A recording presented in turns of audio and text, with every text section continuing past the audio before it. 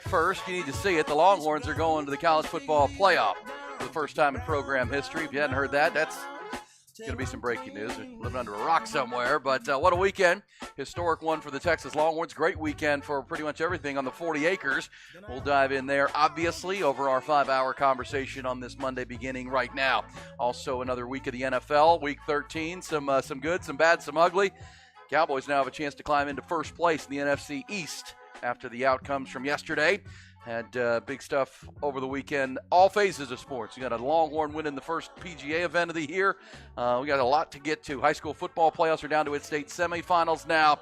But obviously the Longhorns going to the Sugar Bowl, going to the college football playoff, the controversy surrounding the Final Four. Certainly a lot to talk about as we launch you on this Monday, the 4th of December. 51 degrees right now, and a pretty nice day today. Looks like to start your work week, but man, everybody in Longhorn land and Longhorn Nation can be feeling good, feeling in a good mood after the weekend that was a Big 12 championship in resounding fashion.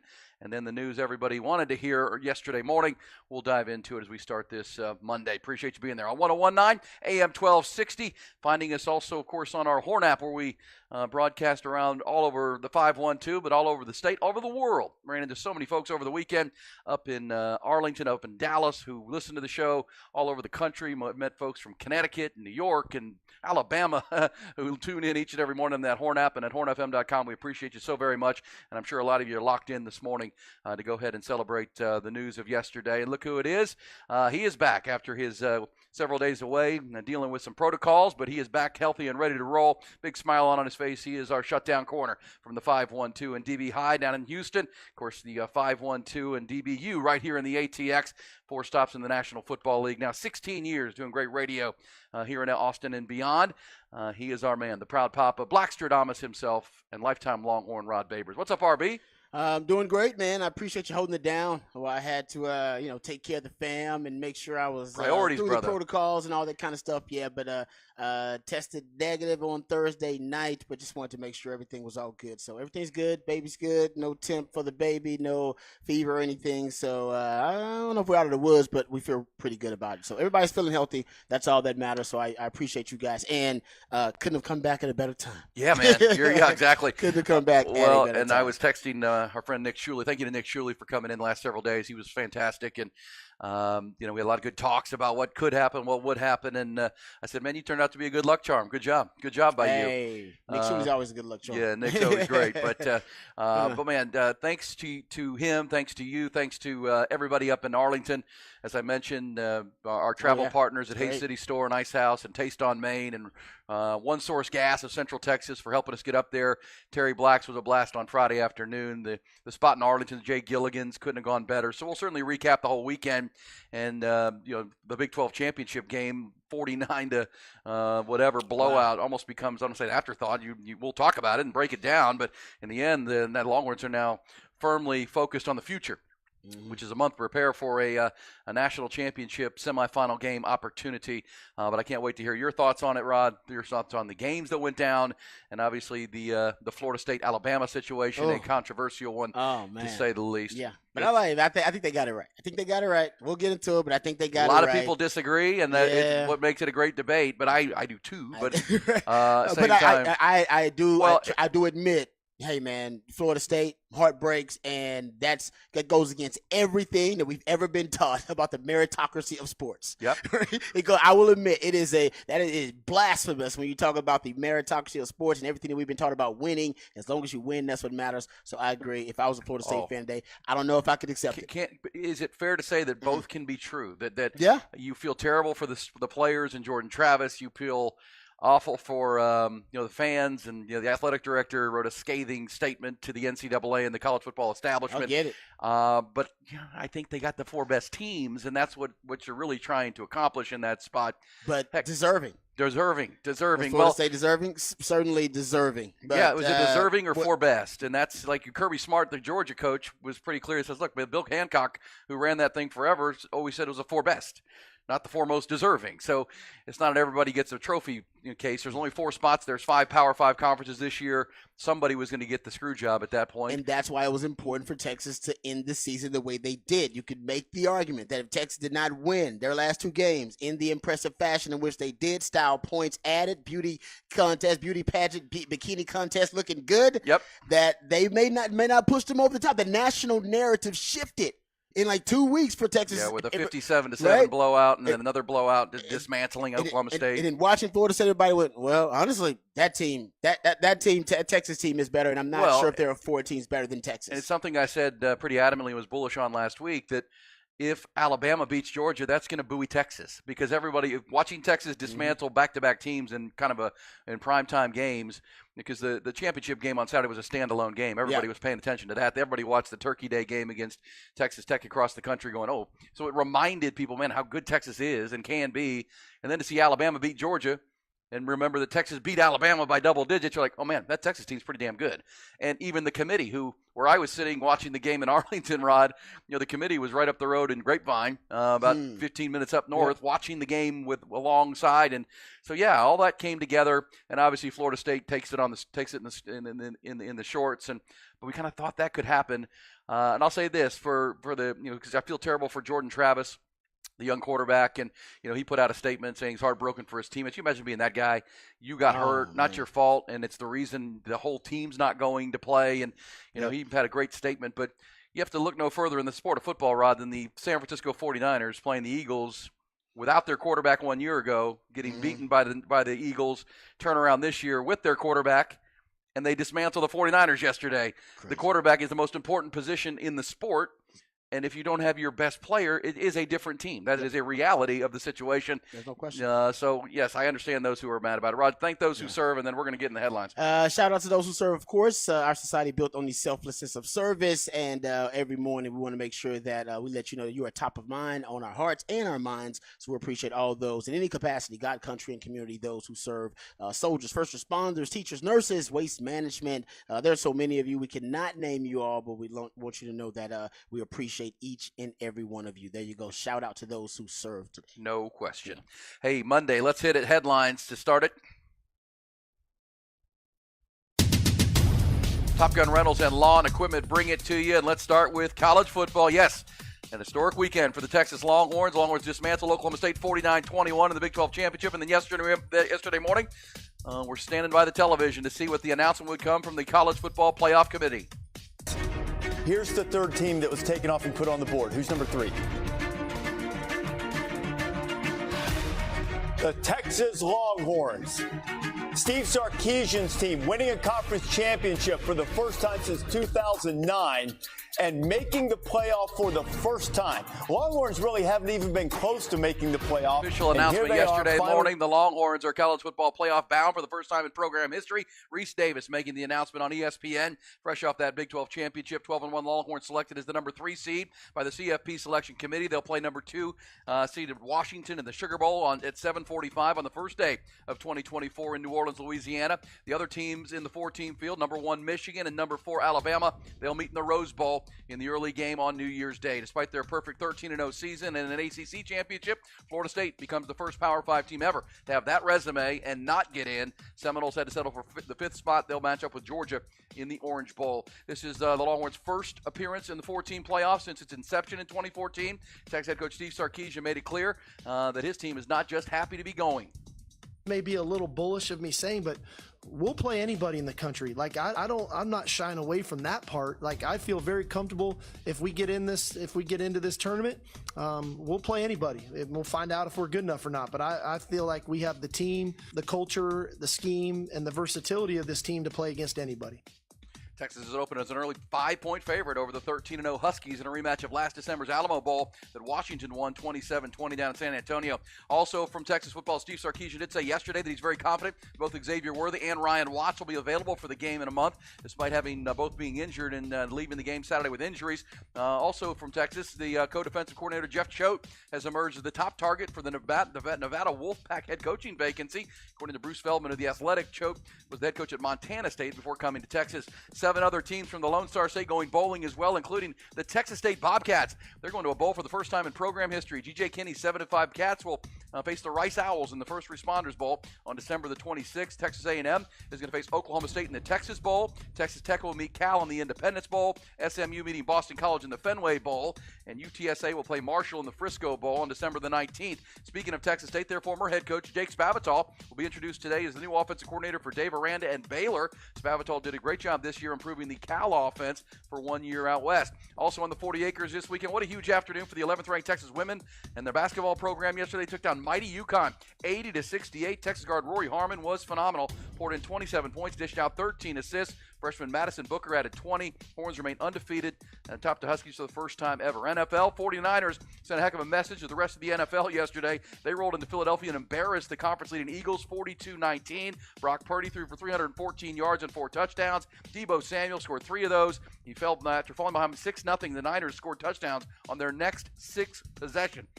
Now 10-2 Eagles will be in Arlington this Sunday night for a showdown with the 9-3 Cowboys, first place on the line. Down in Houston, meanwhile, AFC matchup with major playoff implications. The Texans improved to 7-5 and snapped the Denver Broncos 5-game winning streak with a 22-17 win. DeMeco Ryans' defense stepped up in a huge spot in the closing seconds of the game. Wilson in trouble, avoids it, rifles, intercepted. Jimmy Ward in the end zone. Game over. Houston wins it. With 10 seconds to play, Jimmy Ward, the big interception in the end zone, and the Texans get the big win. Sunday Night Football, suddenly surging Packers upset the Chiefs at Lambeau Field 27-19. Bengals and Jaguars will wrap up Week 13 tonight on Monday Night Football.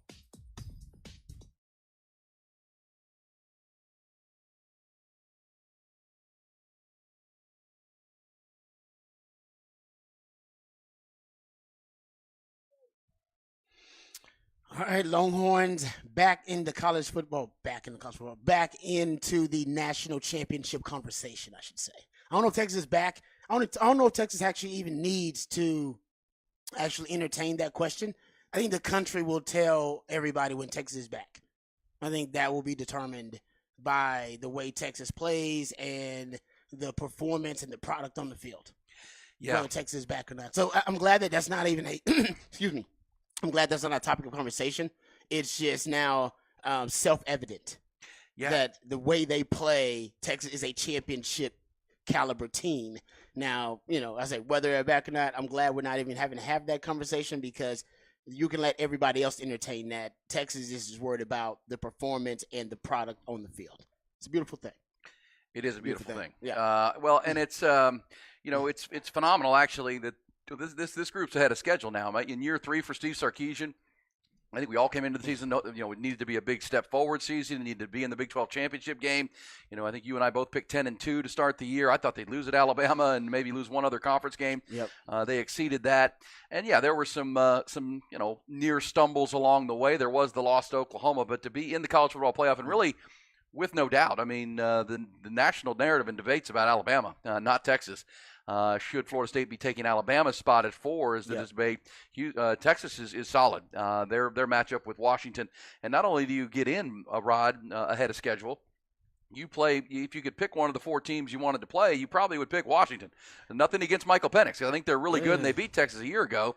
But if I'm picking... I don't know. I disagree with that. You do? I disagree. Okay. Yeah, I disagree. I think Texas actually matches up better with Bama and Michigan than they do Fair Washington. enough. Well, because of the quarterback. And they got NFL wide receivers, multiple NFL wide do. receivers. So Good if point. you're looking at listen, if you want to run the football against Texas, go right ahead. Yeah, try. Which Michigan wants to do, right? Which Bama wants to do. You want to run against Texas? Go right ahead. Where Texas has struggled is against, first of all, the one time Texas played a quarterback where they didn't have the advantage was what game? Oklahoma. Okay. All right. So that's a great point, Rod. And a pass first team, they won't have the quarterback advantage. They won't have the wide receiver advantage. They've had the wide receiver advantage actually in every game they played. They won't even have the wide receiver advantage in this game too. So I agree with you. Texas is favored for a reason, but in terms of matchups, I would take Texas over any of these teams actually, except Washington. I'm not saying I won't pick Texas. I'm picking Texas. Hell, they're in the college football playoffs, so of course I'm picking Texas. But my point is, matchup-wise, it's the toughest matchup for Texas. That's a good question. That's a great point. And let's not forget, and again, in something that people will overlook and forget about, your best coverage safety, Derek Williams, suffered a targeting call, weird targeting call, and a kickoff in a decided game in the Big 12 championship. He won't play in the first half of the game. So you got a month to prepare, but Derek Williams, the freshman from Louisiana, the 5-star who's come on so strong here, he's your best safety in coverage in a secondary that's going to have a lot of pressure on it with that Michael Penix passing game. Because I'll say all month, and you'll say it, Sark has a month to prepare. Well, so does Kalen DeBoer. And Kalen DeBoer is a really good coach at Washington. Really good. 103-11. Yeah, Guys, he's won. As a head coach. Like 87-80%. Speaking of ahead of schedule, I mean, his team is ahead of schedule. They went 11-2 in his first year. Now they're 13-0. So I probably shouldn't even say that. I love that it's a rematch, though, of the I do too. Alamo Bowl. Well, that's the other part. It's another revenge ticket, right? Yeah. Sark and the Longhorns with the FAFO have been punching their revenge tickets. Oklahoma State being the latest, and Brett Yormark getting booed mercilessly at the at AT&T Stadium when he's trying to present the trophy. That was all good stuff. Well, now you get to make up for last year's Alamo Bowl where the Longhorns did not put their best foot forward. But we got a month to talk about that game. Let's talk about the weekend, what we saw, the controversies, and where we're at. Rod, it was quite the weekend, man. Let me just say a huge shout out to everybody in Arlington. That place was hopping. My friend Randy Ford and the team at Jay Gilligan's in Arlington. That is if you ever are going to an event at AT&T Stadium, whether it's a Cowboys game this Sunday or any game, the concerts or whatever, go to Jay Gilligan's and do that shuttle, man. That is such a cool way to do it. So many folks rolled through there that had not known about that and are now sold on the idea of that. But it was fun. Yeah. Longhorn Nation showed up. Longhorn Nation has been obviously itching for this, and just to be there to be present and celebrate the championship was one thing, and then to wake up the next morning and find out, oh wait, we're in. We're in, Rod. Oh yeah, I mean, because I do believe the way they won in the impressive and dominant fashion that they beat Oklahoma State and they beat Texas Tech. I do think it mattered. Would they have made it in if they had just barely won those games, or those games were a little bit tighter? They still could have probably made it in. But I think it would have made the committee's job a whole lot tougher. I think the committee's job was easy. Like you said, the narrative shifted so dramatically where the conversation wasn't about Texas anymore. It was about, is it going to be Bama or Florida State? Yeah, because everybody was like, Texas is in. Yeah, well, once Texas won their game, and then Bama beat Georgia, Texas had to be in. You couldn't do one without the other. That's what I'm saying. Like, it was like, no, Texas is going to be in. Now, the question is, are we going to leave out the SEC out of this thing and go with the very deserving Florida State? Or are we going to go with the better product and a team that's getting better every week, which is Alabama, proving that, obviously, by beating Georgia SEC title game? And whether we got, so that, like you said, that Texas did that.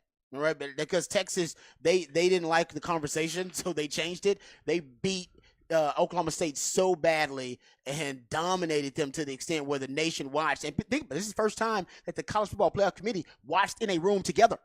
They were actually in a room physically together. Talking as it happened. Yes, usually they remotely do it, right? They're watching online on iPads and stuff like that. These old cronies are watching on iPads, stuff like that. And then they have to either text with each other or they can talk remotely. That's not the same as watching in a room together and going, guys, are y'all watching Texas right now? They are just whipping Oklahoma State, just whipping them. And Quinn Ewers. I mean, his performance, right? You're talking about the juxtaposition of Florida State, who with a third-string quarterback, and then watching Texas with Quinn Ewers out there having his best game ever as a quarterback. So I just think, I give Texas all the props. I don't know. I'm sure Sark's not going to admit that was top of mind for him. Yeah. But it well, mattered. I mean, it was total package. I mean, the game plan was on point. I mean, they took advantage of a team they were much more talented than, obviously, in Oklahoma State. But that was a 9-3 team that won 7 of 8 and beat Oklahoma. So they can play some ball, and they just dismantled them. I mean, the explosive play rate was ridiculous. I mean, there was a point in the first half where Texas had not only had Quinn Ewers hit 9 different receivers, 6 different players had an explosive play before halftime. And T'Vondre Sweat caught a touchdown pass. I mean, I don't even know what else to say. I mean, it was Sark at his best with the game plan. And as you've talked about all year, Rod, and I know we'll do this more behind the burnt orange curtain, Yes, but we will. making him a one-read quarterback makes him when he can lock in. He's gonna have to work on that, right, and become a more ability to come through the progressions. But Sark has figured that out and is dialing up plays that get him that first progression typically. And man, he is as good as there is in the country when he can put his foot in the ground and hit A.D. Mitchell on a slant route or hit. When he knows where he's going with the football, Man. I don't know if there's a quarterback in the country that can throw it better. I'm serious. I mean, Penix is close, maybe. there was like Penix is close. Caleb Wood. I'm just talking about when he knows exactly where he's going. I'm talking about accuracy and ball placement and touch and all of it combined. It's good. It is. Woo! It's impressive. Yeah, it really is, and that's his next, developmental phase will be that next phase, right, where you can go, okay, that's not there, I'm going here, and keep the footwork right, and not, keep his head up and all those things. Don't see the pressure. Real quick, we'll go behind the burn orange curtain. Rod will break down the big win in Texas, but let's hear Boo Corrigan yesterday. Of course, this is the big controversy.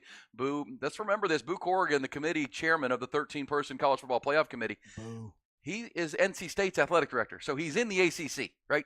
This is not like an SEC commissioner. He is the ACC representative on this committee. And here is Boo Corrigan explaining to Florida State why Bama is in and why the Seminoles at 13-0 are out. Florida State is a different team than they were through the first 11 weeks.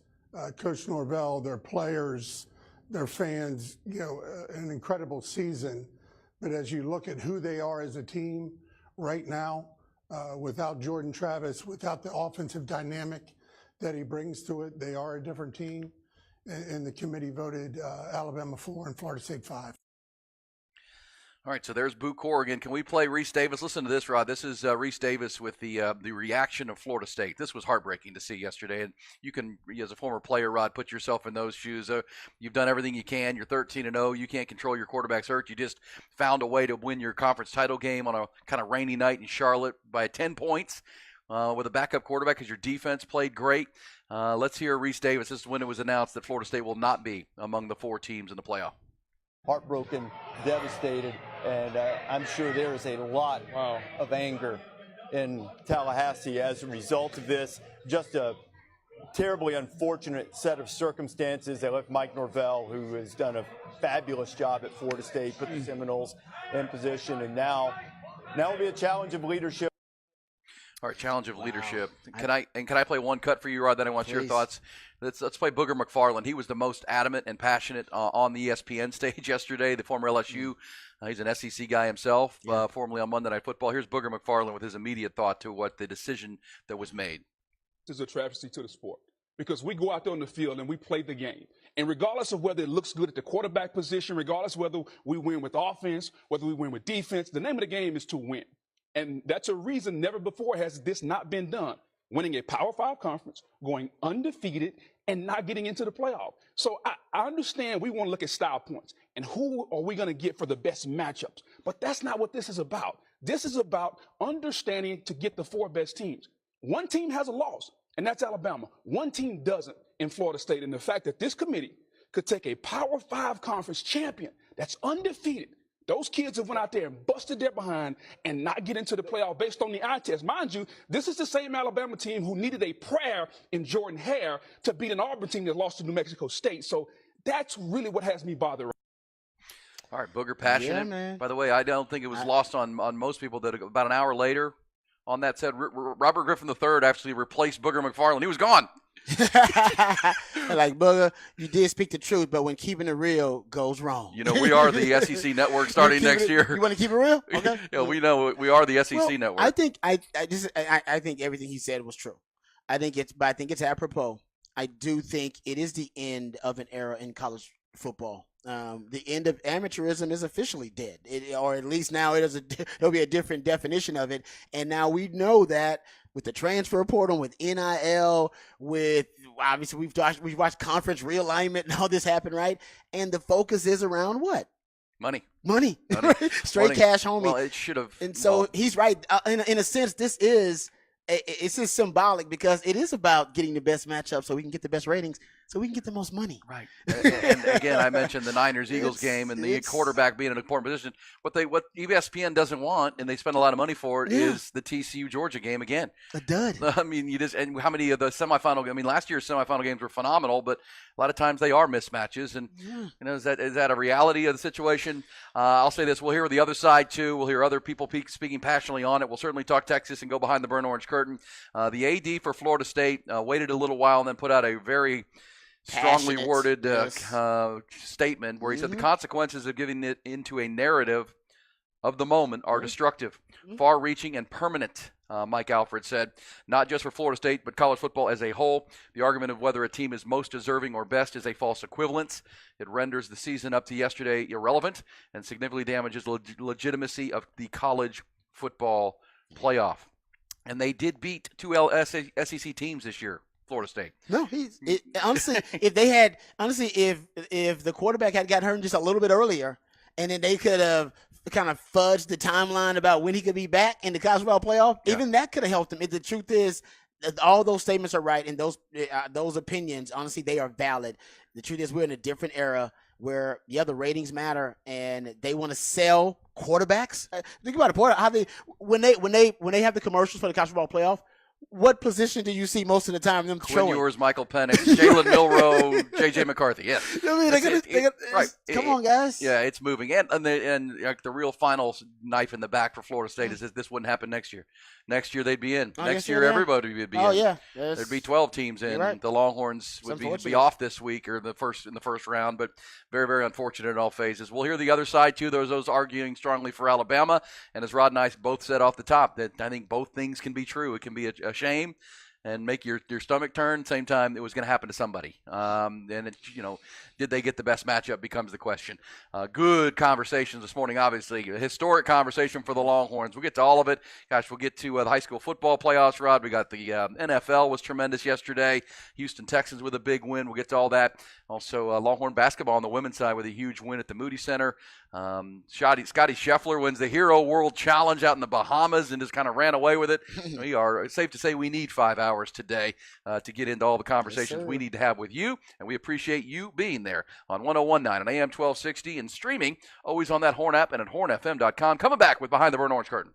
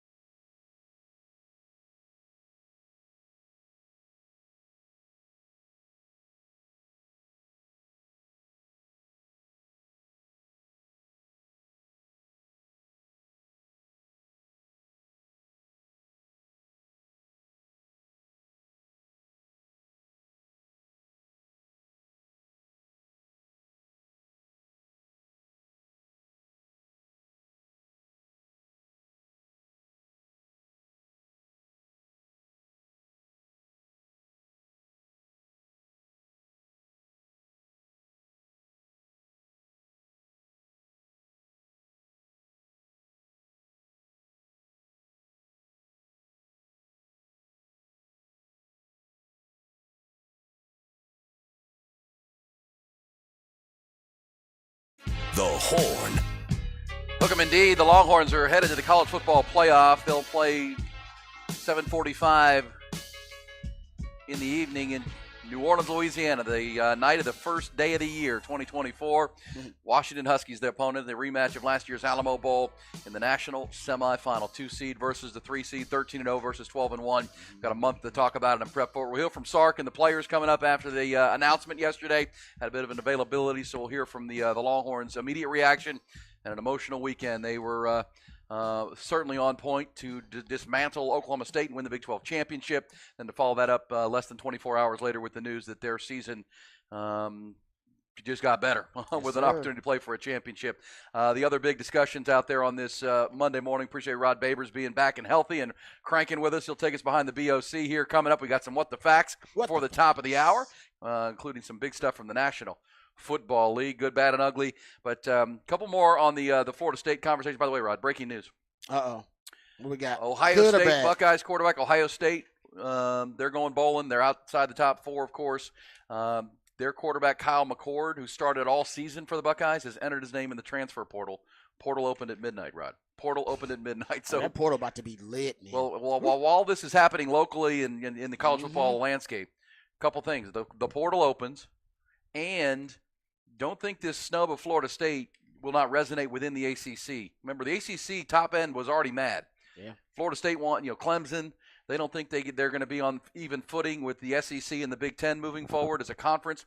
Destabilization continues in the ACC, and apparently there were conference calls yesterday and meetings, and they weren't mad about the revenue that's going to be less starting next year, Rod. And now they're looking at this going, we're going to get screwed. That's true. I didn't even think about that. We're going to get screwed. I didn't even think about the revenue issue that has really splintered the conference in the offseason. I forgot all about it. And it was Florida State that wanted to leave? Yep. Clemson, Miami, North Carolina. That's brutal. Yes. Oh, and that's big money. Big. What money. Is that, $6 million or something when your team goes to the playoff? It's something like that. It's a lot of money. I think everyone in the Big 12 gets $11 million, right? Yeah, well, that's why Brett Yormark was taking the booze for the Longhorns, because Longhorn fans let him have it on Saturday. But this is the best thing for his conference. I mean, Texas is leaving, but it's going to make him a lot of money on the way out. You leave it, but you leave it as a bunch of cash on your way. And it's back-to-back years. Dang, yeah, TCU. TCU was there last year, so it's back-to-back years. Wow. And so all of a sudden, Brett Yormark, in a short amount of time as the commissioner, like him or hate him, I mean, cash is coming in, baby. He won the battle, and he won the Game of Thrones battle with the Pac-12 because his leadership was stronger and more decisive. Oh, man. Pac-12's out, and now the ACC's wobbly. You're right. Oh, did you see Kliavkoff and how quickly he got off the stage after he gave the trophy? Oh my gosh! The Pac-12. It's like, I gotta get the hell out of here, man. People don't need to see me. Yeah, well, that was the last one, and now it's amazing if you go back to the days after Oklahoma and Texas announced their departure. Everybody would have bet that the Big 12 would be the one disintegrating. Everybody. And now the Pac-12 is gone as we know it, and the ACC is in poor shape. And the Big 12 has never been stronger because the word I've heard is that the ACC, the ones that are disgruntled, are calling the Big 12, saying let's do something and let's merge. Let's because the SEC and the Big 10 aren't talking. They're not interested in expanding further. They're good. It would be the Big 12 that would be the beneficiary of any movement from the ACC's top end. Definitely would lock up basketball. Well, that's what Yormark's thinking. Definitely college basketball. They would have a monopoly on it at that point. Now I got Duke and North Carolina and some hoops and football. Keep an eye on that. All right, let's go behind the burn orange curtain. We'll pick up the Florida State Alabama controversy because it's a big one, obviously. But locally, Longhorns want to hear about the Longhorns. Let's do it. And they were all asking themselves the same question: what is behind that curtain? All right, let's talk about the game plan for the Longhorns versus Oklahoma State. I know a lot of Longhorns are excited. They want to talk Washington, and we got plenty of time for that, and we'll get to it. But I thought Sark's opening script and game plan against Oklahoma State once again showed that he has elevated himself as a coach. Now, this was the 6th high, 3-down defense that he's played so far. He had to coach up against this year. So for everybody who's like, man, Rodney, why do you keep talking about this damn 3 high, 3-down defense? I mean, it's some teams run it, but why do you figure Sark's got to figure out an antidote to it? Because he's going to see it so much. Yeah, it's half the damn schedule now, guys. It was half the schedule. If he didn't figure out an antidote to it or figure out a way to solve the 3 high, 3 down, there's no way they were going to win the conference. And that's why schematically it was one of my big focal points. And I do think he's figured out his formula and his antidote. And all the culmination of it, really the peak of it, and might have been against Oklahoma State. Now, Oklahoma State, they just man for man, they just don't have the bodies, they don't have athletes. But even Sark said they have one of the best, if not the best, linebacking core that they faced this year. And they have, at least Mike Gundy, they've been running the 3 high as long as anybody in the Big 12. They started running in 2016, even before Iowa State started running it. But this is why Sark, this is his formula. And now it worked for everybody, but there are those around the country that are going to study the way that Sark decided to expose the 3 high and then use some of his principles, right, when they have to face it. And like I said, it's everywhere. Now, Georgia has their own version of it. And what he did in this game was interesting, kind of to follow something you've heard me say before, present power personnel packages and then pivot to pass principles. Remember, the 3 high, 3 down is constructed to defend spread sets, to defend speed on the field. That's why it's a hybrid, malleable defense with hybrid defenders. The unique strength of it, as you've heard me say before, is its ability to disguise and distort pre-snap and make everything tough for the quarterback post-snap and for the run blocking schemes post-snap. So what Sark wanted to do, and I love it, he presented power personnel. His first 24 plays, they were 2-to-1 power sets over 11 personnel. When I mean power sets, I mean more backs or more tight ends on the field than wide receivers. They had 21 personnel. They had 12 personnel on the field, a lot more than any other series that I've seen for the opening script for Sark since he's been on the 40 acres. And what that does is it forces the 3 high to abandon their disguise and distortion because they're at such a disadvantage when it comes to the run game and to their run fits that they have to get to their alignment and assignment. They get to their alignment and assignment, and then that's when you pivot. You go present power personnel packages and pivot to play action pass principles, and that's what he did. That's why early on, the first 28 points they scored, it's mostly out of power sets, out of 12 personnel, out of 21 personnel, and they threw the ball out of these sets. They came out, started the game in 21 personnel, and they threw the ball out of these sets, went into empty, went to unbalanced out of these sets. And what this does is, like I said, it forces the 3 high to get to their alignment and assignment. Therefore, you already have the indicators of what coverage they're in and what front they're in. So I'm not saying he solved it, but he definitely has probably a better formula, a more effective formula versus the 3 high, maybe than any coach in the country, considering how often he's seen it. Like, I don't know if play calls and coaches see it as much as he's seen it with his time in the Big 12. So here's basically what Texas did. Just out of you can look at the 21 personnel and what they did. And I've been talking about this for a while too. And I'm glad Sark hasn't abandoned it. I thought he would abandon 21 personnel packages, especially once Rojo and Bijan were gone. But he hasn't. That 57-yard run by Keelan Robinson, that was out of 2 backs, 1 tight end. They ran the ball and threw the ball early out of those sets. And it does track now still. And I thought it would be, my hypothesis was this would not happen, but the stats say otherwise. Your most explosive, efficient, and effective personnel grouping this season, last season, and in 2021 is 21 personnel. With 2 running backs on the field. 2 running backs, 1 tight. Even this year, you're at basically 11 yards per play. That's a first down a play. out of 21 personnel, you're at 14 yards per attempt, and you're at damn near 10 yards per rush. Well, think about it for the audience. I mean, you're teaching high-level football right there. But obviously, if you go 2 backs and a tight end, you're going to match up defensively with linebackers. I mean, you got to get heavy. You got to get heavy. You got to get heavy. There you go. And then if you go to the first drive for Texas, they win the toss, defer, get a 3 and out, get the ball in good field position because of a terrible punt and a penalty.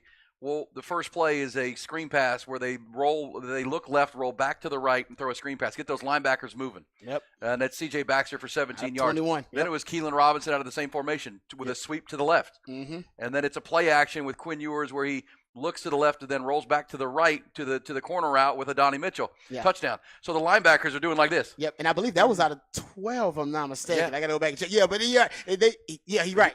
Sark said these linebackers are really good, so I got to get them moving. I can't run right at them. I'm going to get them moving side to side, and that just continued the whole quarter. It was Mike Gundy seems like, oh my gosh. Yeah, and I think they thought Texas was going to come out and try to run the rock against them, and they just came out in these run sets and threw the rock. Oh, yeah. Used play action against them. And like I said, that's brilliant, and that's part of Sark. Trust me, that is a continued trend with him when he faces these three high defenses. Hey, I'm going to show you power, and then I'm going to threaten you with power, but I'm going to pivot to play action pass principles, which is what he wants to do anyway. And another thing about facing the three highs, and I'm not saying Sark has solved it, but his formula is as effective as anybody's versus the three high. Remember, I said you have to be extreme. You can't be a moderate. You got to be extreme in your formations, extreme in your personnels. That goes to your 21 and your 12, right? Present power, go extreme to that. Obviously with that philosophy, but you have to be extreme in formations too. Unbalanced. If you'll go watch, unbalanced is one of Sark's favorite concepts versus the three high. That's when you have kind of all four of your receivers on one side of the field. And if you go look at the game versus TCU and versus Oklahoma State, those are the contests where, and even against K-State, Iowa State, there's a lot of unbalance. As a matter of fact, I counted in the Oklahoma State game, I counted 12 snaps of unbalanced against TCU. Texas was at, I think they were at, 22 snaps of unbalanced. Against Iowa State, not as many. I think you were at 8 against Iowa State, somewhere around there. My point is, when he sees a certain type of three high, that what the unbalanced forces you to do when you get extreme, well, you have to get to your alignment and assignment. That's such an extreme formation to defend. I can't afford to be in disguise, especially and when you're in defending any unbalanced set, especially when you're unbalanced to that extent, 3-by-1 sets. Man, you have to get your alignment and assignment right away because you have stretched and stressed the defense formationally. So he does that a lot, and when he does that, over 10 yards per attempt. In the games where Texas plays a team that runs the high three down, they're averaging over 10 yards per attempt when they throw the ball out of unbalanced sets. So Sark has figured out what works for him against the three high, and I'll give him a ton of credit for that because that was his kryptonite, and it still may be statistically, but I don't know if it is any more schematically, philosophically, because he's kind of figured it out. You still should run it if you're going up against Sark, but it's not going to guarantee you success unless you have top-notch athletes to match up with it. And since that second half against Iowa State, he's really hit his stride. Well, he has. Play calling against those types of If you go back to the summer and who was going to replace Bijan and Roschon, that's why when they took the knee, the victory formation on Saturday, and it was Jonathan Brooks out there in his full uniform with the knee injury, just to tribute Jonathan. To me, he was the key to the season. When he emerged as a power running threat and just a really good running back, Sark always says, if I can run it and I can run when you want to stop me, I can beat you because everything you just said, I can present power and then pass and use these weapons on the outside. They had to have that established, and Jonathan Brooks brought that with the injury to C.J. Baxter early, and that was awesome to see him out there. Yeah. Jonathan Brooks getting to be on the field. It's just so interesting because, you're right. Jonathan Brooks went down. We all assumed there was going to be regression, and then C.J. Baxter gets a 100-yard game versus Iowa State, and then Jaden Blue gets a 100-yard game versus Texas Tech, and it was almost like he played the okie doke versus Oklahoma State. They figured, man, they had Texas Tech. How many guys had great rushes, right? We talked about that. Everybody was averaging over 5 yards per carry. It was the best rushing performance of the season, and he almost used that psychologically against Oklahoma State, presenting them with, oh, man, they're definitely going to run this rock. Look how good they've been running the rock lately, and they didn't. Nope. It was 450 yards later for Quinn Ewers and 9 or 10 different receivers catching passes, including Tavondre Sweat, the likely Outland Trophy winner. We got to talk about that, too. We'll get into that when we go behind the burn orange curtain maybe a little bit later, or maybe Raj Rant. But remember, we talked about what's holding this Texas team back from being the best team in the country. Red zone offense. Even against Texas Tech, where the entire team played well and they had a dominant performance, red zone offense was still inept. In this game versus Oklahoma State, Mike Gundy said they looked better in person than they did on film. You know what I think he was talking talking about? Red zone. Red zone. 5 for 5. Red zone. I think he was like, hold up, this is not the team I see in the red zone. Well, that's why somebody texted, can they beat? Look, they can beat any team in this Final Four. Will they beat either team? I don't know. They but can. They got a month to prepare, and they've got the personnel to get healthy. And Washington's got a month too. That's what's going to be fun over the next 4 weeks. Let's pick it up on the other side with some What the Facts, including some big time stuff from the National Football League. How about the Houston Texans now 7-5, and their other big time rookie had a huge game yesterday. We'll get to that in the What the Facts. It's Hook 'em Up with Ian Rodby.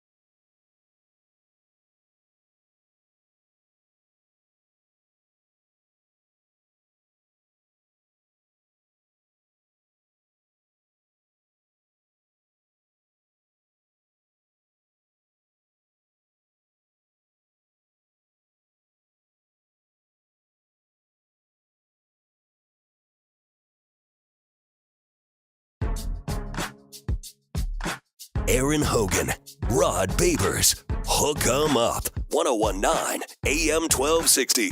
The Horn. Hooking them up indeed. More on the Longhorns going to the Final Four. Obviously, throughout the morning, Rod will have a rant coming up next hour. Also, reset those headlines.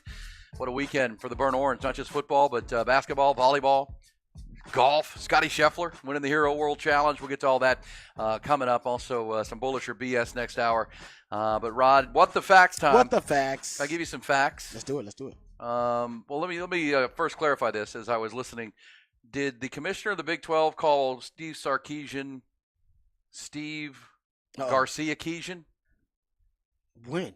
When he was handing him the trophy? Garcia-Keesian? Yes, he could not pronounce his name. Garcia. Well, look, there's no G. What do you? We got to find that. I was listening and I was thinking, he muffed that bad. Well, I was doing a live stream at the time, so I don't. Yeah, this is weird. I was listening in my car. Oh.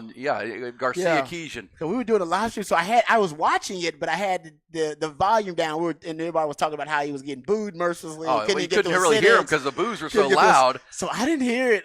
Well, he got a little flustered because I don't think he expected the boos to be that merciless. I mean, 75,000 Longhorn fans all at once. You should call Roger Goodell and find out how to deal with it. Roger Goodell does it great at the cup. He did a nice job handling it as far as being diplomatic, and now he's got a team in the playoff. Yeah, but just being able to talk to it, Roger Goodell goes to that mic every time, and they boom. He's like, "Thank you." Yeah, well, he's learning. This Yormark guy. You gotta learn, yeah. But here's a fact for you, Rod. C.J. Stroud has been the story of the Texans' turnaround season. Yes, sir. But in yesterday's 22-17 win over Denver, the other foundational first-round pick, defensive end Will Anderson, was an absolute game wrecker. He's the reason they won the game. He had 4 quarterback hits. He had 2 sacks. He tipped the ball that Derek Stingley intercepted, deflected a punt. And between he and Jonathan Grenard, the other pass rusher, they harassed Russell Wilson, held them to 17 points, and obviously the interception at the end. Denver had been the hottest team in football coming into that game. They'd won 5 straight games. Houston wins it, gets to 7-5. And just a great, I mean, those two guys are dudes. I hate to see him for Tank Dell, the injury that he suffered, broke his leg. Oh, yeah. I don't know what he's doing in the interior of the goal line. The guy's 170 pounds, but he got rolled up on. Hated to see Tank Dell go out. But Houston, huge win yesterday to beat the Broncos. They'll play the Jets this week. That's some bad facts as a Texans fan. Good though. I mean, these two. They got it right with Stroud and Anderson. They got it right with those guys. But the Tank Dell injury, that's unfortunate because he was trending. Oh, big time. As fantasy people or as C.J. Stroud become one of his favorite targets. You hate to see it. And Nico Collins had a huge game for them. Dalton Schultz didn't play in that game either. So they were without. And the injury to Tank came early, so they played that game without their two of his most comfortable weapons. Speaking of weapons, Deebo Samuel is quite the weapon. How about this factoid? Deebo Samuel is the only wide receiver in NFL history to make a Pro Bowl or an All-Pro team, having more career rushing touchdowns than receiving touchdowns. Come on, man. The man's a weapon.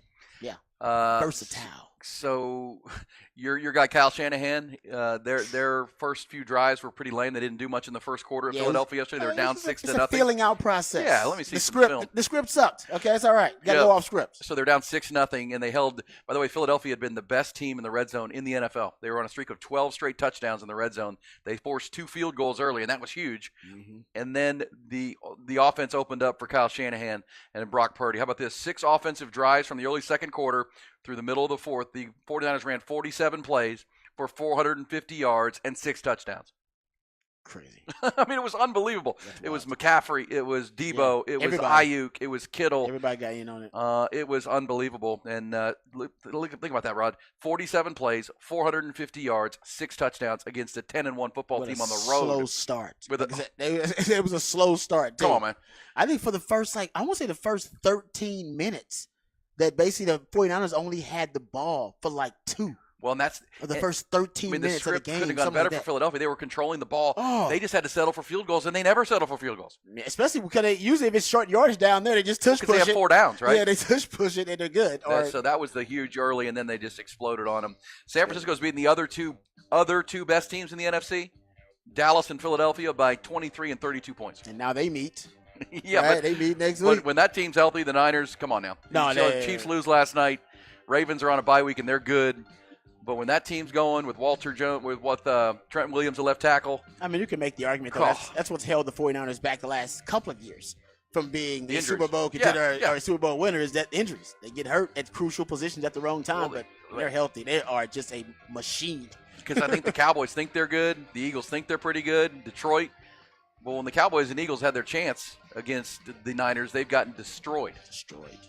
That's a message sent right there, my friend. It was. Yes, that's a great point. We'll see between the Cowboys and Eagles, though. Now the Cowboys got a chance to win that division. That seemed like that was a long loss. First place on the line Sunday night. Yeah, goal at one point. No, it's not. 9-3 Cowboys, 10-2 Eagles. By the way, Chargers beat the New England Patriots 6-0 yesterday, Rod. Third time in a row New England has given up 10 or fewer points and lost. First team to do that since the 1938 Chicago Cardinals. Yeah, Belichick still can coach some D now. Can't coach no O, but he can coach some D. They lost a game at home to the LA Chargers 6-0. Hey. 2 Cameron Dicker field goals. Hey, that's Kellen Moore, ain't it? Yes. Oh, come on, Kellen. You got to do better than that, man. Well, but the Chargers won. I know, but still, you got to do better than that. You have to do better than that. Bill Belichick sinking the GOAT. We'll see. We're coming back hour 2 of 4 or 5 here on Hook 'em Up.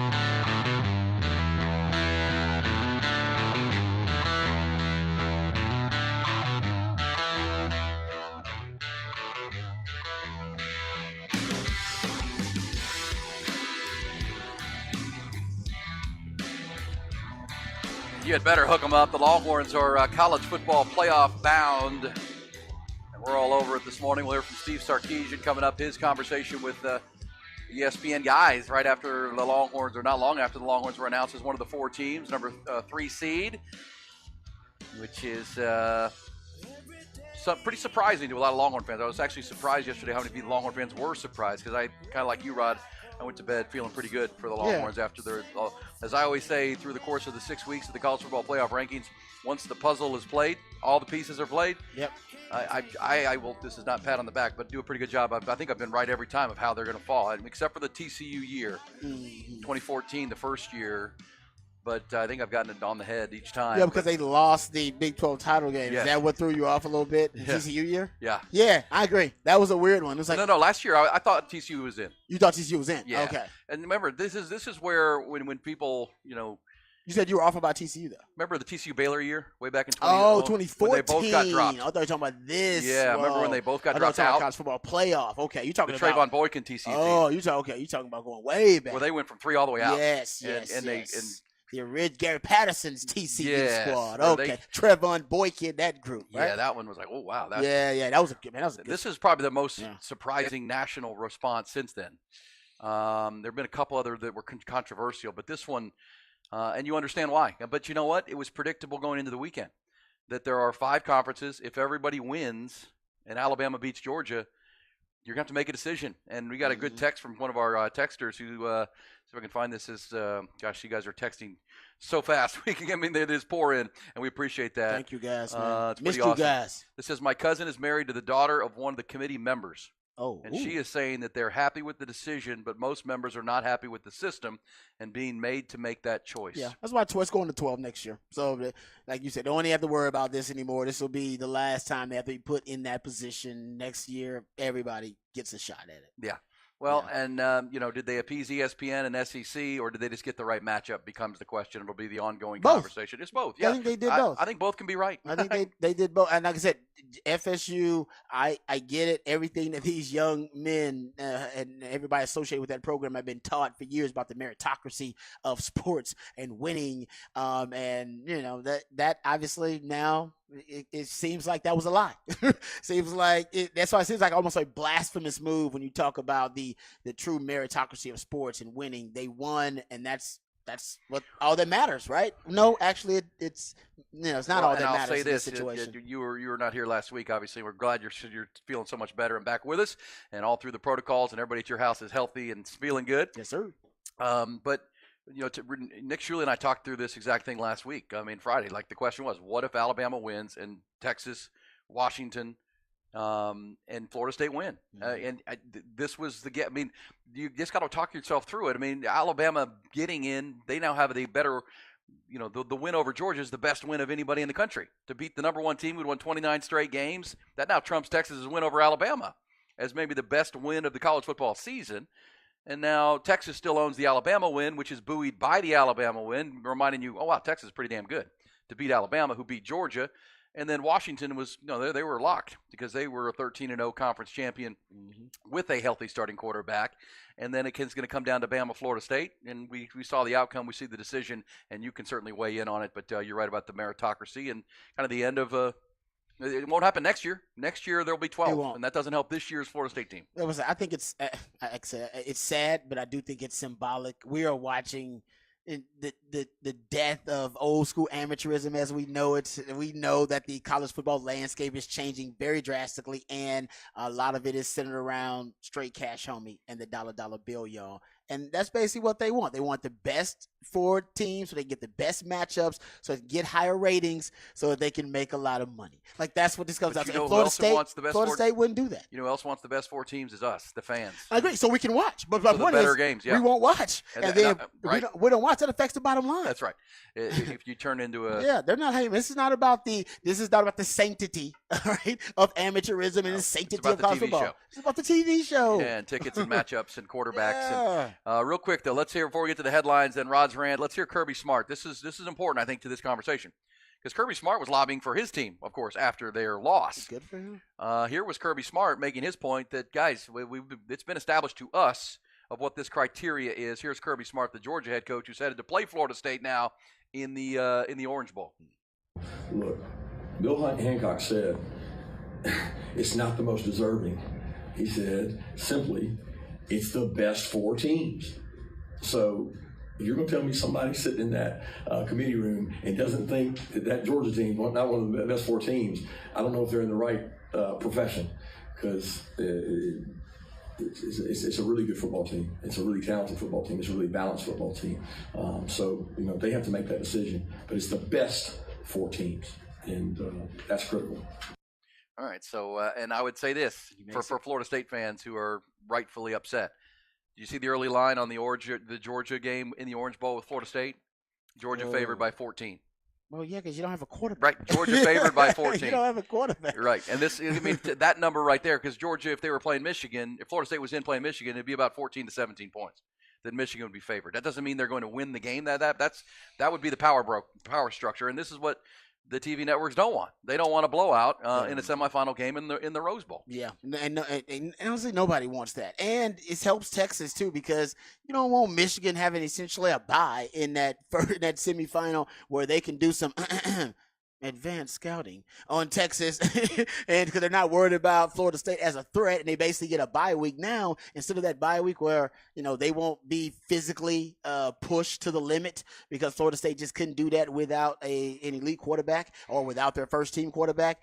Now going up against Alabama, that's why there was a collective groan in that room when it was announced because they are scared of Bama. They're not scared of Michigan's not scared of Bama. Michigan knows. Damn, that's going to wear us out. Like, we can beat them, but it's going to be a slobber knocker. It's going to be a straight up. Man, it's going to be a street fight now. As opposed to painting that game. Yeah, so for Texas, this is the best case scenario. You beat Washington, and the next opponent you play, whether it's Bama or whether it's Michigan, they're going to be beat up. Yeah, because those teams, this is the way they play. Be physical, yeah. It's gonna be physical, man. Good point. And that's a sexy matchup too. By the way, Jalen Milroe against J.J. McCarthy, and you just feel really, really bad for Florida State. That's obvious. Hey, let's get to the other headlines, though, trending topics to start this busy Monday morning, to say the least. All right, more on the Top Gun Rentals and Lawn Equipment, by the way, bringing you the headlines. We'll have more on the Longhorns coming up. Longhorns, by the way, an early 5-point favorite over Washington in the Sugar Bowl at 7:45 on New Year's night.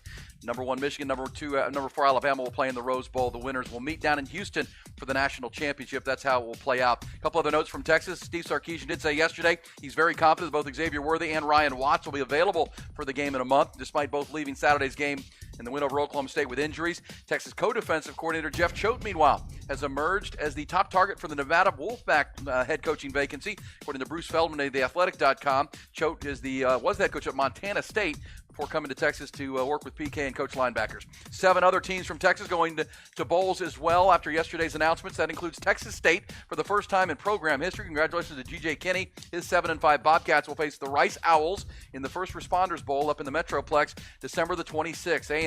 Texas A&M will face Oklahoma State in the Texas Bowl on the 27th of December. Texas Tech will meet Cal in the Independence Bowl. SMU will meet Boston College at Fenway Park in the Fenway Bowl December 28th. And UTSA will play Marshall in the Frisco Bowl, December the 19th. Speaking of Texas State, their former head coach Jake Spavital is going to be introduced today as the new offensive coordinator for Dave Aranda at Baylor. Spavital did a great job in 1 year at Cal, improving the offense there. Also on the 40 acres over the weekend, huge afternoon yesterday for the Texas women. Their basketball team took down mighty UConn 80-68. Texas guards Rory Harmon, just fantastic yesterday. 27 points, 13 assists.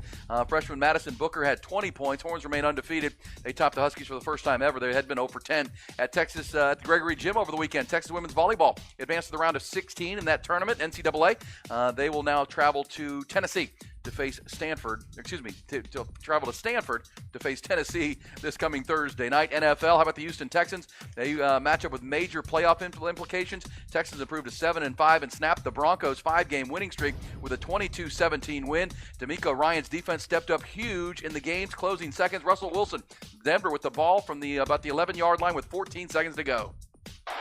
Wilson in trouble, avoids it, rifles, intercepted! Jimmy Ward in the end zone. Game over. Game over right there. Texans now 7-5. Colts are also 7-5 in the division. They're both chasing Jacksonville, who will wrap up the week with Monday Night Football tonight. Jaguars hosting Cincinnati. Sunday Night Football last night, suddenly surging Packers beat the Chiefs at Lambeau Field 27-19. High school football schedules are set for this week's state semifinal matchups. Westlake will face Galena Park North Shore in the 6A Division I semifinal Saturday afternoon at the Field in Pflugerville. That's where the Chaps topped Lake Travis 21-14 this past Saturday. Undefeated Wimberley Texas Texans will play at the Field as well in the 4A Division II semis. That'll be against Belleville on Friday night. And Liberty Hill hits the road to Cypress to take on Port Neches Groves in the 5A Division II semifinals, also on Friday night.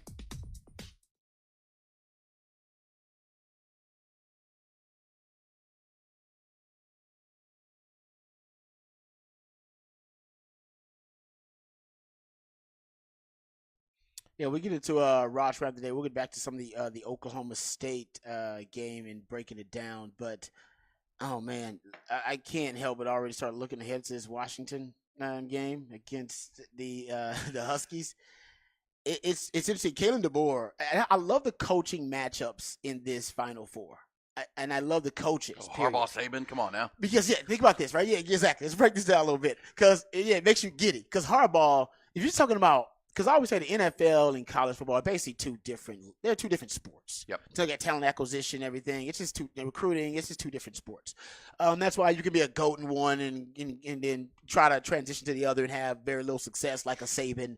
And, when you can see it doesn't often translate your transition from pro to college or vice versa.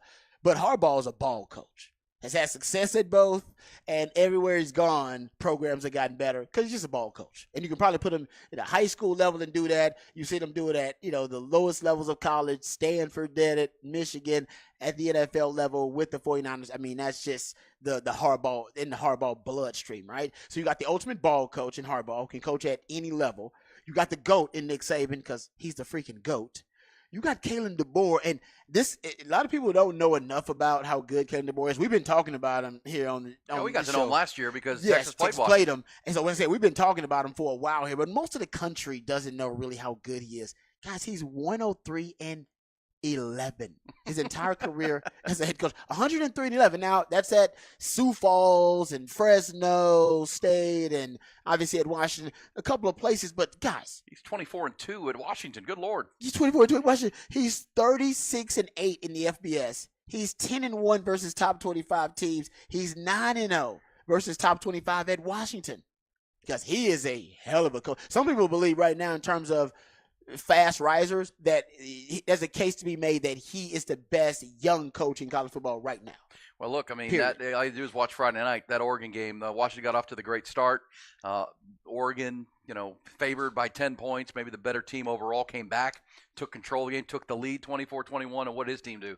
They didn't buckle. No. They responded. They're great in clutch time. Yep. Why? Because he's great in clutch time. Yep, so that's exactly right. But then I love the Sark angle because at one time Sark was a prodigy. Al Davis loved him, and head coach at USC. Head coaching job at 30. Exactly right. Got off the rails, but conquered those demons, figured that out, and now he's back at Texas. You could make the argument this is probably where he should have been, where he was gonna be. If things getting derailed, you said he's ahead of schedule. Sark has evolved as a coach. You guys know that. I've documented it, all right, on these airwaves. Sark this is not the same coach he was in 2021, not the same coach he was in 2022. Okay, let's think about the big issues for Texas in 2022. I guess I'm going on my rant now then. Well, let's open it up. Let's do it at 7:15. That's right on time, right on cue. Your body's telling you it's time for the rant. Let's go.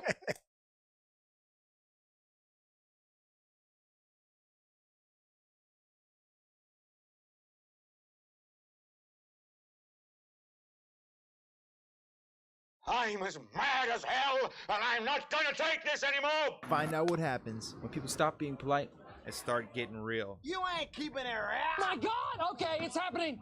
Everybody stay calm! Oh, you've done it now. It's time for Rod's Rant of the Day. Hold on to your butts. Okay, so the big issue for Sark last season, and you can even take it back to 2021 if you want to, but I know people don't want to do it. That's very painful. Let's just take it back to 2022. The big issue was what? One-score games, right? Couldn't win the one-score games and couldn't close out games in the fourth quarter, and then the second half adjustments we talked about, right? Winning the chess match within the game with opposing coordinators, with opposing coaches.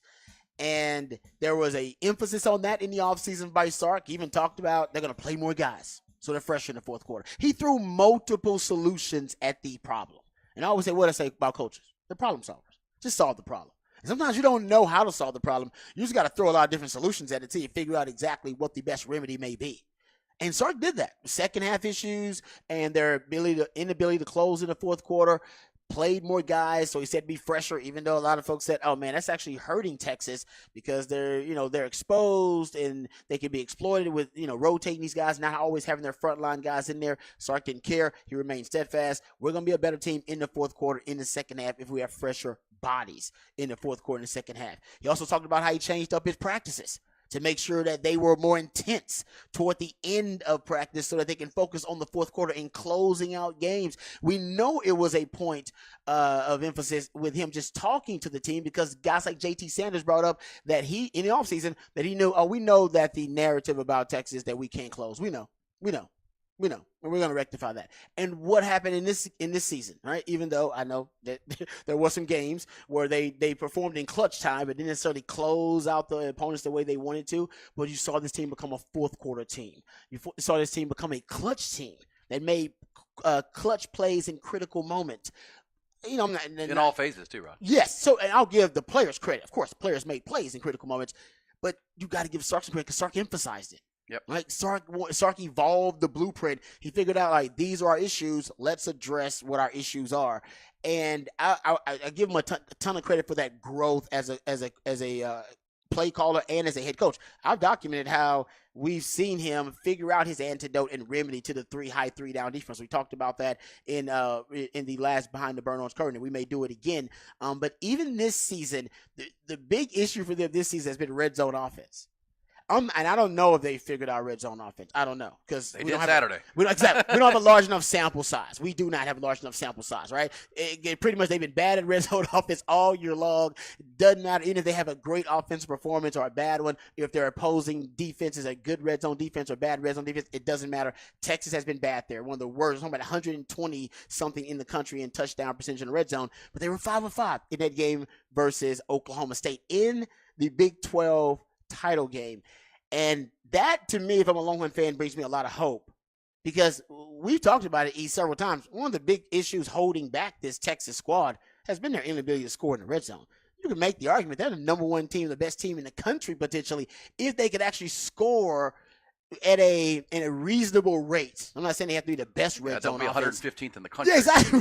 Well, they'd beat Oklahoma, and so they wouldn't have a loss. So they would be number one. They would be number one if they were better in the red zone at that moment. Yes. They would have won that game. Yeah, 5-5 in the red zone, and I think in the red zone he actually changed up his philosophy. I'd be interested to see what Sark has to say about it when the media talks to him again. I think he went players, not plays, in the red zone this time. I think he's thinking about getting the ball to players. First of all, it's Devondre Sweat thing.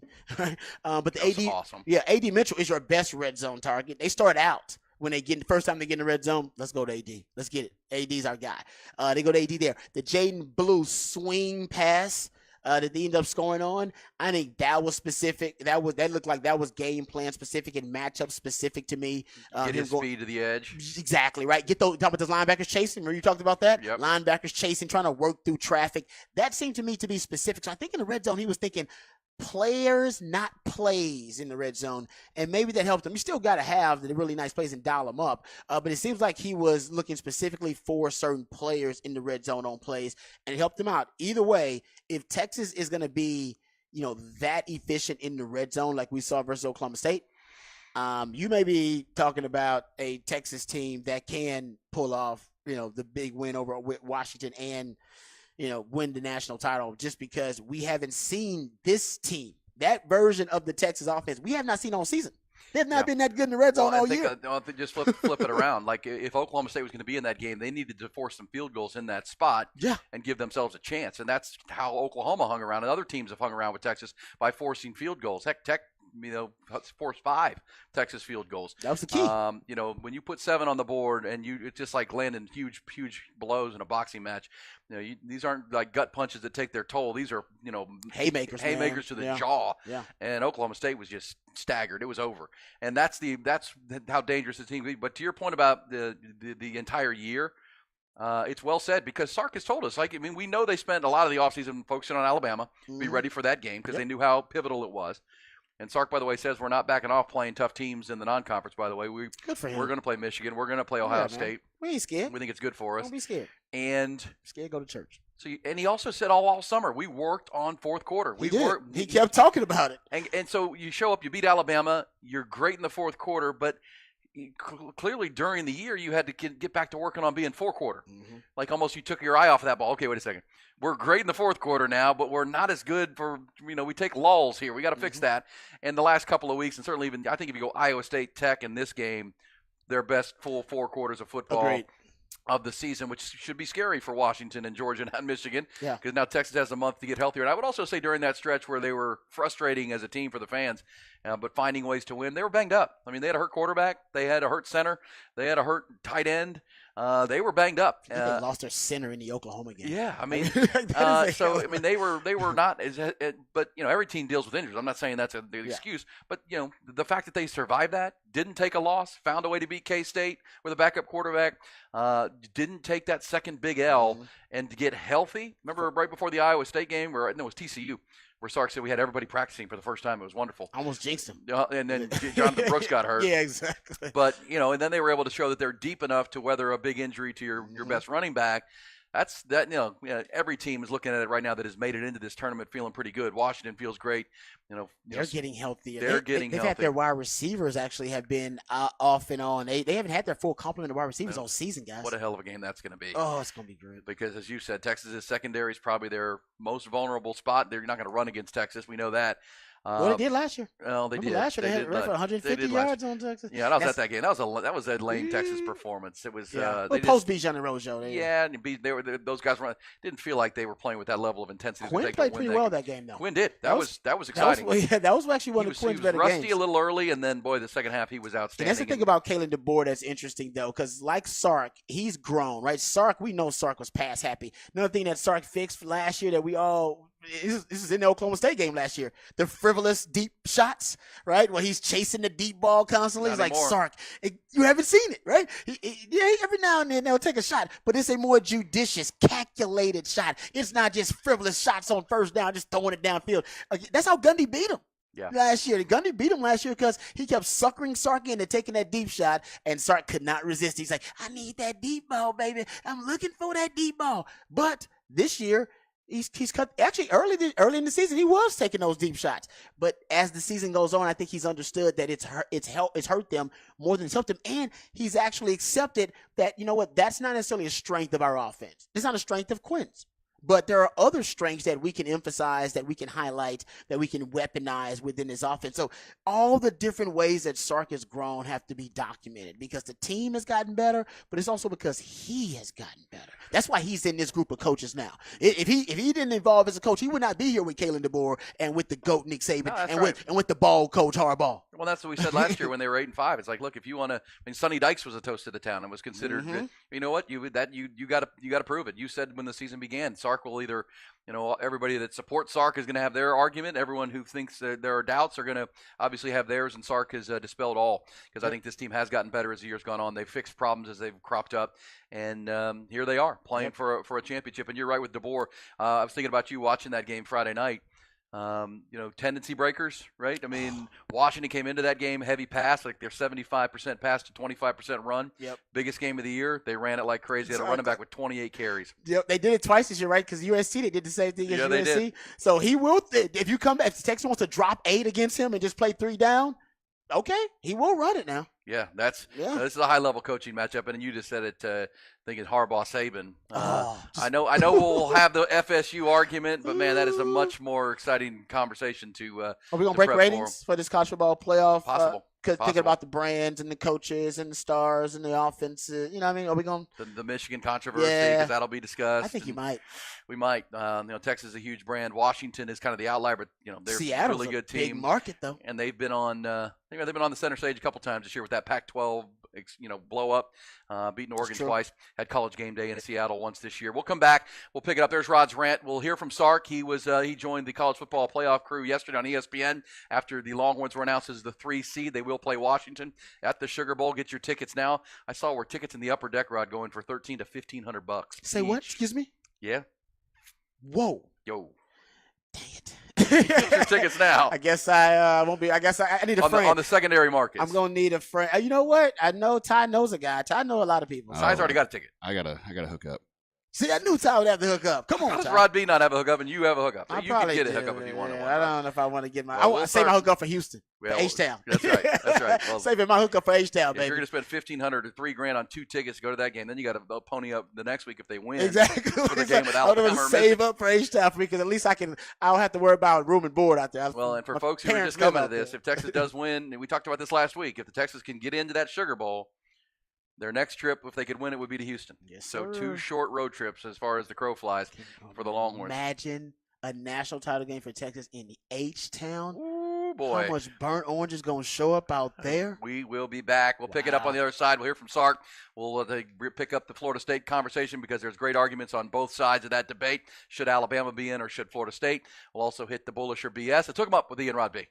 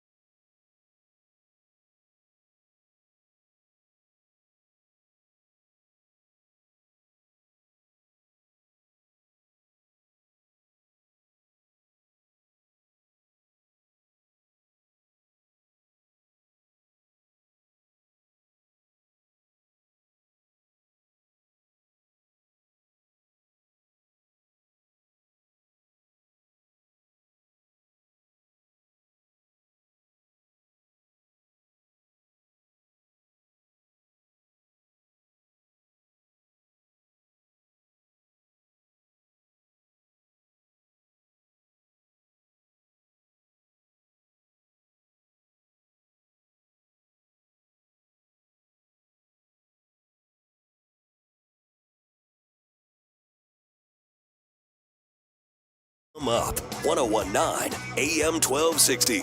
The Horn. Oh, man.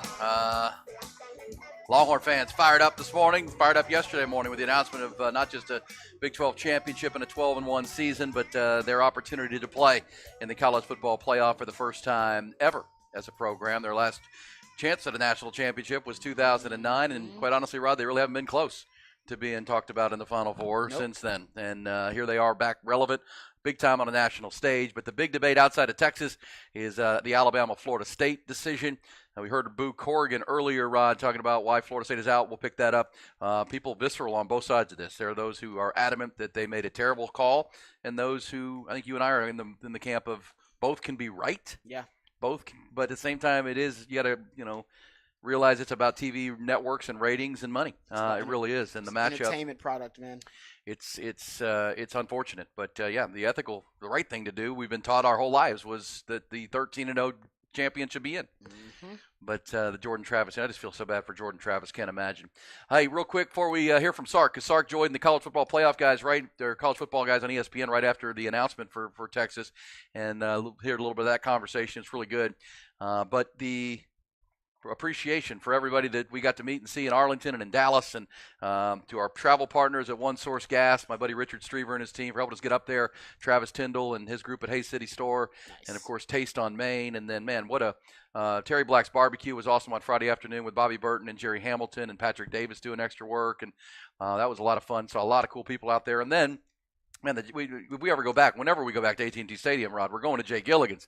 That place is holding it down. Oh, it's awesome. Oh, it's a great spot. People are great. The staff is wonderful, and it's that shuttle right over the stadium. It's a mile away, and they've got a ton of room, and it was fun, man. Nice. And yes, the Irish nachos are on point. Irish nachos. Okay. Just think like a plate of nachos, Rod. Okay. What makes them Irish? They're potato skins. Oh. Take potatoes.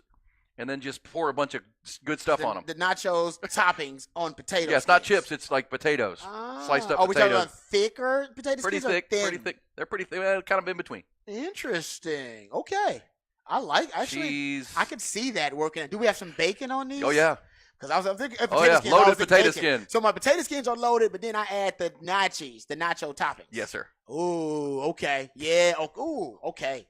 Yes. A little dish. Yes, I'm down. I am down. You for one at the table. I am down.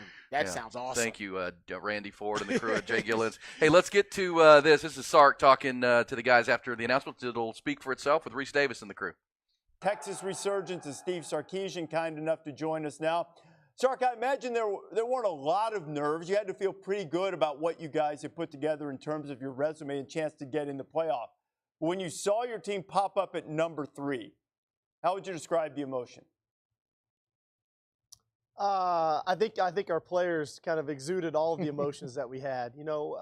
When you don't know, which is always the most difficult part when there's a committee and you're not an undefeated team, there's always going to be that little bit of nervousness, anxiety, because you just don't know, right, what the discussions are in that room. But I think you just saw the excitement from our players. I know from our fan base, everybody involved. This has been a heck of a journey for us, and so to earn a seat at the table, to be in this tournament is one that we're humbled by, but excited for as well. I know it's not the first time that you've gone against a program, university, a place where you once coached before, but got the head coaching career started at Washington. You know a little bit about turnaround there. What did you think when you saw you were going to be matched up against the Huskies? Kind of ironic, I think, in a sense of, Washington still holds a special place to me. I got my first head coaching opportunity there and had 5 just tremendous trying to rebuild that program. And what Coach DeBoer has been able to do and what they've been able to do over the last couple seasons has really been a tremendous run. And ironically, we played them in the Alamo Bowl a year ago. And I think there's some familiarity there. They've got a heck of a team.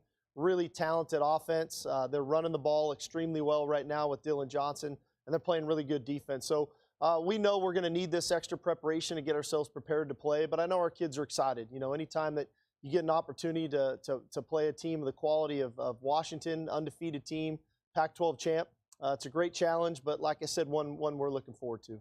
Hey, Coach Booger here. Hey, I think you've built if not maybe the most talented roster in America. How do you get that roster week in and week out, especially as we come to the bowl game, to play to their optimal level? Because I don't think they always have. Yeah, I think that's always the challenge, especially when you're a team that is building a program. Our culture has been one that's kind of grown from year one to year two to year three, and now you put yourself in that position where we are as talented as just about anybody we go play. And when we played our capability, man, we're an electric team in all three phases. It's learning how to do that consistently, and so that's where our growth, I think, continues to go. I think the beauty of our team is, so much is made of one side of the ball or the other that our team isn't playing well. But inevitably, when we played really good offense and our defense maybe hasn't been at our best, our offense has been able to make up for it.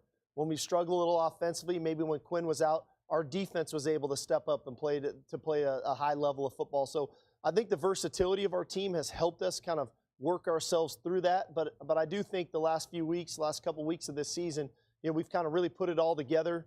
And just proud of the leadership of these guys and the trust that these guys have had and what it takes to be a championship caliber team week in and week out. All right, there you go. There's Steve Sarkisian. Good stuff right there. How about Booger McFarland saying best roster left? They've already beaten Alabama, who's sitting at 4. Michigan's really good team too. But as you said, really intriguing matchups. But a lot of folks weighing in on the Florida State-Alabama debate, Rod. This says BS guys. Ohio State won the national championship with a third-string quarterback. Yeah, Florida State was not given the same opportunity. Precedent had been set. It was doable. ACC should boycott all of the bowl games this season. I got to go back and look. It's a great point about how Ohio State. How did they look though? They closed strong. Yeah, with Cardale Jones. Yeah, they were look. Remember Cardale Jones played himself to be an NFL when he on the draft pick. He was a prospect at that point. I think he went undrafted, but he got drafted in the third round.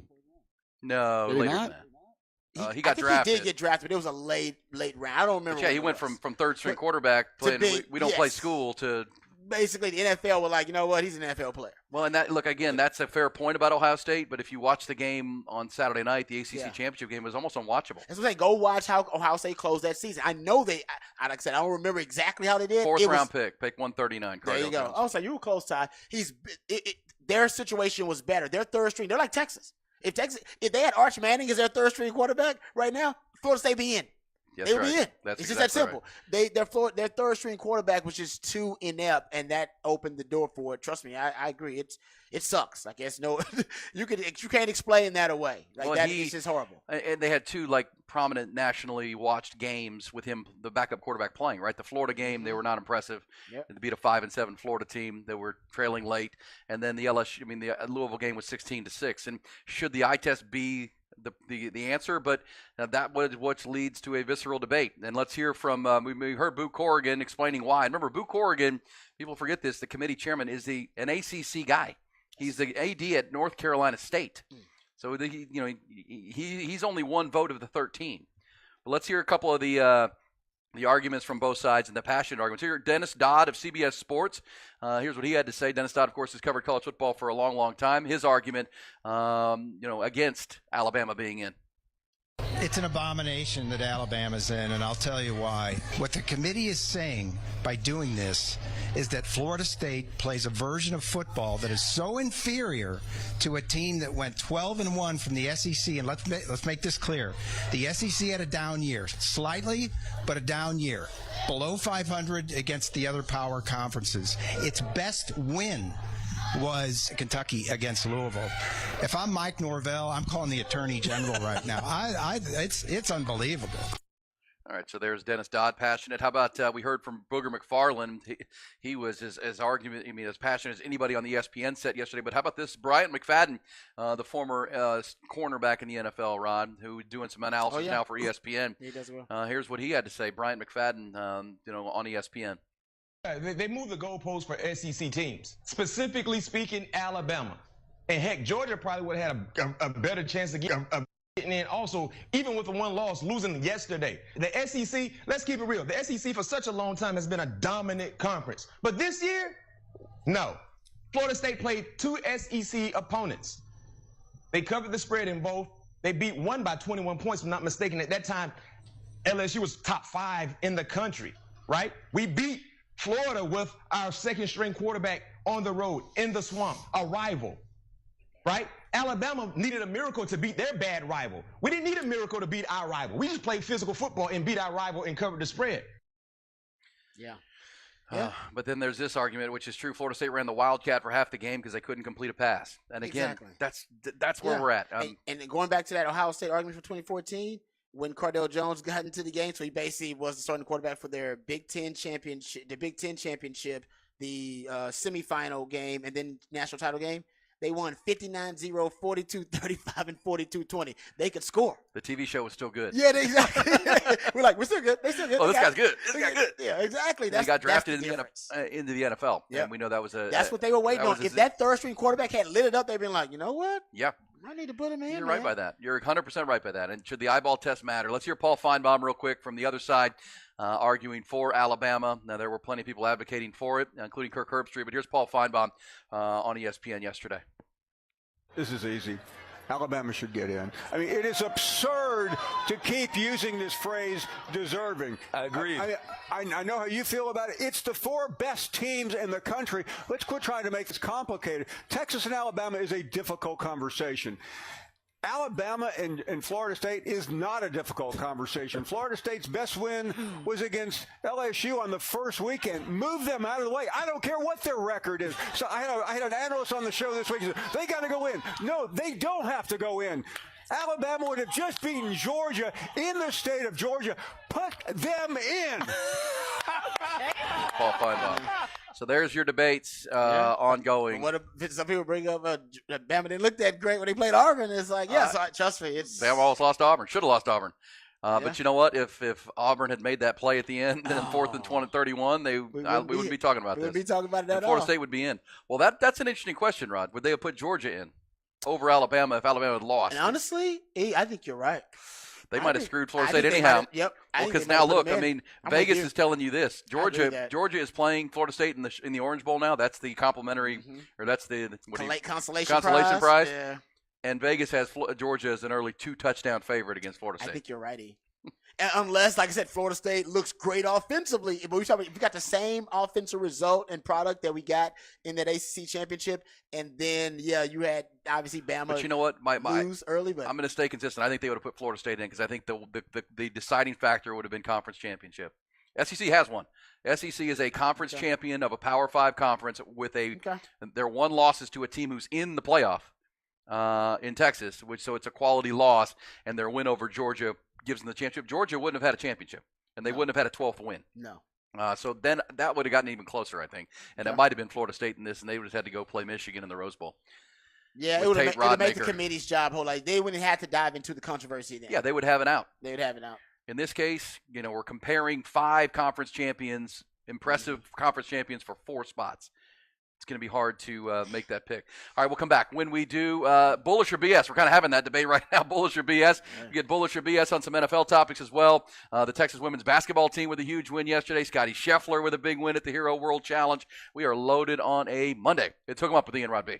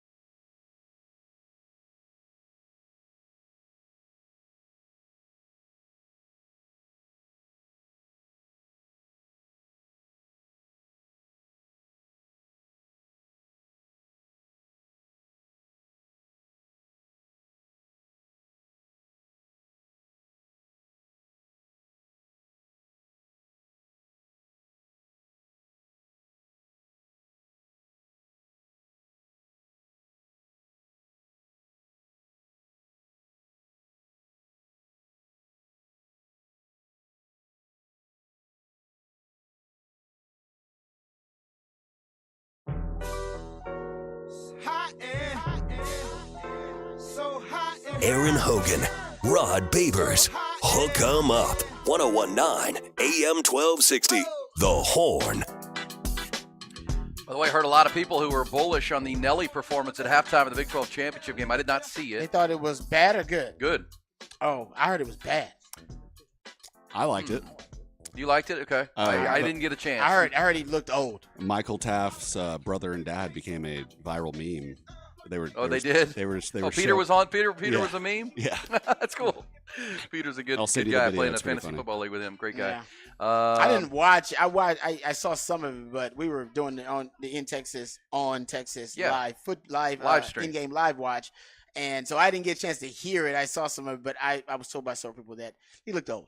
Well, performance-wise, he got a lot of good comments on social media, I guess is what I'll say. Now, the national anthem singer Warren Zeiders did not get a lot of people love. like that. No, is it country? It was. Yeah, it's kind of folky country. Okay. Also, people bullish on either sides of this Florida-Alabama debate. This says the decision was not about.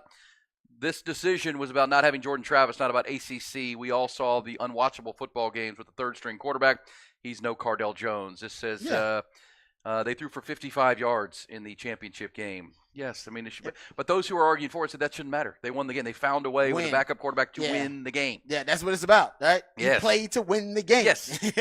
And you won the game. What's the other point arguing? And point Brian McFadden's point's pretty good too. This was a down year for the SEC. Outside of Georgia and Bama, what are their great wins? I mean, Georgia's best win is now Missouri, right? Or Ole Miss. Those are their best wins. Right. And both were in Athens. Alabama's best win is what?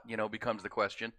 Speaking of bullish and BS, can we hear Steve Sarkisian? Steve Sarkisian's bullish on his football team. Give me this. He actually uses our moniker here. I love it. Here's Sark on his team. May be a little bullish of me saying, but we'll play anybody in the country. Like I'm not shying away from that part. Like I feel very comfortable if we get into this tournament, we'll play anybody. We'll find out if we're good enough or not. But I feel like we have the team, the culture, the scheme, and the versatility of this team to play against anybody. There you go. That's I agree with them. Bullish. You bullish on that? I don't. Well, with a month to prepare, a month to get healthy. I think the toughest matchup is Washington for them, just because of the secondary and the pass defense. That's the obvious weakness on defense for Texas, and they have NFL wide receivers, and this will be the best quarterback they face. Last quarterback they faced that was legit, Dylan Gabriel, and he was able to exploit Texas in some ways. So that's the only thing that really worries me. But Texas still, I mean, that's why Texas is favored. Yeah, Texas is still favored by 5, according to Vegas early line 5.5. All right, Rod. We know the Cowboys. You're bullish on the Cowboys. They got a chance to move into first place. They play the Eagles on Sunday night. How about the 49ers just dismantling them yesterday? We mentioned 6 straight drives. They scored 6 touchdowns in a row. It's crazy. 450 yards on 47 plays. The Niners are healthy. They're a machine. They've beaten the other two teams in the NFC, Philly and Dallas, by 23 and 32 points. They haven't played Detroit, but I have a feeling they do the same thing to Detroit, by the way. They're really, really good. But on the Texans, at 7-5 now, winning yesterday more with their defense and with C.J. Stroud. Are you bullish? Will Anderson had 2 sacks and tipped the ball, and he blocked a punt. He was awesome yesterday, game wrecker. Derek Stingley had 2 interceptions. Remember their third pick a couple of years ago? To start making an impact. The Tank Dell injury is big. He won't come back this year. He broke his leg, unfortunately. I don't know what Tank Dell was doing in the interior offensive line, blocking. Yeah, get out of there. I didn't see the play. I gotta go back and watch that. It was a Damian Pierce touchdown run up the middle. And he had him blocking. And he's like you got rolled up on. It's like either way, it's just bad luck. Yeah, Dalton Schultz will be back for them. But are you bullish on the Texans making the playoffs in the AFC? Got the Jets this week. At the Jets. That's gonna be tough. I mean, they can do it certainly, but I don't know if I'm bullish on it. They're ahead of schedule. I'm happy where the Texans are. I don't need to be greedy. I'm not greedy. Well, when you're building a team, you're looking. The Texans have foundational players. Yeah, C.J. Stroud and Will Anderson, Derek Stingley. They're ahead of schedule. We thought Nico Collins, a second-year receiver, and Tank Dell. I mean, nobody saw them. Good offensive line. They can win double-digit games this year, and I think they can get in. There's 7 spots. Now, let's not sleep on Indianapolis because Shane Steichen's doing an equally great job too.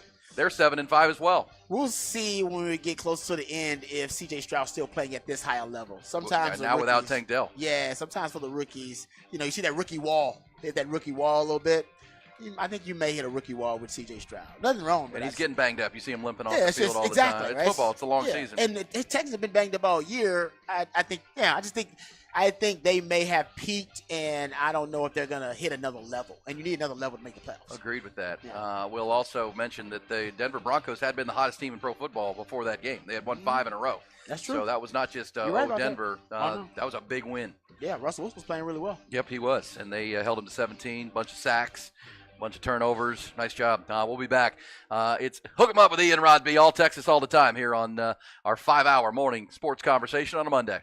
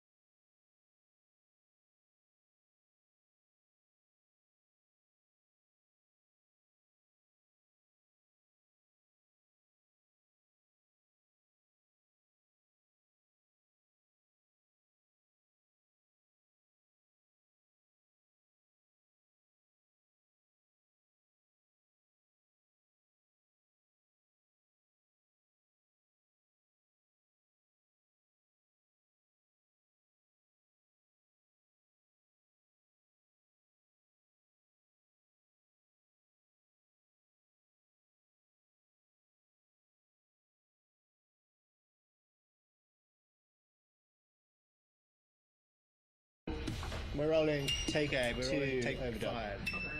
Double duck.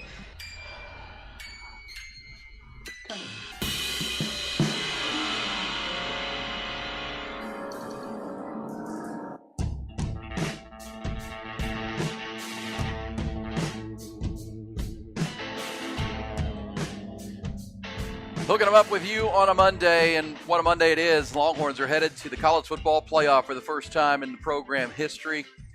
After a dominant performance on Saturday, 49-21, they emphatically finished their season 12-1. Quinn Ewers played his best game of his career in a big spot with 450 yards passing, 452 as a matter of fact, 4 touchdowns, had that 1 interception, but other than that, he was dang near flawless. He won the Big 12. How about he got that belt, Rod? He got the WWE Big 12 Championship MVP belt. Nice. From The Undertaker. That was pretty cool. Hey, Ty, did we ever discover how badly Brett Yormark mispronounced Steve Sarkisian's name? Did you ever find that? Were you able to locate that somewhere? I haven't yet, but it was... I swear I heard him call him Garcia Keesian. Yeah, it wasn't even close. I don't know if he said Garcia Keesian or Garkeesian. Garkeesian. It wasn't Sarkisian, I know that. Wow. And he was getting booed mercilessly at the time. Oh, he deserved it. By the way, the opinions mix, which they usually are on this show. That's why we love your opinion on the text line, 512-447-3776. Nelly was awful. Nelly was great. No one liked the national anthem. We can go ahead and say that. There is no mixed opinion on that one. No mixed opinion. Yeah, most of the people that I talked to said they didn't like Nelly, but I think they were just being. You got to remember how old Nelly is, and Nelly is, he's not performing like he used to. He's not performing like annually. He's sitting at home most of the damn time, and they pulled him out like a retirement. I know he still tours, but these aren't big showcase. That's probably one of the biggest shows he's had in a long time. Yeah, well, there's 100,000 people there. Yeah, exactly. Or 90,000. 70,000 of Longhorns. Get those audiences anymore. On our conversation on Bullish or BS about the Texans, can they make the playoffs? As a Colts fan, it says here in Central Texas, I'd love for the Week 18 matchup with the Texans to be for a playoff spot. That'd be Both cool. teams in contention. By the way, did you see how the Colts won that game yesterday? I don't think Mike Vrabel's going to get fired, but the Titans had 2 block punts and missed an extra point. And they had block punts on back-to-back punts in the second half with a lead. Hold up. They had block punts on back-to-back punts? Yes. In the NFL? In the NFL. They did that motion from the gunner spot thing where they run down the line. Yeah, the cheat motion. Mm-hmm. One they returned for a touchdown, the Colts. Wow. One set up a field goal. And then when the Titans took the lead, or their kicker, Nick Folk, missed the kick. That's why it ended up in overtime. Yes. Well, who's the special teams coach? That person might get fired. You're going to get fired today. Special teams coach might be gone. He's going to get might fired. be gone, buddy. And I'd also say this, you're not paying attention to the NFC. The Chiefs lost last night. They got beat by the Packers. Let me guess. Wide receivers didn't show up. They didn't. And they're not. But by the way, the point is that Miami and Baltimore are 9-3. Remember so they got a shot now at that number 1 seed. Remember, Miami plays Dallas in 2 weeks. How about that game? Oh, 3 weeks. 3 weeks. They got Dallas has Philadelphia, Buffalo, Miami in a row. That is a hell of a stretch. So Miami and Baltimore 9-3. Jacksonville's 8-3. They play tonight against the Bengals, and they'll beat the Joe Burrow-less Bengals tonight. So they'll be 9-3. Then there's an 8-4 Chiefs team, and then there are 4 teams sitting at 7-5: Pittsburgh, Cleveland, Indianapolis, and Houston. And Houston's win over Denver was huge because both teams were 6-5 going into the game. So Houston's there. And, yeah, that Texter's point is right. That Week 18 game, Colts-Houston in Indy, could be huge. Remember, last year it was for the number 1 pick, and Houston won it. They won it. Hey, you know what? It worked out. All is good, baby. All is good. Yeah, so that's where the NFC sits. Cowboys can claim first place in the NFC East if they can beat the Eagles this Sunday night. But more importantly, the Longhorns are in the CFP. Let's get to the top stories. Top Gun Rentals and Lawn Equipment bring it to you. Start with the college football. Yeah, historic weekend for the Texas Longhorns. The official announcement yesterday morning that the Texas Longhorns are headed to the college football playoff for the first time in history. They dominated Oklahoma State 49-21. They're now going to be the 3 seed in the Final Four. Play 2-seeded Washington at the Sugar Bowl on at 7:45 on the first day of 2024 in New Orleans. The other teams in the field are Michigan at number 1. Alabama's number 4. They're going to meet in the Rose Bowl earlier in the day. The winners of each semifinal matchup will play a week later down in Houston at NRG Stadium. Despite their perfect 13-0 season and an ACC championship, Florida State became the first Power 5 team ever to have that resume and not get in. Seminoles settle for 5th, and they're going to play Georgia in the Orange Bowl now. This is the Longhorns' first appearance we mentioned in the 14 playoff, and Steve Sarkisian making it clear that they're not going to be just happy to be there.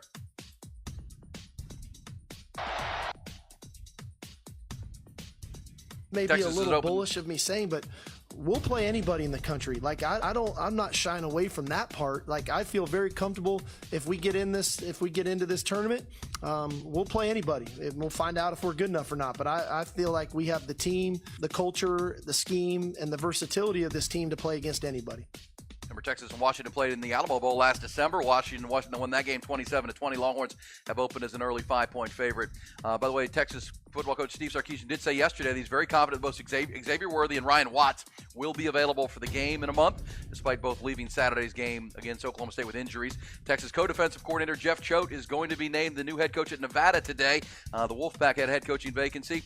Choate's going to get the gig according to multiple reports now. Choate had been the head coach of Montana State before coming to Texas to coach linebackers. 7 other teams in Texas are going bowling as well, including congratulations to Texas State. The Bobcats going to a bowl for the first time in the program's history. 7-5 this year for G.J. Kinney. They're going to face Rice, the Rice Owls, in the First Responders Bowl on December the 26th. Speaking of Texas State, their former head coach, Jake Spavital, will be introduced today as the new offensive coordinator for Dave Aranda and the Baylor Bears. Spavital did a great job of improving Cal's offense in 1 year this past season. Also on the 40 acres this weekend, huge afternoon for the 11th-ranked Texas women. How about their win? They take down mighty UConn 80-68. Roy Harmon, phenomenal. 27 points, 13 assists. They beat UConn for the first time ever. They had been 0-10. And the Texas women's volleyball team advanced to the round of 16 in the NCAA tournament. They took down Texas A&M and SMU at Gregory Gym.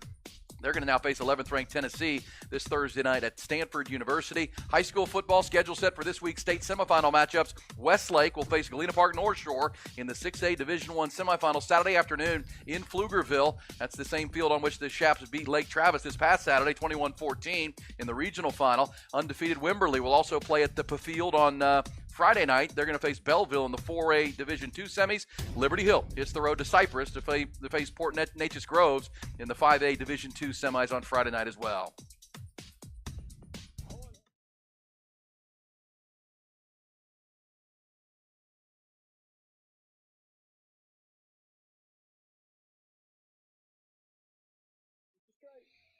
And what are your thoughts about Jeff Choate? Because he actually was considered for a job last season too. That was a job that had him as a candidate for it. But and now Texas, we'll have to find a new linebackers coach. But it does show you the program's in a really good place. At least the health of the overall program is when you have coaches who are being coveted and who are being promoted to other spots at other places, whether it be Brennan Marion, who got the OC job at UNLV, and he's a hot name too. Yes, for some other jobs. You got obviously Stan Drayton traveling to Temple. That was good because he's head coach at Temple. I haven't checked on Temple, know how they're doing. But not very good. It's a hard place to coach just because Matt Rule has success there. It's a really hard place to win games. And then now, of course, Jeff Choate. And so that's a pretty good track record. 3 years you're having it's the good kind of turnover where you got to replace coaches who are being promoted, who are being coveted by the program. So yeah, another good sign. Oh, it is. I mean, there's so many signs of good health. I mean, even if they hadn't gotten in the playoff, which they are. Yeah. The vital signs of the program on tilt healthy right now. No question. Because by the way, the portal opens today. There's now a report that Dylan Gabriel's in the portal from Oklahoma, which is not surprising. He may be following Jeff Lebby to Mississippi State because Jackson Arnold's the future of the quarterback at that position. It's true. I did see where Arch Manning is trending because there are those in and around Columbus who think Arch Manning's going to transfer to Ohio State because their quarterback got into the portal today. Their quarterback who's supposed to quarterback them in the bowl game coming up for the Buckeyes, having lost to Michigan. So we'll see. I as I said over and over, I think Arch Manning is loving Texas. Did you see, how about the last play? Can you talk about a classy gesture for Steve Sarkisian and vital signs? Love it. To have the awareness in that moment to put Jonathan Brooks in uniform on the field, right? He's got a knee injury. He's not playing. But it was the victory formation, final play of the game. Arch Manning snapped it, or they snapped it to Arch Manning. He took the knee and then walked back and handed the ball to Jonathan Brooks as a sign of, thanks. I mean, what he was for this team was so important to them being there, and that was not forgotten in that moment. That was really cool. Yeah, I think it just shows you how connected and how in tune Sark is with his culture. He knows, right? One thing we observe as fans is the joy that teams have when they celebrate each other, right? Celebrate their teammates. that's one thing that's really genuine and authentic about this team, how they celebrate one another, celebrate those big moments. You see T'Vondre Sweat scores his touchdown, sideline goes crazy. I mean, they're like transported in that moment. We're getting a chance to actually witness what happens in the locker room. I mean, how close the team is and them celebrating. Remember when was it Jed Bush who scores his touchdown against Tech? How crazy and wild the sideline got, right? How excited everybody was for him. And Sark even talked about how Bert Auburn was on the streak making a lot of kicks and made a big kick, and A.D. Mitchell was the first one to go out there and celebrate. Just random A.D. Mitchell, wide receiver, was like, "Hey man, that's a great kick." There is, I think, another positive sign of this culture is that they celebrate one another, and I think Sark's gesture to Jonathan Brooks in that moment was for him. I think it was a signal, kind of a symbol of the culture to all the players, that even if you aren't necessarily a headline guy and you're not making the big plays on the field, we understand your contributions. We understand your commitment to this culture and this cause.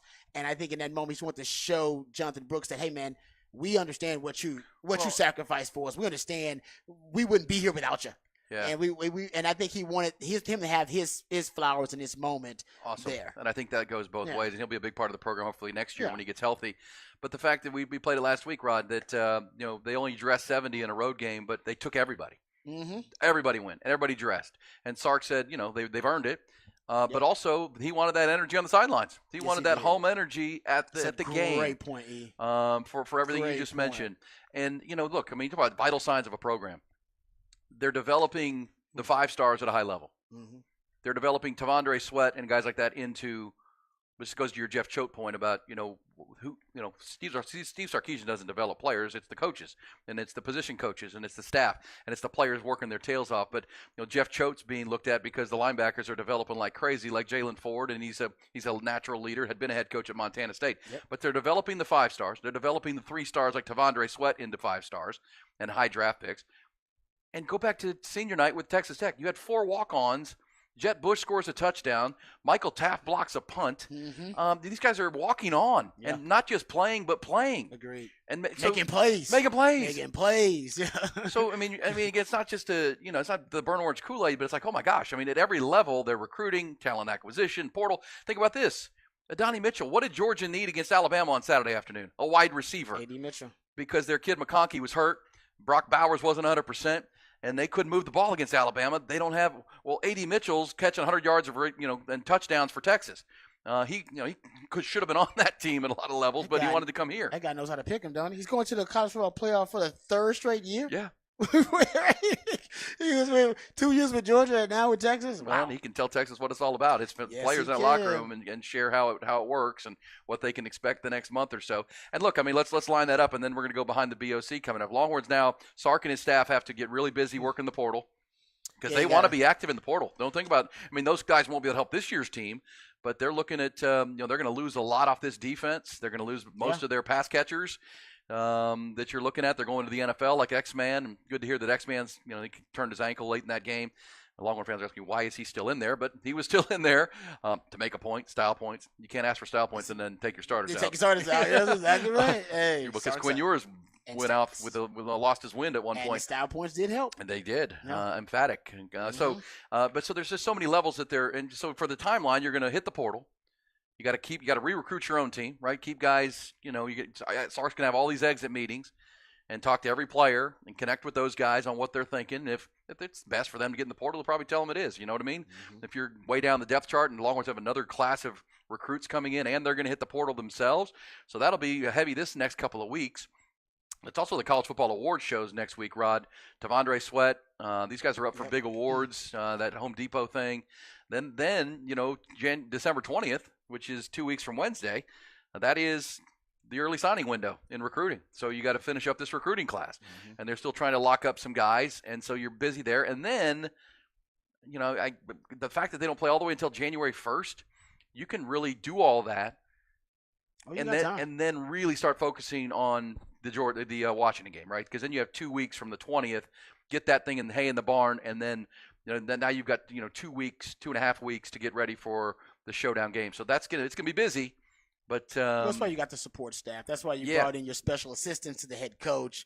Those are the guys you go, all right, guys, Let's go. I mean, let's pull out our Washington files because we've got Washington info from our game plan from the bowl game. Let's pull all that out, all right? And let's get the special assistants to go to work on the game plan while you do recruiting and transfer portal. And then by the time you come back, a lot of the game plan, at least some of the kind of the basics of it. And I know Sark's already diving into it. He can't help it. But some of the basics of it will be done for you. Yeah. And that's but at the same time, you wanna keep this. The one thing I would say, and maybe AD Mitchell could speak to this, try to keep the daily routine as much normal as you can. Yes. So that's for the next couple of weeks, right? Show up, exit meetings. Got to keep that intensity. You don't want to lose that mojo. But I think the Longhorns, because I think just a couple of weeks ago they weren't very optimistic they were going to get into the playoff. Because they were sitting at 7 and Bama was sitting at 8. Think about that. Both teams went up 5 spots. Mm-hmm. And we talked about that last week. How could that play out? How could you go up that far? No team. This is why yesterday was so controversial and historic and noteworthy. I mean, no team had ever gone from 7 all the way into the Final Four. That had never happened. Certainly no team like Bama had gone from 8 all the way into the Final Four. And it took everything that we talked about. Alabama had to beat Georgia, which gave Georgia a loss, and then that, as I argued all last week, that's going to knock Georgia out. They're going to be now behind Texas and Alabama, which is true. Michigan handled their business 26-0. Obviously Washington, as an underdog, pulled the upset, beat Oregon in a great game on Friday night, and then Florida State beat Louisville, but looked really ugly doing it. 16-6, 55 passing yards, down to their third quarterback, and kind of running the Wildcat, just trying to survive. All those things happened for that committee.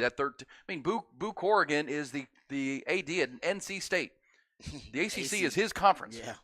Yeah. And this cost them a lot of money not to have a team in. So this was a really, really difficult decision, and it all fell in the worst possible way for them, for the committee to have to, because you're going to. If they screw Alabama, well, everybody's going to be arguing, well, Alabama's SEC just beat Georgia. Yeah, you can't champion. keep the SEC team out. Yeah.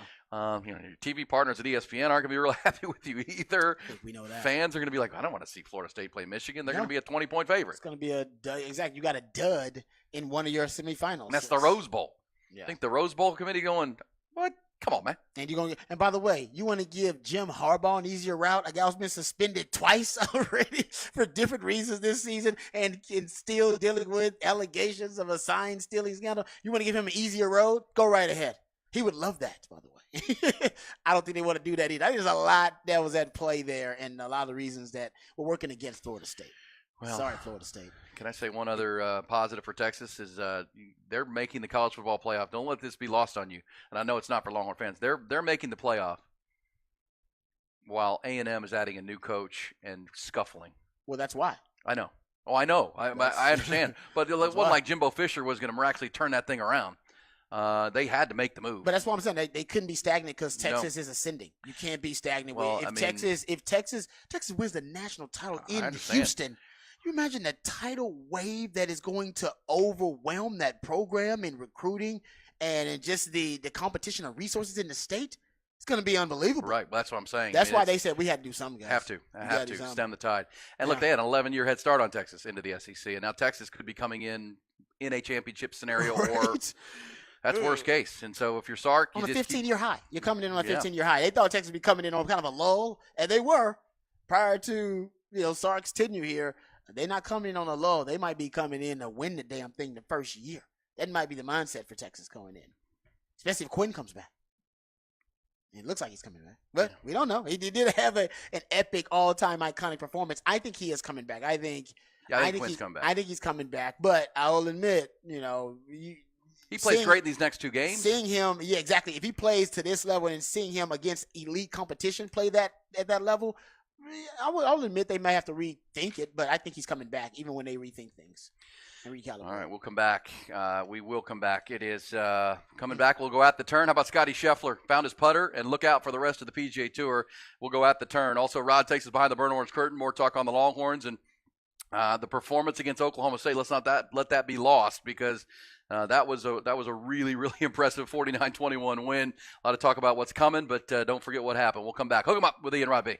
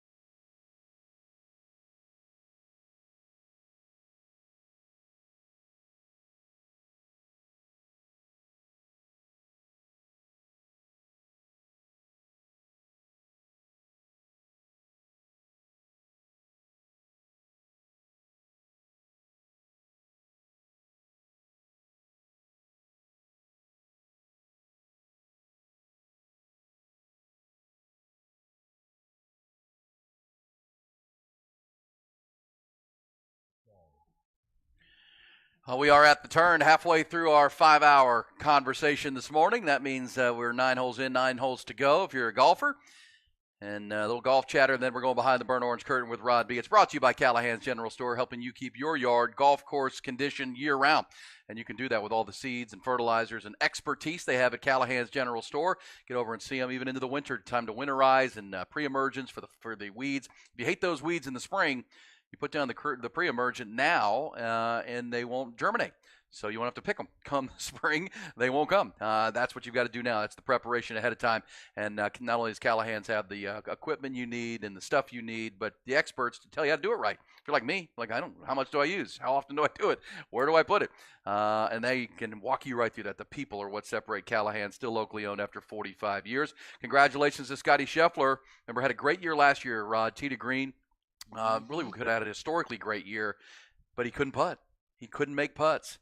And he changed his stroke. He worked on it. I mean, you talk about in football all the time, Rod. You don't fix problems during the season. You fix problems in the off season mechanically, right? If you're a quarterback or a pitcher in baseball, or you're just trying to get through the year.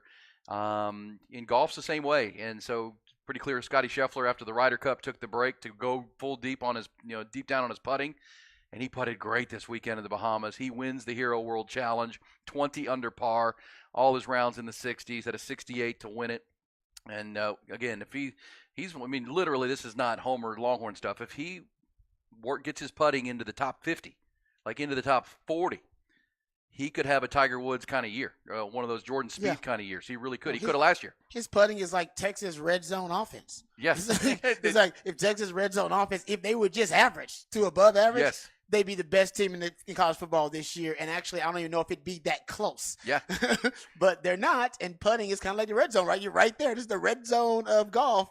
And he's bad in the red zone. Well, that's a great parallel right there, without a doubt. And if he putts like he did this weekend in the Bahamas, look out. And like Texas did against Oklahoma State in the red zone? Yeah. 5-5? There you go. Okay. It is a new stroke, too. There's no doubt. And it looks smooth, effortless. And because, look, he was a great putter at Texas. He was a great putter the year before. It just, you have bad years sometimes. So is it mental? Is it a mental thing? Sometimes, yeah. And again, you don't work on things. You're just trying to stay in your routine. And he went to work on it. He got a coach. He changed his grip with a couple of months off that he's had between the end of the Ryder Cup and now. And it showed a noticeable difference. And, let's hope he can keep that momentum, because obviously this begins it. And then into January, they go to Hawaii. And then, we'll be at the Masters come April. He's that good, man. Seeing him hit long irons. I mean, that's his long irons. His shots between 170 and 190 on best on the tour. I mean, he can shape it right to left. He can shape it left to right. So he can aim it, hit it up the flags, whichever. I mean, it's really good stuff. So if he putts, look out. The Hero World Challenge goes to the Lifetime Longhorn by 3 strokes over Sepp Straka and Justin Thomas, 4 strokes. Tiger Woods, by the way, Rod, has said he wants to play after he finished this roundup. He said on how often he's going to play next year. Quote, once a month seems reasonable. Gives me a couple of weeks to recover, a week to tune up. Maybe I can get into a rhythm with something like that. That's what the plan was going into next year. I don't see why that would change. So he played the 4 rounds. He's rusty. He's got to get used to it. Yeah. Being back out there. But it is fair to say that, we're talking about creating a TV show for the 14 playoff. Having Tiger Woods back at least once a month playing events will be good for golf. Yeah, he's a TV show in himself. Oh my gosh! You hear Tiger, you're like, I'll tune in. What is it? I don't care what the event is. Well, especially if he gets back in the mix with guys like Scotty Scheffler and Spieth and Thomas and some of the young bucks. Oh yeah. Who still idolize him. And so next time you'll see Tiger, by the way, is coming up middle of this month. Play with his son Charlie in that event in Orlando. That's father-son event. That'll be cool. Yeah. Is it golf pros with their father sons? Or are we talking about celebrity father sons? No, it's all golf pros with their sons, or cool. Either their dads or their sons. Oh, that's nice. Yeah, so it's like Justin Thomas will play with his dad. That's kind of sick. That's cool. John Daly and his son usually win it. Yeah, but Charlie's getting older. Charlie and Tiger, baby. Could be their year. Can we go behind? That's going to wrap up at the turn, and let's hit it, Ty. You know how to do it. Let's do it. At the Turn is presented by Callahan's General Store, helping to keep your yard in golf course condition year-round for 45 years. It's always a good day to make it a Callahan's Day. And they were all asking themselves the same question. What is behind that curtain?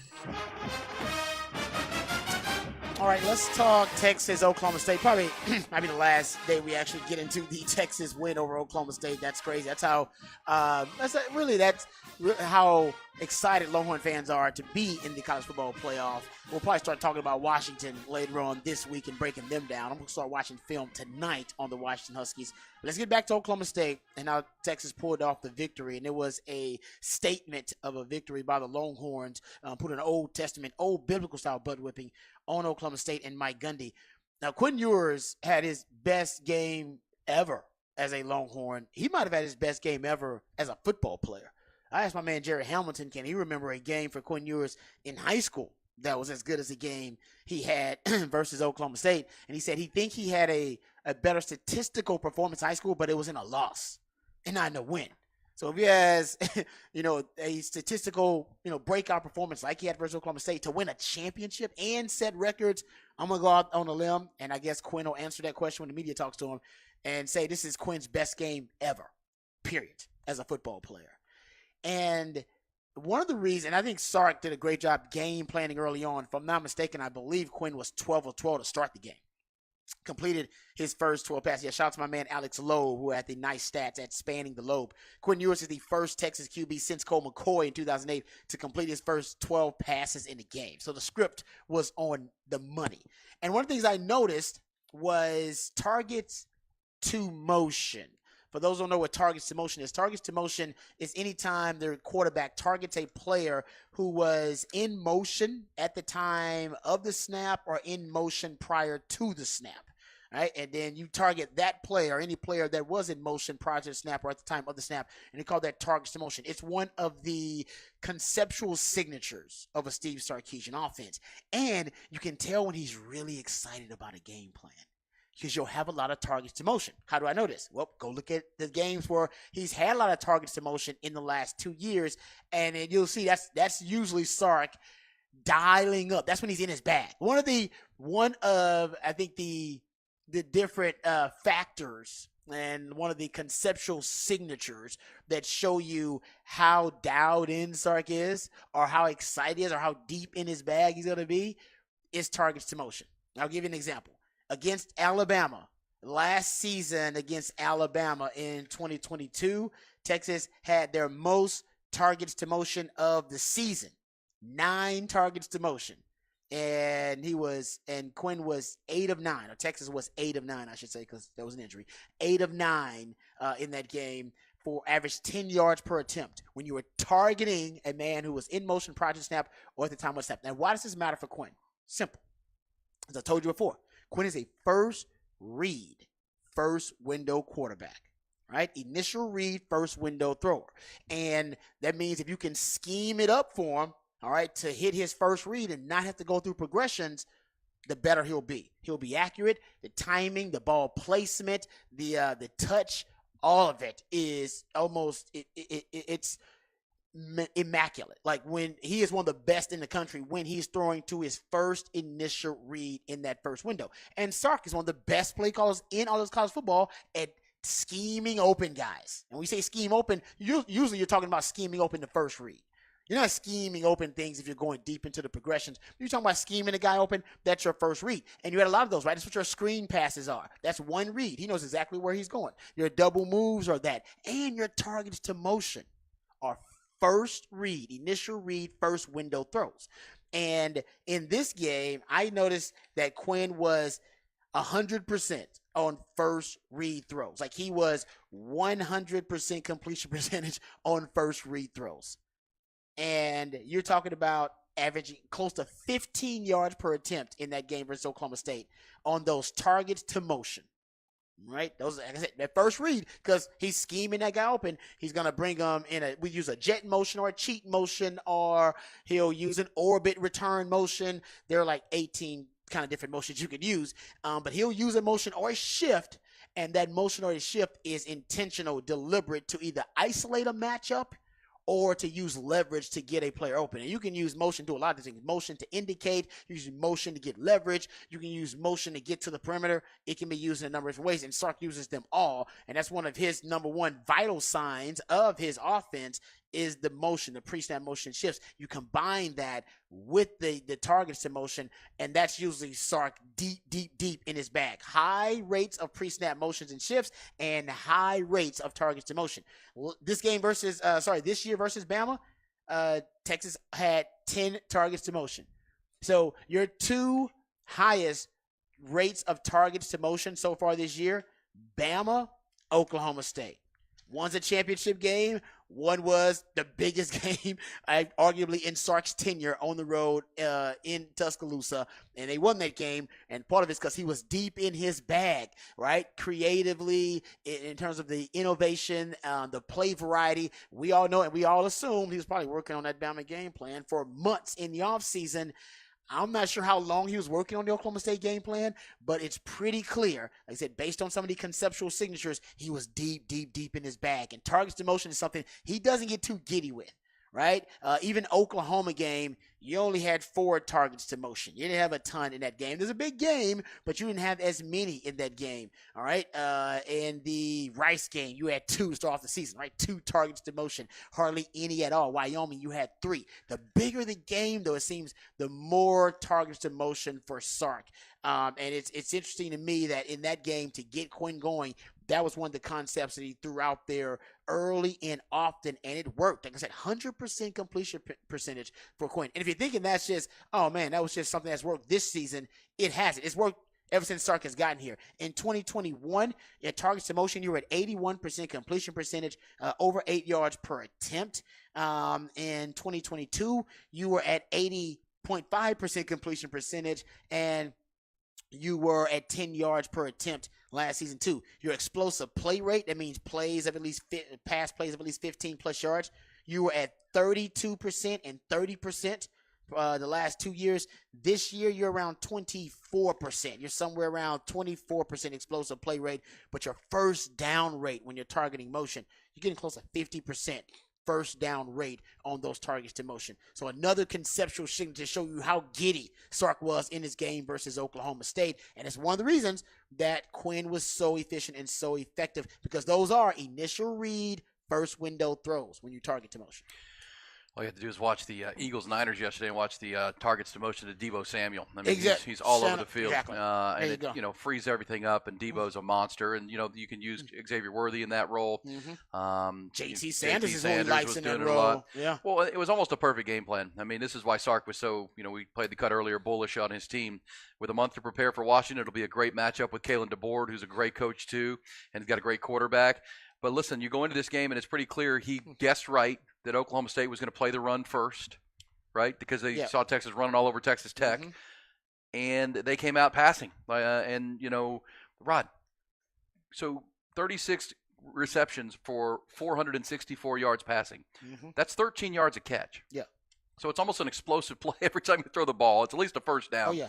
But you also had 7 running backs, once you were able to establish the pass, combined to rush for 211 yards. Yeah. And 5 yards a carry. And that was to close the game. Remember, we say Sark wants to open up with the pass, but close with the run. It's exactly what he did. But you're right about the okie doke. We talked about it earlier. Going up against another 3-high, 3-down defense. We talked about why does Sark need to figure out 3-high, 3-down? Because that was the 6th team he had played this season that ran the 3-high, 3-down. And his formula to find an antidote for it is pretty simple. He presents power personnel packages, forcing the 3-high to commit to stopping the run, therefore abandoning their shell disguise. And when they do that, he knows exactly what the coverage indicators are. He knows exactly what the run fit indicators are. And then that's when he can just expose whatever coverage they're in. So Sark has figured out his formula for the 3-high. Present power personnel packages and pivot to pass principles. First 24 plays, I believe only 8 of those were out of 11 personnel. The rest of them were out of power sets. 12, 1 back, 2 tight end,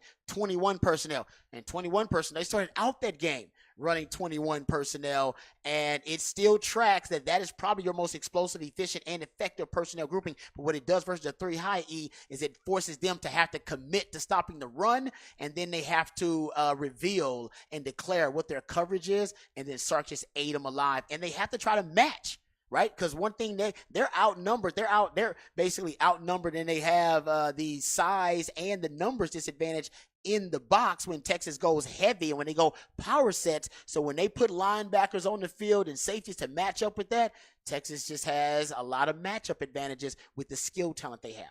Well, and that's exactly what he did. I mean, I watched 2 games like that this week. I watched the Oklahoma State Cowboys with helpless to stop Texas, and I watched the Philadelphia Eagles helpless to stop the 49ers. What do they have in common? Power sets. Great play caller and just dynamic weapons that you just can't cover them all. But they also throw out a power. Yeah. They throw out a 12 with Kittle and Juice Check. Oh, sure. And, I was going to say, and put Debo in the backfield. Very similar. Throwing out a power. I'm telling you, it really is tough for defenses to try to stop that. When I see power, when I see 12 and 21, I have to make my adjustment personnel-wise with my sub-packages. And then now you're telling me when I put my linebacker on the field, now you're just isolating him so you can pass on him. I mean, the 6 straight touchdown drives for the Niners, Longhorns, hang a number. It's tough, and that's why you have to be confident, and Sark's bullish because think about this. If you're a Texas fan, you're rooting for Bama to beat Michigan because you have a chance. You scouted Washington for a month last year. Mm-hmm. You played them in the Alamo. You didn't beat them, but you know them very well. You know the personnel very well. You know what your game plan was and now what it can be. And you already know Alabama. Yes, if Alabama wins, you know the game plan. Yes, you do. You know the game plan. Now, Jalen Milroe is a better quarterback than he was back then, so your defense has some challenges that they didn't face potentially in that game. I'm with you, though. You're right. That's an advantage for you. When you're Sark and you can be this prepared and you have a team that, that Alabama game plan, bring it back. Let's go. The personnel. Yeah. I mean, Alabama's got to change what they did drastically. You actually don't. Yeah. Have to change what you did too drastically. I see. And you're going to play Michigan next year in September. So keep those notes. Keep those notes. Keep the notes. All right, we'll be back. Hook 'em up with Ian Rod B. We roll on. It's Off the Record coming next. Stories you probably missed but need to hear because they're going to be talked about.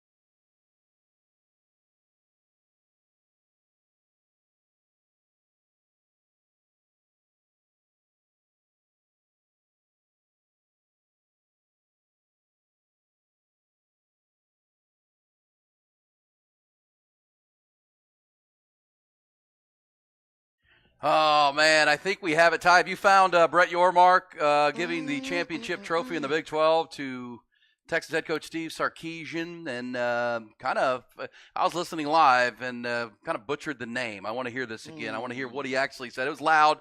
Fans were booing. Sark was trying to get people to calm down. Crowd was lustily giving in the business of Brett Yormark. Can we hear this, Ty? Let's hear where the trophy presented. Give me 1 second. Still trying to find it. The texter that texted in wasn't exactly accurate. Well, it's on YouTube. It shouldn't take very long to find when he hands him the trophy and tries to say, Coach Garcia Keeson. Garcia Keeson. Yeah, I didn't really get it what that was. Yeah, I don't know. That's I missed. Like I said, I saw it, but I didn't hear the post game festivities there. So I wouldn't doubt it. He was nervous, especially everybody kept booing him mercilessly in that. Okay, so let's get to this real quick, Bob. We got a little time. Deion Sanders. Bad news for Deion Sanders. He's breaking up. Him and his woman Tracy Edmonds are breaking up after 12 years. Oh man, right? Bad into like the season. Colorado. And maybe not, but football legend Deion Sanders and his longtime fiance, TV producer Tracy Edmonds, are calling it quits after 12 years together. Edmonds broke the news she and Prime were ending their relationship on Sunday night, explaining the split was mutual. There you go. All right. So Prime not having a good end to the season. Well, 4-8, but he is the SI Sports Person of the Year. Yeah, no doubt. That did come down last week, even though a lot of folks thought it should have been Patrick Mahomes or maybe Lionel Messi. But Deion Sanders, SI Sports Person of the Year. We talked more about Colorado, who's a 4-win team now when it's all said and done. More than we talked about 80% of college football. So yeah, mission accomplished, Deion. Good for you. Can we hear? And this is the championship presentation, the trophy rod. Let's hear how this sounded. Let's grade Brett Yormark's pronunciation of Steve Sarkisian. It's an honor to give Coach Garcesian and the Texas Longhorns the Dr. Pepper Big 12 championship. Coach Garcesian. And wow. So maybe when I'm displeased with something Sark has done, instead of calling him Coach Steven, maybe I'll just call him Coach Garcesian. Garcesian. Give me that one more time. Garcesian. I mean, that was worse than I remembered it. How do you get that so wrong? It's how hard is Sarkisian? And I know we talk for 5 hours every day and say things wrong sometimes. Sark, no, you call him Sark, not Garce. Yeah, Coach Sark. Garce, where's the G come from? It's not Coach Garcia. Nothing wrong with you Garcias out there. We love you, but give it to me again, Brett Yormark. It's your big moment. You know everybody's paying attention. Garcesian. Garcesian. Wow. Garcesian. I mean, it's terrible. Was he just eating at Casa Garcia or something? I have no idea how he could have mixed that up so badly. Garcesian? That's terrible. It's terrible. Well, it's we used to play the old NFL draft bloopers where they call Samaj P. Ryan the wrong name. How do you not? You're about to go out there, learn how to pronounce the B.Y. card. got one of those wrong at the draft too. Yes, he did. Was it Honor Landry? Honor Landry. I think he just couldn't see Harold Landry. I think he said later he didn't have his reader glasses. Yeah, I think he just couldn't see it. He saw the H and was like, Honor Landry? And he froze up and forgot that it's Harold Landry. Oh, that's great. But yeah, I did not hear that. I'm surprised he did not get made more fun of because of that. I didn't mock him as a result of that. Garcesian. Okay. I was supposed to ask Sark about that. What did Sark's face say on that at that moment? Ty, did we see his face at that moment? He was smiling and clapping, and he was trying to calm the crowd down the whole time. It seemed like the players were kind of talking some trash to Yormark. They were right in front of him. That's what it looked like to me. I think he was a little bit rattled because the boos were probably more lusty than he imagined. And it was loud. It was like 70,000 Longhorn fans giving him all the business. And then the players. He wanted the smoke. He should have, he should have been ready for that moment. How are you going to have a WWE connection to the Big 12 and not know you're the heel here? You're the villain. You got to come in accepting that role as the villain. He did. He said, bring it on, whatever it needs to be. He did it right. He just said the coach's name wrong.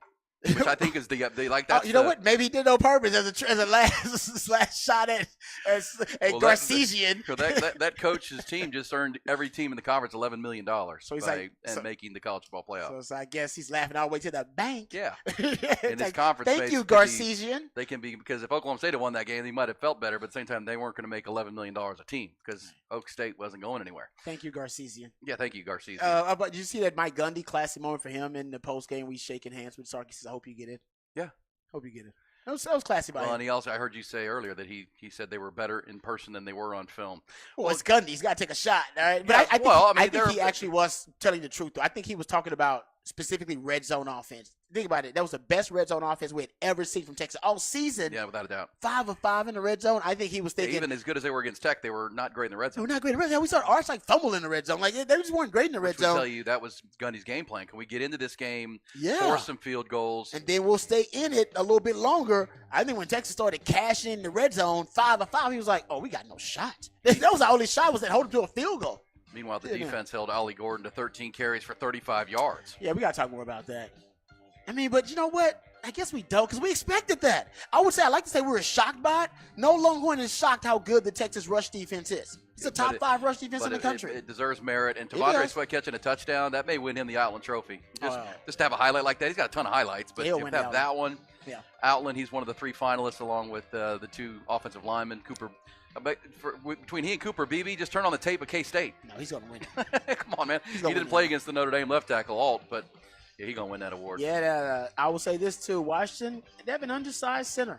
He's an undersized. I don't even think he's 300 pounds. We'll come back. That's not 300. 5 hours a morning, we bring it strong. We'll hit hour 4 coming up all the way to 11 o'clock. Also excited today that Patrick Davis's show moves 4 to 6. Yeah. Sports Complex into that prime time. So excited for Patrick and appreciate Patrick for his extra work with us on pregame on Saturday. Also on the Friday afternoon conversation with the Inside Texas guys up in Dallas. That was awesome. And looking forward to Patrick today starting at 4 o'clock with the Sports Complex. We come back next here on Hook 'em Up.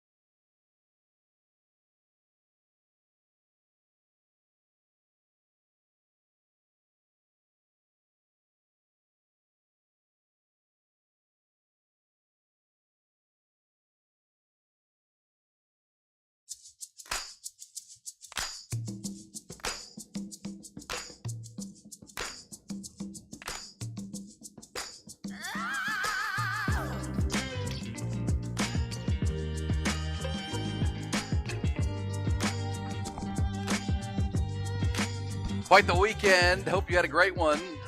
Whether you're up in Dallas, up in Arlington, or back here watching, or wherever you were, listening all over the great state or all over the world, tuning into your Longhorns and then getting the recap on a Monday with Hook 'em Up with Ian Rod B, myself and Rod Babers, 5 hours a day, 5 days a week. It's so great to meet so many folks who listen to our show from all over the great state and all over the world, Rod. Love that. One of the things about those championship game moments and stuff like that is you get to met someone from Connecticut and a guy and his girlfriend from Alabama who listen every day, and people from West Texas, East Texas, all up and down Texas who lock it in on the Horn app, and we appreciate that. And obviously those who do here in the 512 and all over. And, it was a good weekend for the Longhorns. It was a good weekend. Texas State going to a bowl game. Props to G.J. Kinney. Bringing it strong. How about that? 7-5. G.J. Kinney, I mean, enjoy him while you can, Texas State. Something tells me the next coaching carousel, you might not have him for long either. I was still surprised that Jeff Traylor ended up staying at UTSA during the coaching carousel, mostly because Baylor decided they're going to give David Randa another shot as long as he revamps the coaching staff again. And Willie Fritz at U of H. That's a solid hire, though. I know some people were thinking, man, what about Gary Patterson? What about Jeff Traylor? Willie Fritz is a solid hire, man. That's a good move by U of H.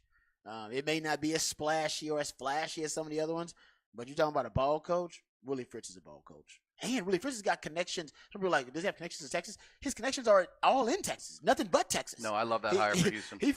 He actually ventured out going to Louisiana, but he's a Texas guy. In terms of his connections, I know he's not born in Texas, but he's coached in Texas for years. Yeah. He won national championships at Blinn. Yeah. Won big at Sam Houston State. And that helped that program get to the Division I level. He's won big at Tulane. He can coach. So that's a great hire for Houston. It was a good hire. As I said, he's always got the connections in Texas and Louisiana. That's basically all he needs to recruit there at U of H is Houston. Well, it came down to Louisiana. He and Jeff Traylor. And Jeff Traylor has a $7 million buyout. I think Houston said, let's go here, because Willie Fritz has a great resume, big time coach and great time. I've always told you that it's our friend David Pierce, the head baseball coach at Texas, who let me know way back, hey, Willie Fritz, because Sam Houston State. You're right. I mean, he's known him and watched him coach for a long time. So Houston has a good hire. I don't think there's any doubt about that. How about Baylor hiring Jake Spavital to run the offense for the Bears now?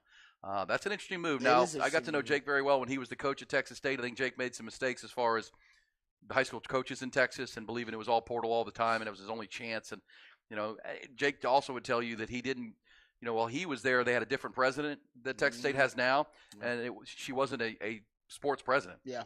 Without a doubt. The new president, with Don Coryell, the AD, is a sports president in a big way. So G.J. Kinney is getting more support than Jake did. Jake was doing almost everything there. I think that's interesting. He went to Cal and took an offense that was in the 90s into the 30s at Cal in 1 year. So Dave Aranda is obviously going to the spread and going to try to obviously the Longhorns won't be playing Baylor anymore, but I'll keep an eye on what Jake does. He'll be announced today as the new OC there. No, I mean, and Dave Aranda, I'm assuming he's calling the defensive plays. Yes. Because at this point, you can't be hiring. I mean, he'd be on his, fourth or fifth coordinator. That's his third offensive coordinator. And he's moved, so he'd be on his, if he had another DC, he'd be his fifth coordinator. So no more insulation between the product on the field defensively for them and Dave Aranda. Dave Aranda is a really good defensive mind. So I like that move by them. And they say they're going to invest more in the portal. And the portal is now open at NIL. Yeah. And, NIL's portal and high school. But they're inextricably linked.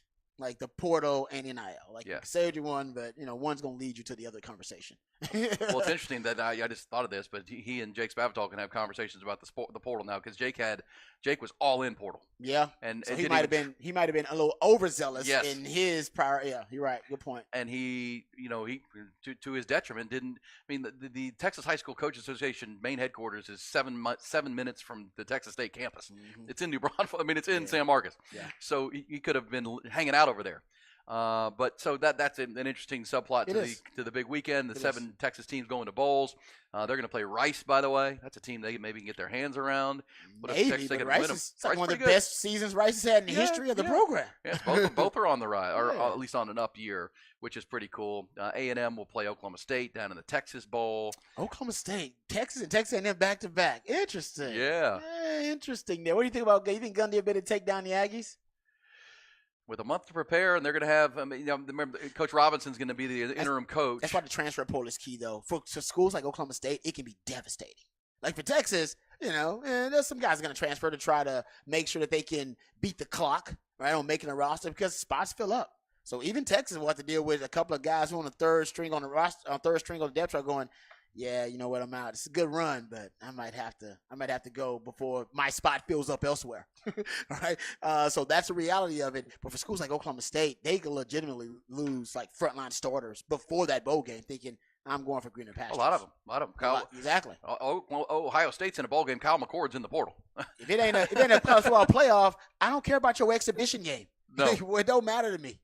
Well, we know that's becoming more and more the norm, and it's, you know, I know a lot of college football fans hate it that are longtime college football fans. This Florida State decision, you know, ripping at the fabric of kind of college football as it becomes more and more of a business. But if you're not paying attention, it's becoming more and more of a business. Then don't know what to tell you. You know, more and more players are not going to play in these bowl games. That look, last year in the Alamo Bowl, we now know that was a really huge game. It was Alabama or Washington and Texas, and Bijan Robinson and Roschon Johnson didn't play in that game. Nope. And there were a lot of Longhorn fans that were aggravated that Sark allowed them to be on the sidelines for that game. They're still family. I know. They're still family. But I'm just telling what fans were saying. They made a business decision, but they're still family. Yeah. Yeah. But I'm going to go back and watch that game. I was at that game, Texas and Washington, the Alamo Bowl. It was good. I mean, it was Washington was impressive to me, which is not surprising. They were 11-2 coming in, and to see them now go 13-0. Kalen DeBoer can flat coach. Michael Penix can. It's kind of like with Jeff Traylor. We need to see Kalen DeBoer without Michael Penix at some point, but at the same time, he was really good at Sioux Falls or wherever he was before Fresno that. State, he was good. I mean, they got the longest winning streak currently in the country at 20 games, and he is 103-11 as a coach all time. Like, he's only lost 11 games. And they got NFL receivers. Rome Odunze is the best one. I mean, they're really good. They had their way with Texas last year. So, yeah, really like this matchup. I mean, it's compelling. And obviously the Bama-Michigan matchup is with Saban and Harbaugh. That's going to be good. That's going to be good. Two really good, they're ball coaches, right? Nick Saban's the GOAT, but Nick Saban's a ball coach, and Jim Harbaugh may be the ultimate ball coach. No matter what level he's coached in, he's had success. He's turned things around, lower Division II, and then Stanford and San Fran, and then now Michigan. So I can't wait to watch that one. That's going to be a hell of a matchup, man. That's going to help Texas because those teams are going to beat the hell out of each other. Yeah. They're so physical. Texas They're or just Washington. going to beat each other up. Well, yeah, you're right. I'll Washington too. And Washington, you don't know Kalen DeBoer's already put it on their chip on their shoulder that they were underdogs by 5 points. Remember, they were underdogs by Oregon. Yeah. No, and that's a great point about it too, because they've been like that all season long. People have been waiting on them to lose. Yeah, and they all kind of like Texas. They had some narrow misses. The Washington State game was really close. Obviously, the Arizona State game on the road after they had beaten Oregon. So, yeah, they're clutch. They are clutch now. They are clutch. These teams are similar. You got two young, I'll say young, but younger, dynamic offensive minds at head coach. You've got good defenses that kind of go underrated. Texas probably has the advantage of defense the way they've played this year with PK in year 3. I think so. I mean, you got the best red zone defense, top 3 red zone defense, best third down defense, and a top 5 rushing defense. Yeah. I would say so. The only weakness is their pass defense, unfortunately, going up against the best quarterback, the most sophisticated passing game, and the best wide receivers you faced all year. Hey, coming up, Rod will get us a rant. Also, we'll go back into the rants of others, many about the Florida State-Alabama decision in the number 4 spot of the college football playoff. I would say if you were listening to our show last week with Rod being on the DL and Nick Shuley being here, we had these exact debates, and I'll just say what I thought would happen happened. And so, because Nick was not sure. He was not confident that if everything happened as it did, that they would, that Texas would get in and they wouldn't put both Georgia and Alabama in. Or it would not be Alabama over Texas and Florida State would get in. Okay. But in the end, I went to bed on Saturday night feeling pretty confident that Texas was in. I did too. Just how bad Florida State looked in winning, and everything kind of fell their way. And the minute Alabama won that game and, took down Georgia for the first time in 30 games for the Georgia Bulldogs, it buoyed Texas. It just had to, because not only did Texas look so dominant in their game, Alabama then went out and looked pretty badass themselves, and you're like, man, that game in September where Texas won by 10 might be the 2 best teams in the country. We can't not have them. That doesn't make a lot of sense. Because there are people arguing that Texas doesn't belong. I'm like, come on, man. Texas' resume, strength of schedule, just hating at that win. point if you're saying Texas didn't belong. I mean, the Alabama win is the Alabama and Texas have the best 2 wins of any teams in the country. Well, think about the teams that are in it. Michigan's win over Ohio State, Texas's win over Alabama, and Bama's win over Georgia. Yep. And then Washington has the wins over Oregon, which are impressive. And Florida State, quite honestly, doesn't have those wins. But we'll hear the passionate and on-point arguments both ways. It's valid. There's a valid argument. Well, and there's one of those arguments that both things can be true. It's just which one you have to accept either of them. If you're strong on one side that Florida State got screwed and it's terrible for college football, okay. The other side is they created the better matchups and picked the 4 best teams, which is with the charge of the committee, and it's better for the fans. It's better for the game. But that's a good, healthy debate. I'd also say this. This says, guys, we might have a reason why Brett Yormark was rattled. A picture shows Brett's daughter flipping the bird right behind him in the direction of the team that was on the stage. So the players were probably going off on which could explain why he got a little rattled. How about but this? You're on the stage. You're there with the trophy. Your daughter's there. I didn't see that. Let me go check this out. And the players are cussing Yormark, and maybe the daughter standing up for dad went full flip the bird, and so Yormark's like, honey, baby, what are you doing? What are we doing? Down. You're escalating the situation. We're on camera here. She's like taking up for her dad. She's like, yeah, we're talking trash on my dad, I man. hope my daughter would. Exactly. And then it's like, hey. And so that could have been the moment of rattling. Basically, he's trying to put out like 3 fires at once. Right? He's got the crowd booing him, daughter back there, escalating the situation. Players cussing him out. Huh? What's that there, have y'all seen the evidence here? I can't find anything. I have not. It's Gus from the Bronx on our text line was the one that showed that. So we'll have to go deep on it. I'm gonna have to go rewatch it, see if it's out there. I don't know if it's on the like the ESPN rewatch. I don't know if it's on there. They might have a limit. Hey, Yormark's like, hey, can you, ESPN, you're our TV partner. Can you pull that off? Because they took off the Nelly halftime, too. Because when I rewatched it again, I looked at because my cable, because of the dispute between ESPN and the providers, I didn't get it on regular cable. I had to stream it. That's what I did. And it sucks. Because I'd rather watch it on cable because the rewatch is easier for me. Yeah. And I get little details like that. Well, and you and I are part of the Inside Texas Watch Along, and I was at the Jay Gilligan's. Oh, yeah. They had DirecTV, too, and there's the disputes happening in Dallas, too, on WFAA, and they had it, but they were able to stream it on YouTube, but when you're streaming on YouTube, you're behind. So I'm doing a watch-along, and I'm like 10, 20 seconds behind Bobby Burton and Jerry Hamilton. People are like, no! So Jerry's calling the plays, and I'm like, yeah, I'll wait and see it. Yeah, that's kind of how I felt, too. Frustrating. Yeah, it is frustrating. Come on, get that thing fixed. I got UVerse, so it's UVerse, too. Me, too. Well, I got DirecTV. I got UVerse, so it's out for me. Hey, let's get that fixed before the Natty title. Can we get that fixed for the national championship games? I would love to have that, DVR'd forever for me so I can record it and have it and rewatch it. Come on, y'all. Get together. Killing me, Smalls. All right, so one more time before we go to Rod's rant, let's hear Brett Yormark butchering the head coach of the Texas Longhorns name. Now we learned that maybe his daughter was going Tom Herman birds on the Texas players to defend Pops. The subplot thickens. Here we go. Sorry, I did not have it up. Oh, come on. You got to say that forever. That's a piece of gold. Yeah, that is gold. I know, I know. Well, all right, I'll save it. We'll come back for folks who missed it. Plus, we'll hear from Booger McFarland, Bryant McFadden, Dennis Dodd vehemently defending Florida State and arguing that Florida State should be in the championship round. And then those are defending Alabama. We'll get to all that coming up. But right now, Rod has a rant number 2 of the day.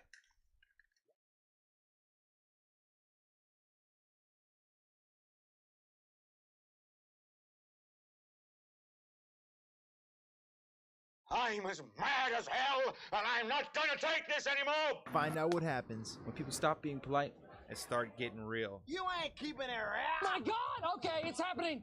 Everybody stay calm. Oh, you've done it now. It's time for Rod's rant of the day. Hold on to your butts. All right, welcome back. Let's get into Texas's dominant win over the Oklahoma State Cowboys. One of the things that I noticed in this matchup was Sark started out the game going into power sets, right? Power personnel packages. You've heard me talk about this before. And when I say power, I mean run-oriented sets, run-centric personnel sets. 21 personnel, 2 backs, 1 tight end. 12 personnel, 1 back, 2 tight ends. And the key with this is I do believe he was, pulling the okie doke against Oklahoma State. He wanted Oklahoma State, after watching film on Texas the last 2 weeks, post Jonathan Brooks. If they're watching film on Texas, Oklahoma State, they were keying in on the post Jonathan Brooks Texas offense, right? How did it look? What's the offensive identity without Jonathan Brooks? Is the running game going to regress? And let's think about those 2 games, right? After Jay Brooks goes down, you got Texas Tech game, the Iowa State game, where C.J. Baxter runs for 100 yards. You got the Texas Tech game. That's where Jaden Blue runs for 100 yards. So they're probably thinking to themselves, damn, they lost Jonathan Brooks, and they had 2 different 100-yard rushers after that. So they're thinking about the offensive line that's going to ascend, and they're thinking, man, Texas could come out here, and if they can run the ball successfully, they're going to be able to control this game because they can't stop Texas throwing the football because they have too many matchup advantages on the outside at skill positions. But one thing they could do, if they can make Texas one-dimensional, stop the running game, and then put Texas in predictable passing situations, then they can drop their 8. That's when you could throw out the sim pressures. That's when you could throw out the really exotic looks, force Quinn Ewers to hold on to the ball, force him into making some mistakes. And the only interception that he threw of the day, what was he in? 3rd and long. Predictable passing situations. Sark wanted to keep him away from that. So what Sark did was use the research, right, and use the scouting of Oklahoma State against them. They clearly came in worried about the run game because Texas had been so successful. Best running game all year between the running backs and the O-line in that Texas Tech game. And then in the game against Iowa State, you saw Texas impose their will and close out Iowa State on the road with the running game. So what they did early on, in the first 24 plays, I believe that's when Texas scores 28 points in their first 24 plays. They come out in more heavy sets. 1 back, 2 tight ends, 12 personnel, and 2 backs, 1 tight end, 21 personnel. Then they do 11. Now, Sark loves 11 personnel 50% of the time. All right, he's going to run out 11 personnel, 1 back, 1 tight ends. But we know that the 3 high, 3 down defense is designed, constructed to defend spread teams, to defend speed on the field. It's a hybrid defense that is malleable itself in conception, in its the conception of it. And I think you start looking at the way that Sark approached it. I think he wanted everything to say run. He wanted the last 2 weeks of research, the last 2 weeks of game film to say that, and also the presentation. And what do you always hear me say it, right? Present, power, personnel packages, and pivot to pass principles. Why is this important to the 3 high defense? Because the 3 high defense is threatened by a power presentation because they know they're already outmanned. They know they're already at a size disadvantage and a numbers disadvantage in the box. All right, because they have their run fits, their run defenders, their force run defenders coming from the second and coming from the 3rd level. So if Texas initially comes out in power personnel, 2 backs, 1 tight end, 1 back, 2 tight ends, they have to respect it. Remember, I said you can even go 6 O-line if you want to, but you have to present the 3 high, 3 down with power because that will threaten them, and that threat will force them to basically abandon their disguise, abandon their distortion, which is their unique strength. All right, the distortion and disguise pre-snap, forcing quarterbacks to process post-snap, forcing blocking schemes to have to be assignment sound, but post-snap because they don't necessarily know where the run force defenders are coming from and where the run fits are coming from 2nd and 3rd level. So what Sark did, he presented power. All right, that means that they're probably going to get to their alignment and assignment, get closer to their run fits. That's going to reveal what their coverage responsibilities are as well because they won't venture too far from those. So better coverage indicators, better front indicators, and that's for a Quinn Ewers, a Quinn Ewers who at times can struggle processing deep into his progressions. It makes his read easier, cleans up his pre-snap read, and that's when you can go to those initial read, first window throws. And you saw a lot of that, right? So that's why the screen game is big. What's the screen game? Predetermined read. You know exactly where you go with the ball. You ain't got to go through progressions. I'm going to JC with the ball on the screen. I'm going to Baxter with the screen. What I brought up earlier, the targets to motion. Targets to motion also predetermined throws. Predetermined initial read, first window throws, making it easier on Quinn Ewers. That's why he had his best game ever. That's why he was just, it seemed at one point almost perfect. I think he started the game 12 of 12. All right, throwing the football because they were presenting power and then they would pivot to play action pass principles. And that is one of the ways that Sark, his formula, his own formula and antidote for the 3 high, 3 down defense is to present them with power. And then when they adjust, whether it be with a personnel grouping or whether it be by getting closer closer to their run fits and assignments and revealing indicators, abandoning disguise, that's all Sark needs. Because essentially, once the unique strength of the 3-high, 3-down is dismissed from the equation, when they no longer have that, that's just Sark dialing up plays against a team that's running cover 3 or cover 4 or a man coverage or with an odd front or an even front. It eliminates all the unique strength and the difficulties and the problems that the 3-high, 3-down presents. So that's one way he did it early on, and that's why they had so much success.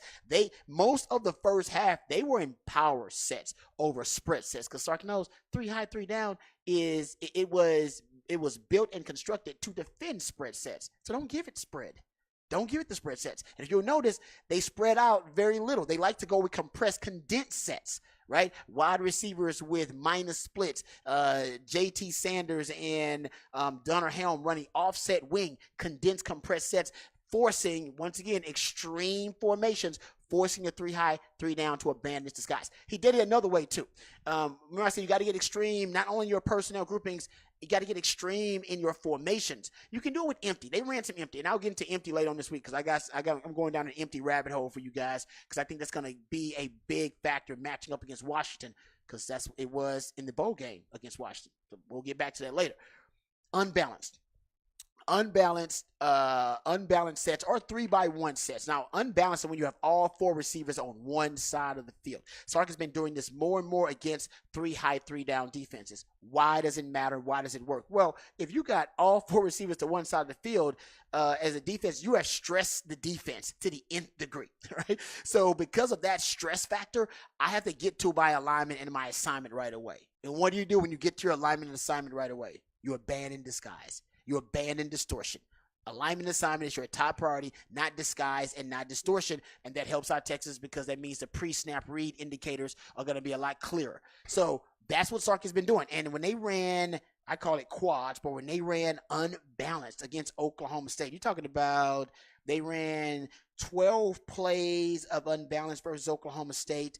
TCU, they ran 22 plays of unbalanced against K-State. I think he was at 14 plays of unbalanced. He's been running a lot of unbalanced against these 3-high, 3-down defenses because it forces them to have to get to their alignment and assignment and respect the numbers advantage that you present when you got all 4 of your receivers on one side of the field. With that being said, Texas in the games where they play unbalanced versus 3-high, 3-down defenses, talking about nearly a 73% completion rate, over 10 yards per attempt throwing the football out of unbalanced sets against 3-high, 3-down defenses. So they're not even run the football that well, a little under 4 yards per rush out of unbalanced because it's tough. Sometimes they try to run to the weak side of the unbalanced. And if you run to the strong side, well, the defense is there. They're trying to match their numbers. So it's tough to run to the strong side of unbalanced often.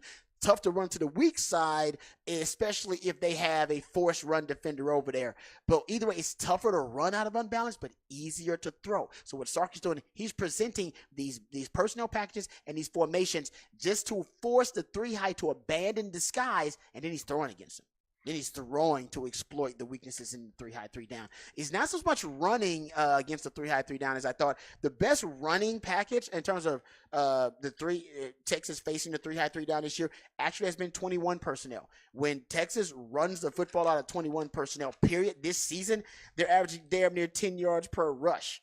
It is still easily the most effective, most efficient, and most explosive personnel grouping the last 3 years under Sark. And I thought it was because of Bijan and Rojo, but my hypothesis was wrong and flawed. Turns out this season, you are still averaging more yards per attempt, more yards per play, and more yards per rush out of 21 personnel than any other personnel grouping that Sark has there. And this is post Bijan and Rojo with Jay Brooks going down, with now Jaden Blue contributing, with Keelan Robinson, with C.J. Baxter.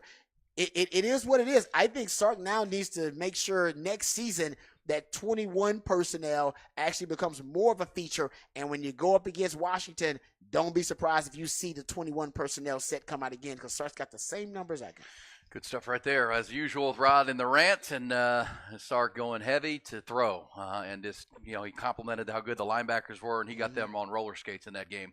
They were the first couple of plays. You got a screen pass throwback to C.J. Baxter that goes for a big explosive. Then a sweep to Keelan Robinson, then the play action to the corner route to A.D. Mitchell. I mean, those guys were just on their heels and really impressive. Just the whole first quarter, first half. If not for the Quinn interception where he just never saw the linebacker, that game was more one-sided. Yeah, because they couldn't get Texas in third and long. That was one time. Not one time. And that was after a penalty. Yeah, the one Christian Jones penalty. They had him in third and long. Made a first and 20, which led to a third and long, which led to a pick, which led to nearly That's the key. Their only touchdown. If Texas stays out of third and long, Quinn Ewers is at his best. Yeah, you're right about that. But when Quinn is in a predictable passing situation, that's when you throw your exotics and your sim pressures and everything at him. But if he's not in that, and they keep the defense off balance, man, Quinn can look like that more often. We'll come back. When we do, we'll get back into the Florida State-Alabama debate and where you stand on it. It's one of those polarizing, visceral conversations about college football, what's good for it and what it is. Also, more on the NFL from the weekend, including the Texans. It's been all about C.J. Stroud this year for Houston. Their other foundational rookie had himself a hell of a game yesterday, and they were able to win a really, really big football game. We'll get back into that as well. It's Hook 'em Up with Ian Rod B. We've got Who Said That for the end of the hour. Who said that?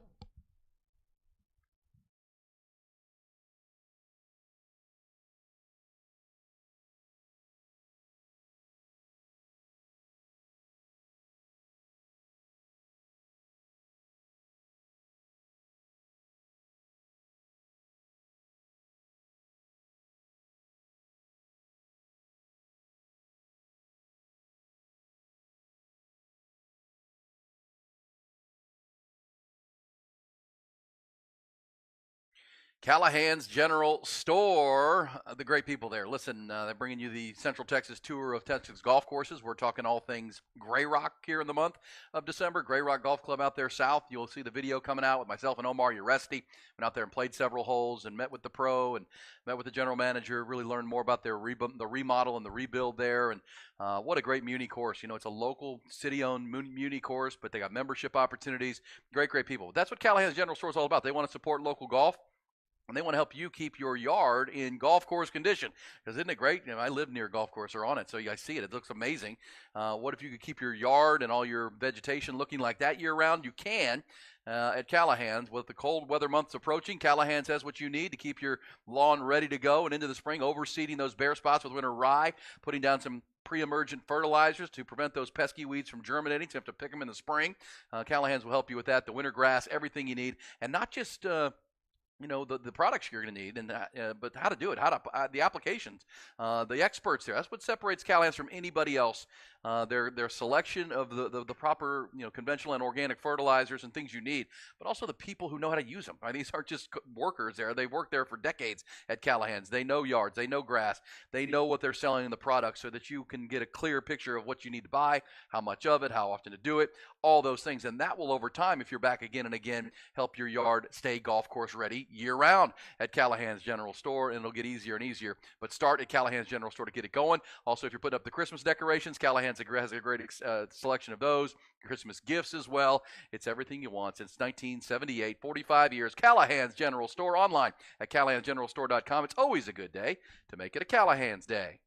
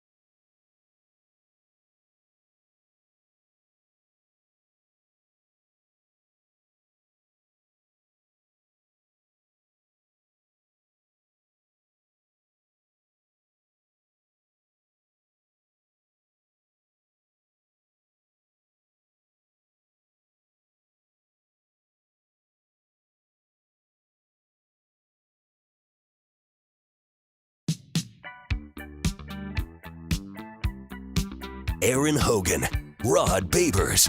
Hook 'em up. 1019 AM 1260. The Horn. Man, what a weekend. What a Monday. A good, bad, and ugly Monday. Plenty of good for the Longhorns. Props to Vic Schaefer and the Texas women. Rory Harmon was amazing yesterday. They beat, not just beat, they took down UConn. And UConn's not the same UConn, right? But that's still Gino RM in UConn. You've been 0-10 against them. You didn't just beat them, you beat them pretty bad. And Rory Harmon was the best player on the court. She's a dog, Rod. She went to my high school. She went to Cypress Creek High. That's where I went, graduated in 1991. She's a dog, man. She was awesome yesterday. Even Gino Ariema said that's by far the best player we faced this year. And 27 points, 13 assists, balling out against UConn. Also, the Texas volleyball team is off to Stanford now. They've won their regional, beat A&M, beat the Aggies. Always good to do that, and then beat SMU. So props, and it was a lot of winning on the 40 acres over the weekend. Oh, yeah. Athletic department's in a really good place. They're waiting on football. Actually, every sport was doing great. They were waiting on football to catch up. Right, and that's why there was such an emotional – that's why I thought I guess this is what you just said is why my observation of Arlington and Dallas was so cool, because fans have been waiting for so long for this, right? I mean, even I was up there for 2018 when they played Oklahoma, but it was great you were playing Oklahoma, but that wasn't a great team. I mean, they went on to win the Sugar Bowl. It was a good team. They were a good team. They were a really good team. And that fan base the Longhorn fan base didn't get really excited until after they beat Georgia, right? They lost to Oklahoma, and Texas fans were hopeful they could beat Kyler Murray and company, but they couldn't. So it was almost like, oh man, this group came there to see a stomping. This fan base came there to see a coronation and to take that trophy from Brett Yormark and to leave no doubt and to take it personal and FAFO and all that, right? They're all bought in, and now to wake up on Sunday morning and get placed into the college football playoff. It just takes it to a whole different level as far as that goes. In my mind, the fan base is they're riding this wave. They are, yeah, riding this wave. But Ty, I wanted to play some of because the controversy is obvious. Actually, let's hear Ty when Texas was announced, and you let to hear the Texas players cheer because this was cool. Like everybody was sitting there. There's 5 teams. There's 4 spots. Who's going to get in? Here it was with Texas being announced as the 3rd-ranked team. Here's the 3rd team that was taken off and put on the board. Who's number 3? The Texas Longhorns. Steve Sarkisian's team winning a conference championship for the first time since 2009 and making the playoff for the first time.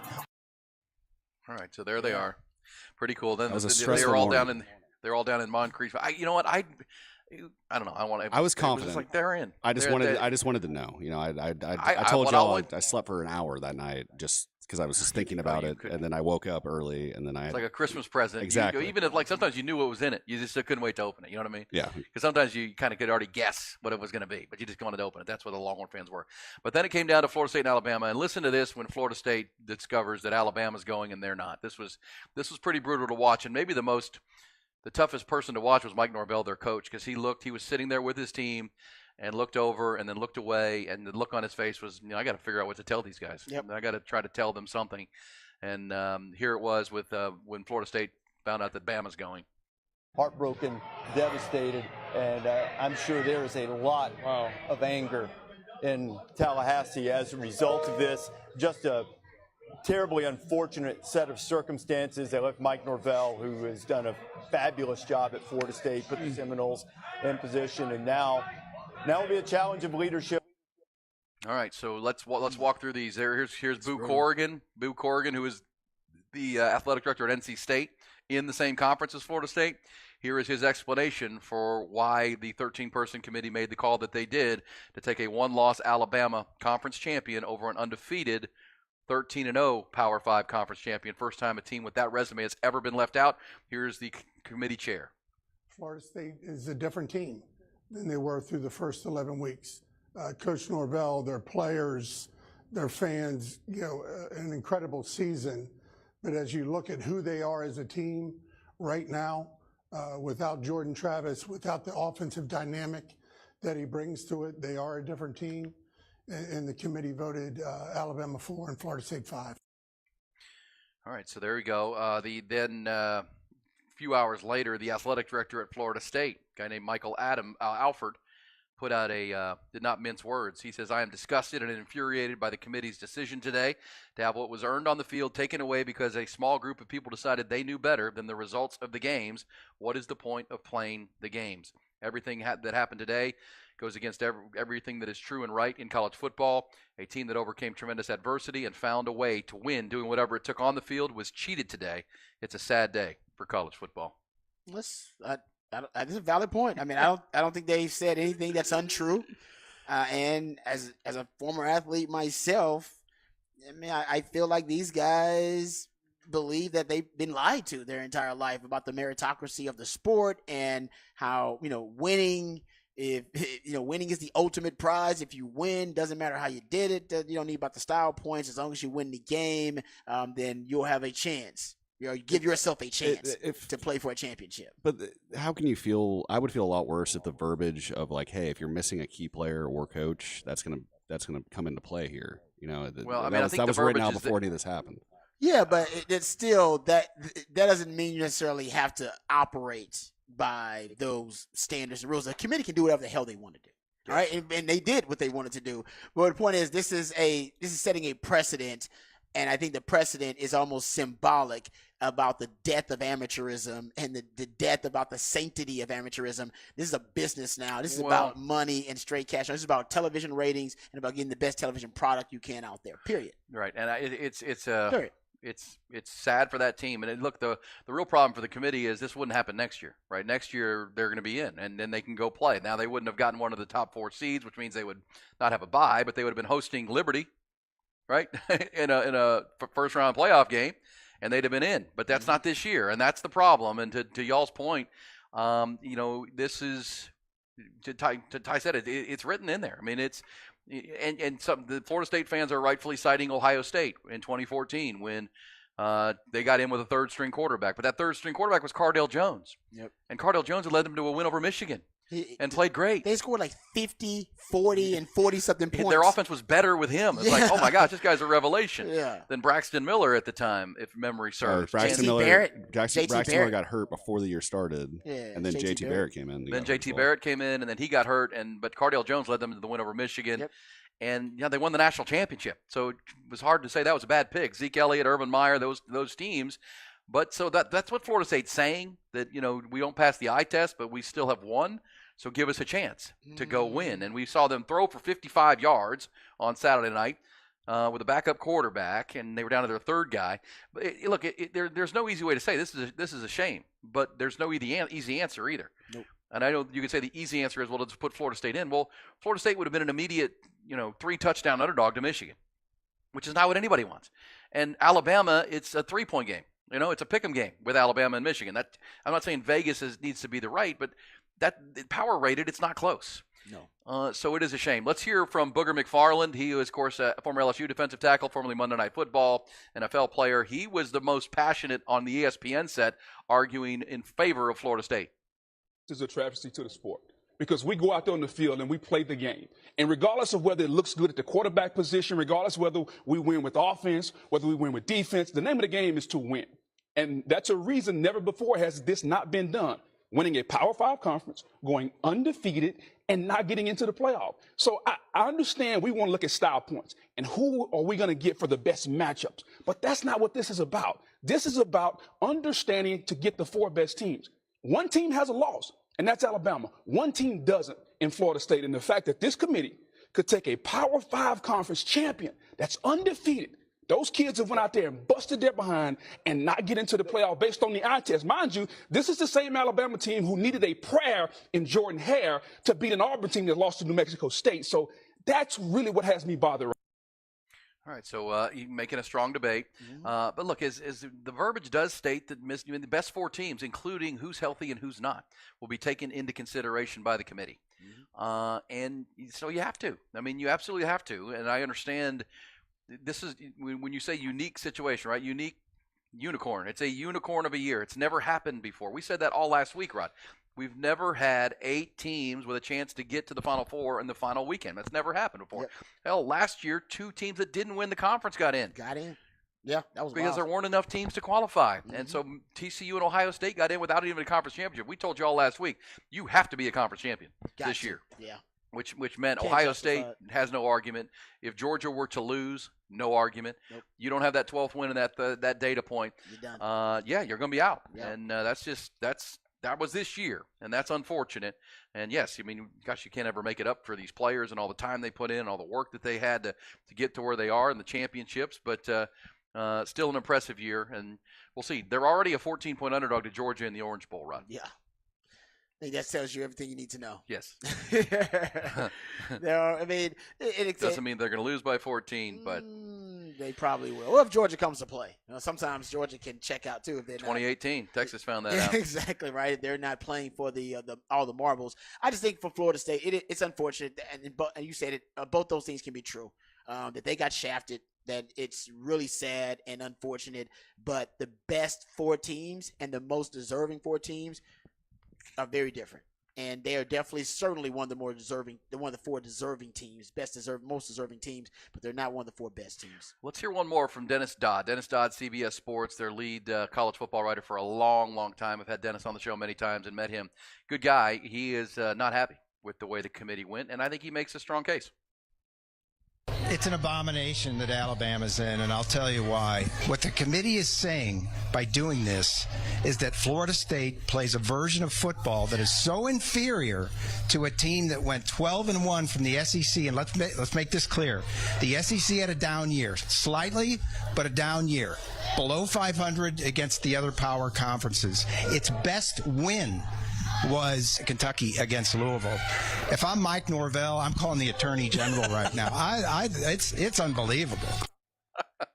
I love it, man. I don't love it. I hate it for Florida State, but I love the debate and the rancor because it's a good debate, and it will be forever. But now we'll see. I mean, now it doesn't matter, though, because you got 12 teams next year. Yeah, now it won't matter. It won't ever be in this position again. Now we will be arguing 12 and 13, but yes. Nobody will argue 12 and 13 that passionately, though. No. You'd be like, nah, I mean, you had plenty of opportunity to get in. Because you'll probably get, for 3 of the Power 5 conferences, you'll probably get multiple teams in now, from now on. For sure. At least, right, for like Big Ten, SEC. If you're already looking next year, the Big Ten has 2 teams in, and the SEC has 2 teams in there you go. under next year. Yeah, the 4 teams, you got 2 Big Ten. That's a great point. So, yeah, that's like Big Ten, SEC. I don't know about the Big 12. Because the Pac-12 listen, I will say one last time. Maybe ACC, they'll get 2 in. I know for a fact this is already happening, but if you go back to the beginning of the year when the top of the ACC was not happy with their deal, Florida State, Clemson, and wanted out. That has gone to warp speed. Now it's exacerbated. Now they may have enough votes to get out of the granted rights rod in the ACC. This will further destabilize the ACC. Totally agree. Even though the ACC added SMU and Stanford and they're moving, but this is groundbreaking for them. They can't believe they got left out. They can't believe one of their own, Boo Corrigan, didn't fight for them more. And there's you wait because the SEC and the Big Ten are set. There's going to be talk among the ACC to break their granting of rights, get enough involved that the lawyers won't matter, and some type of partnership with the Big 12, something so this never happens again. Now, it won't happen again, but everything you just said is true. They're going to start fearing that the Big 10 and the SEC are going to stick 4 teams in every year. That's a valid fear. Yes. It really could. 100%. So that is happening. The saber rattling has just gone through the roof now based on what we heard this summer because they were already upset that their revenue was going to be much less than in the ACC than the top schools and all the schools in the SEC and the Big Ten with the changes coming. Now they're getting left out of the party. They got to fight for the future, I guess. Hey, we'll be back with some Who Said That, Rod? Who said it? Always fun. Also, the fabulous Fifth Hour is on tap on a fabulous Monday. It's Hook 'em Up with Ian Rod B.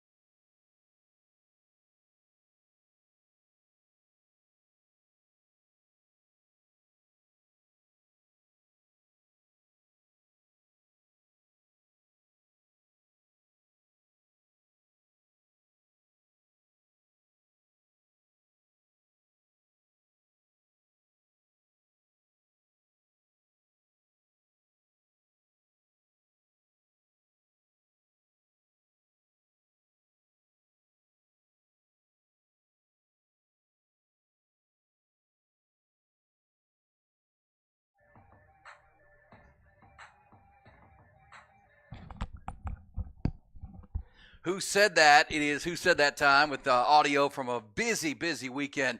And who said it, Rod? We try to guess, and you play it for me. I play it for you. What do you got for me? All right, Ty, I sent you like 3 different cuts. You can just dial up any one of them. We can play Who Said That?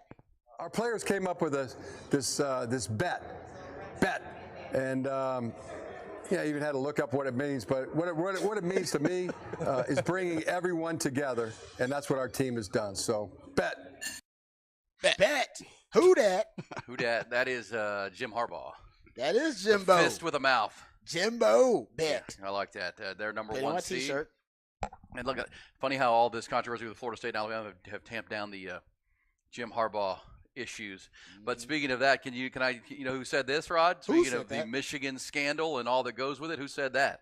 Hey guys, I got a quick phone call. Connor Stallion's beeping in right here. I'm trying to get some signals here, so I gotta go.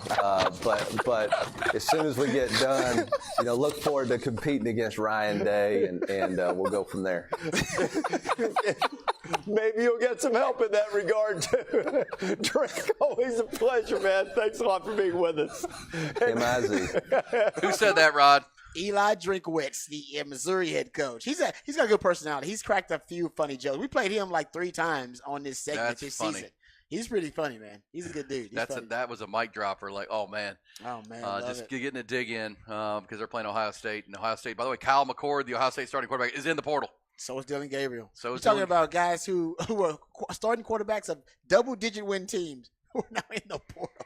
Man, and life comes at you fast. That's crazy. Well, I think I don't know what's going to happen now that the Longhorns are in the playoff. But we talked last week. Could a guy like Malik Murphy jump in the portal now because the spots are going to up, man. Yeah, you can't mess around, especially quarterback. So definitely, if there's only a few spots for cornerbacks and wide receivers, imagine how few there are for quarterbacks. Yeah. Fills up quick, man. So we'll keep an eye on that. Longhorns so far. There's a Cutter Stallion shout out.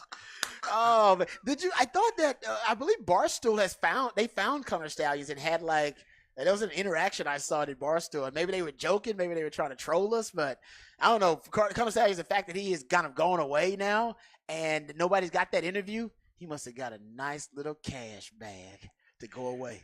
All right. So who said that, Rob? What else do you have for me? All right. Dial up another one. Who said that? Coach, going into this game, Carson Beck hadn't been hit all year.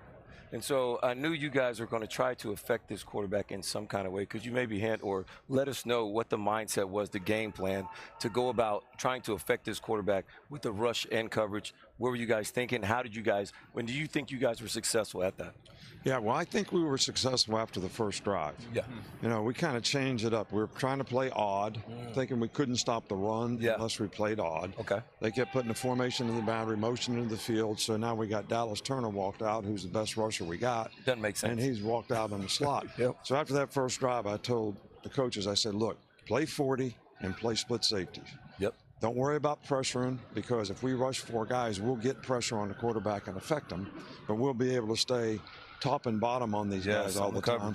And 19's not going to kill us, and 84's not going to kill us. And other than the one big play they made when they ran a force and go into the boundary over there, and number 1 caught it. Misplayed it. Yeah, we misplayed it.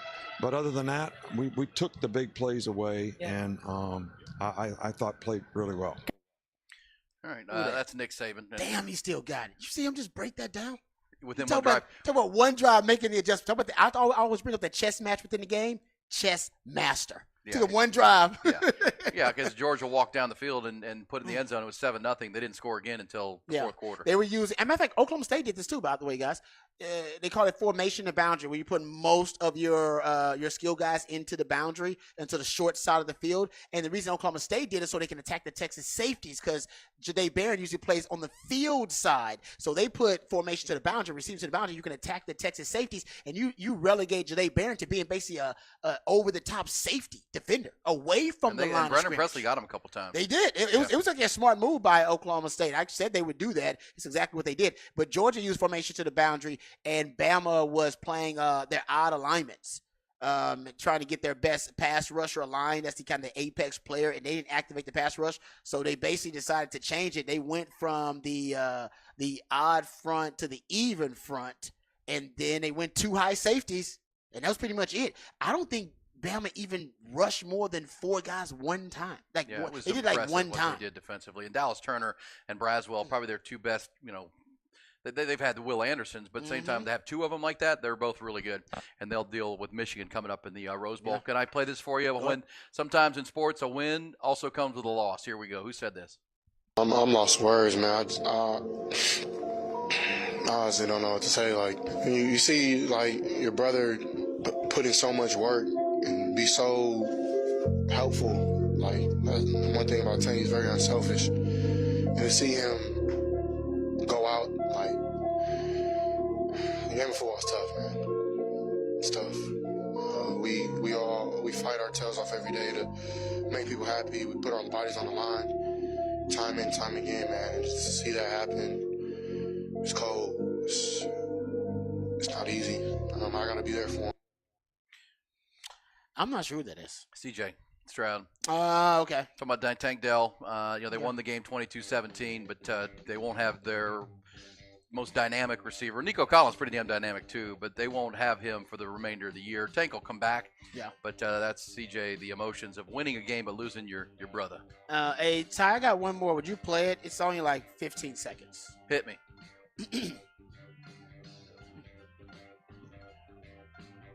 Which one was it? Was I've sent you 3. You played 2. So, and as you make those talk, I just hope you also remember it's the players, and don't forget to give them a share in the revenue. Ooh, Jim Harbaugh again. Mm-hmm. He's recruiting, even when he ain't recruiting. Hey, get a player some of that revenue. Every player around the country says, I like that guy. I want to play for that guy because he wants to give me money. Recruiting. And then you got coaches out there saying, I don't want you to. Exactly. I was like, hey, they should get more of the revenue. Are they going to get it? No, but sounds good. Sounds good. Yeah, we'll be back. Fabulous 5th hour rolls on. Good stuff. We'll get back into that NFL weekend as well, including the Niners statement made in Philly. Cowboys now can play for first place next Sunday night. Texans in the playoff mix in a very crowded AFC. And the Longhorns are going to the college football playoff. Hook 'em up with Ian Rodby.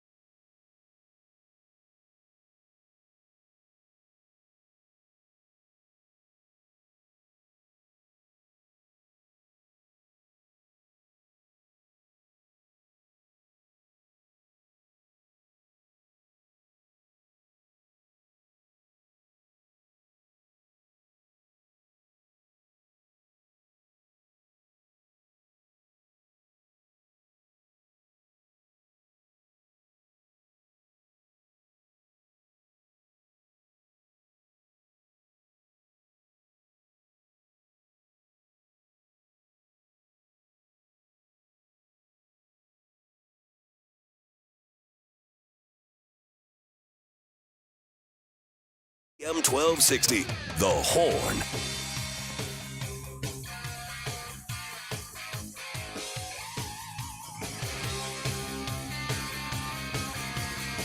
That Belichick is going to hire Connor Stallions as a scout. He's my kind of guy, Belichick. Yeah, well, I'll get you some NFL stats, and it's not good. It's not good for Bill Belichick. This says, come on, F State, come to SEC. Look, they'd like to. Trust me, Florida State would love to be in the Southeastern Conference, and they and Clemson and others are going to be pushing for that. No doubt. But the SEC doesn't really want them. They may have to join the Big 12 and further establish the Big 12 because the Big 12 could add in some type of partnership some of the top teams and go from the 16 they're going to be to 20. Yeah, I mean, the ACC would give them a chance to – because right now the Big 12, the issue is they don't have any blue bloods. Right. Florida State would give them They don't have any blue bloods at all. I mean, right. They're going to establish blue bloods. They got some good programs, but they all have to grow. Yes, they're new bloods. Yeah. They need you to be I believe that they didn't say this, but originally go look at the Power 5 conferences. I believe they started with just who's got the blue bloods. If you ain't got a blue blood, you're a group of 5. Yeah, that's right. And that's basically what the Big 12 has been relegated to because they don't have any Power 5 programs. Correct. Like, any blue blood programs. And Brett Yormark would sell it if he could add, let me just play hypothetical. I don't know if North Carolina would leave. I mean, there's so much basketball tradition with the ACC. Now that's what he said. He said, I got blue bloods, but in basketball. Yeah, I could add. I got college basketball. What if I had North Carolina? Kansas. Well, yeah, with Kansas and North Carolina and Florida State, Miami, and Clemson. Duke. And Clemson, right? And all of a sudden you're taking football, but you're also going to add Duke, Virginia, and some of these other schools. And now you have a coast-to-coast dominant basketball conference, and you have a really and the thing about the Big 12 expanding football further would be a dominant 3 time zone conference, right? So you're East Coast, where now you're adding East Coast teams to go with Central Florida and West Virginia. And the other schools in the East, you've got the middle of the country covered, and you've got the West now with the Arizona schools. Yeah. That's why they're flirting with Gonzaga for basketball. Mm-hmm. I mean, you see where he's going, but it's the industry of football. It's the consolidation of college athletics. But trust me, with the snub of Florida State, which the fact that they're making it, for most of us, it's not a snub in that the 4 best teams are in, and the betting odds tell you who are the power rated teams. But for Florida State fans in the ACC, it doesn't matter. They're all losing money because they're not in. Florida State's losing an opportunity, and you guys are changing the rules in the middle of the game. Even though the rules say you have to consider health of a team. Mm-hmm.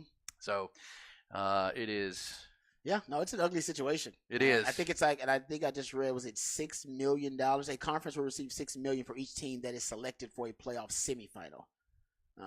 So that's right. It's a lot of cash. And if Texas plays in the final, that's where I was getting the $11 or $12 million number for each team. If Texas wins and then plays again, they'll get another 6. Yes. Yeah. Yes. So it's $12 million per team if Texas can play for the championship. And as we said, here's the advantage for Texas. If there is one, you've said this, you think the Washington matchup is the toughest because it's a tougher matchup. Because Bama likes to run the ball, and so does Michigan. Texas is the best run defense, arguably in the country. It would be a heck of a matchup, but their secondary can be leaky. And Michael Penix, an NFL receiver, is big time. Yeah. Kalen DeBoer is a really good coach, but Texas already knows Washington, and that's vice versa. Mm-hmm. They played last year in the Alamo Bowl, so there's familiarity. You already have a game plan, and you come up with a new one, obviously. But you know some personnel; they know you. But if you were able to win that game and Bama were to beat Michigan, you know the Bama game plan. Yeah, you played that. You worked on it all offseason. Well, and Bama rip and repeat. They'll be coming off a really physical game. Well, Bama or Michigan. But Bama, you get more advantage because, like you said, you already have a scouting report on Bama. The players know the opposing players really well. Sark knows the opposing coaches really well. And on top of that, they would come off probably their most physical matchup of the season. For both of them. Easily. Yeah.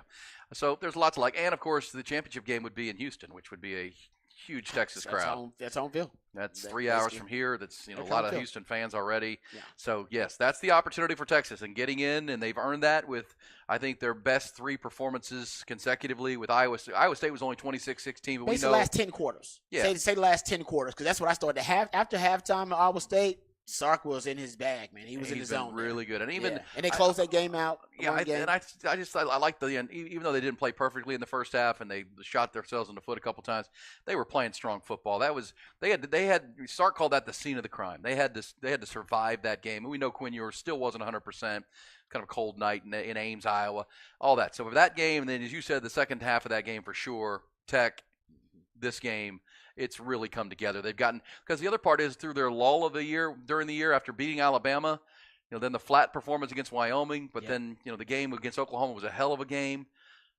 Coming out of that game, they were beat up. I mean, that's the other part that, everybody has injuries, but their starting center got hurt in that game. Jalen Catalon got hurt in that game. JT Sanders got hurt in the Kansas game and wasn't healthy for the next month or so at tight end. So you lost a weapon there. They survived. Then Quinn, of course, got hurt in the second half of the Houston game.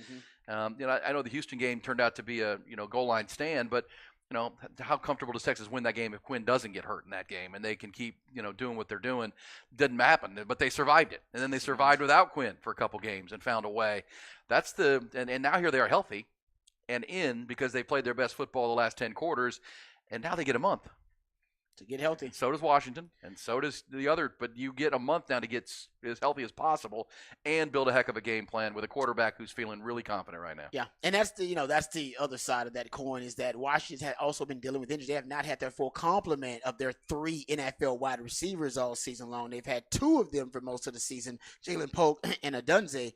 But now it looks like Jalen McMillan, who's the other 3rd NFL caliber wide receiver they got, he's going to be ready for that game versus Texas, and that could be a problem because Texas just does not have the DBs to match up with those NFL wide receivers across the board. So Texas pressure packages, how they get pressure on Penix early and often, that's going to be the key because they're not going to hold up in coverage. Guys, they were getting beat by Oklahoma State. Yeah. They played that bump and run press. All it took was some double moves and some hitch and goes, and Allen Bowman just couldn't hit those guys. Michael Penix would be able to hit those guys. Yeah, So pressure's going to be key. Yeah, Pressure will be key. Texas, that's the liability for Texas. They can't hold up in pass coverage. That's okay because they can't apply pressure, and Washington can't really stop Texas either. They don't have the defense to really be able to match up, but they can rush the passer pretty well. Braylon Trice is their pass rushing kind of They come off the edge. Yeah. And look, I think it's a very even matchup. Vegas has Texas as the favorite early, but it's a long road trip for Washington. But either way, they beat, and Kalen DeBoer is a witch as a coach. I think it's a great matchup for Sark and he. Great description. He's a witch. He is. A warlock, I guess. He is. And I can't prove this, but Texas didn't play with the intensity that they're going to play with it this year against Washington. They were just kind of there. Well, and they got the weapons, though. Remember, they could tee off on Xavier Worthy last season because you didn't have A.D. Mitchell. Now you got A.D. Mitchell. That's the biggest difference. Well, and we now know X-Man was playing with a broken hand, and if he catches a deep ball in the third quarter of that game, having been there, Texas might have won that game. And Quinn had a good game without that. If he gets a 60-yard touchdown pass, he's over 400 yards against them last year. Against the Huskies. So he's going to feel pretty confident about what they can do against that Washington defense. So lots of like for Texas for sure as they get this cranked up. Rod will take us behind the burnt orange curtain one more time here in our fabulous 5th hour. Aaron Hogan, Rod Babers, Ty Henderson. Can I take you around the NFL real quick, Rod, with some things that I noted from yesterday that is we'll get to the Texans and here coming up, Cowboys and Eagles and what the Niners did. But I mentioned this. How's this going to go with Bill Belichick? Are they going to move on from Bill Belichick when the season's over? That is the big question in greater New England and up and down the East Coast. But the Chargers went into New England and beat the Patriots 6-0. This is an NFL game, Rod, in 20 and 23. 6-0. Come on. Say that again. 6. That's crazy. The Chargers won a game with Cameron Dicker kicking 2 field goals. That's it. Hey, Dicker the kicker. Dicker the kicker. Showing up again. Aren't the Patriots the first team ever to have 3 straight games holding the opponent under 10 points and still losing all those games? Yes, you must have been listening to me in the 6 o'clock hour, but I'm just kidding. That's true. Yeah, they're the first team since the 1938 Chicago Cardinals, actually, Ty. Because Chicago, of course, the Cardinals have moved from Chicago to St. Louis to Arizona, wherever else. But either way, they gave up. Their defense has given up 10 points or fewer 3 straight games, and they've lost all of them. So Belichick can still coach some D. But historically terrible offense. It won't work. Bailey Zappi. Well, you know that because Bill O'Brien's there. That's why. Yeah. If they fire Bill O'Brien and get Josh McDaniels back in there, they'll be okay. I mentioned this, though. The Texans did their job yesterday, beat the Denver Broncos. Denver had been 5 in a row, playing great. Sean Payton's team. And Russell Wilson had been Broncos playing country, let's ride. Let's ride. How you like that? They're now 6-6 because Houston beat them. Let's ride. But so if you were a Texans fan, you were watching and hoping Tennessee could hold on and beat Indianapolis. Speaking of Belichick disciples, Mike Vrabel's going to be in some hot water here because the Titans lost a game at home in which they should have won. They gave up 2 block punts successively. That's unbelievable. In the NFL? And, Rod, you got to go back and watch them. They weren't close. Like, the punter almost got killed. Like both got times, hurt. the punter got crushed both times. Somebody's going to get fired. One was a pick six or a scoop and score touchdown. Yeah. One led to a field goal. And then when they still rallied from that somehow at home, they still scored a game-winning touchdown, it looked like, to take the lead and win 26-25. Oh, really? Will Levis? Nick Folk missed the kick, the extra point. Special teams special team coach is done. Have we got an update on that? Let me look this guy up. What's his name? God, Tennessee fired. special teams Fired. coach. Yeah, I'm going to have to look him up. So Nick Folk missed the extra point, and so it's 25 all and ends up in overtime, and the Colts win in overtime. No, and Will Levis went out of that game, and actually Ryan Tannehill had to come into that game. He's been with the Titans 7 years. Craig Ackerman. Sorry, Craig. He's leading this special team. 5th season as assistant head coach, too. Well, I got to have to go read the Tennessean today. Because you're right. And right below that headline is Titans fans, media calling for Ackerman to be fired. Well, you've never seen anything like it. Like you've never seen that in high school, Ron. I know where I saw it? Texas. 3 against North Carolina State. That's where I saw it. Last time I remember anything happening like that. And by the way, after that, Mac Brown, he went from, I think we had at one point like 4 or 5 periods dedicated to special teams. Maybe even before that, it was like 3 dedicated to special teams before that. After that, Mac Brown doubled the amount of special teams periods we had at practice. Yeah, you have to. We doubled it. I also, Longhorn fans want to forget this, but we did see Texas go to Stillwater and Charlie Strong's team get 3 extra points blocked in a single game in a row. That's right. I do remember that. Oh, man. Same guy. Never adjusted. Well, it was the same thing in North Carolina State. I believe it was the same player. It was T. Holt. It was Torrey Holt's brother. It was Terrence Holt. Because I played with him in Detroit. He would always go, "Bro, you believe I blocked like 3 kicks against you?" I'm like, "Yeah, I remember. Shut up." Yeah, exactly. Well, that happened yesterday. If you go back and watch him, it was a total malfunction. I mean, the kicker almost got destroyed because it was so easy to block the punt, like high school football. Also, yesterday from the NFL, the Detroit Lions defeated the reeling New Orleans Saints 33-28. They got up 21-0 and held on. But give Dan Campbell's team credit. How about this? Best record for a Detroit Lions team through 12 games since 1962, Rod. Ooh. 61 years since they've had a record this good. Hey, I used to be a Detroit Lion. It's been a long time, brother. Long time. Well, think about this now. Yeah, baby. Here's the problem for Detroit. They're really good.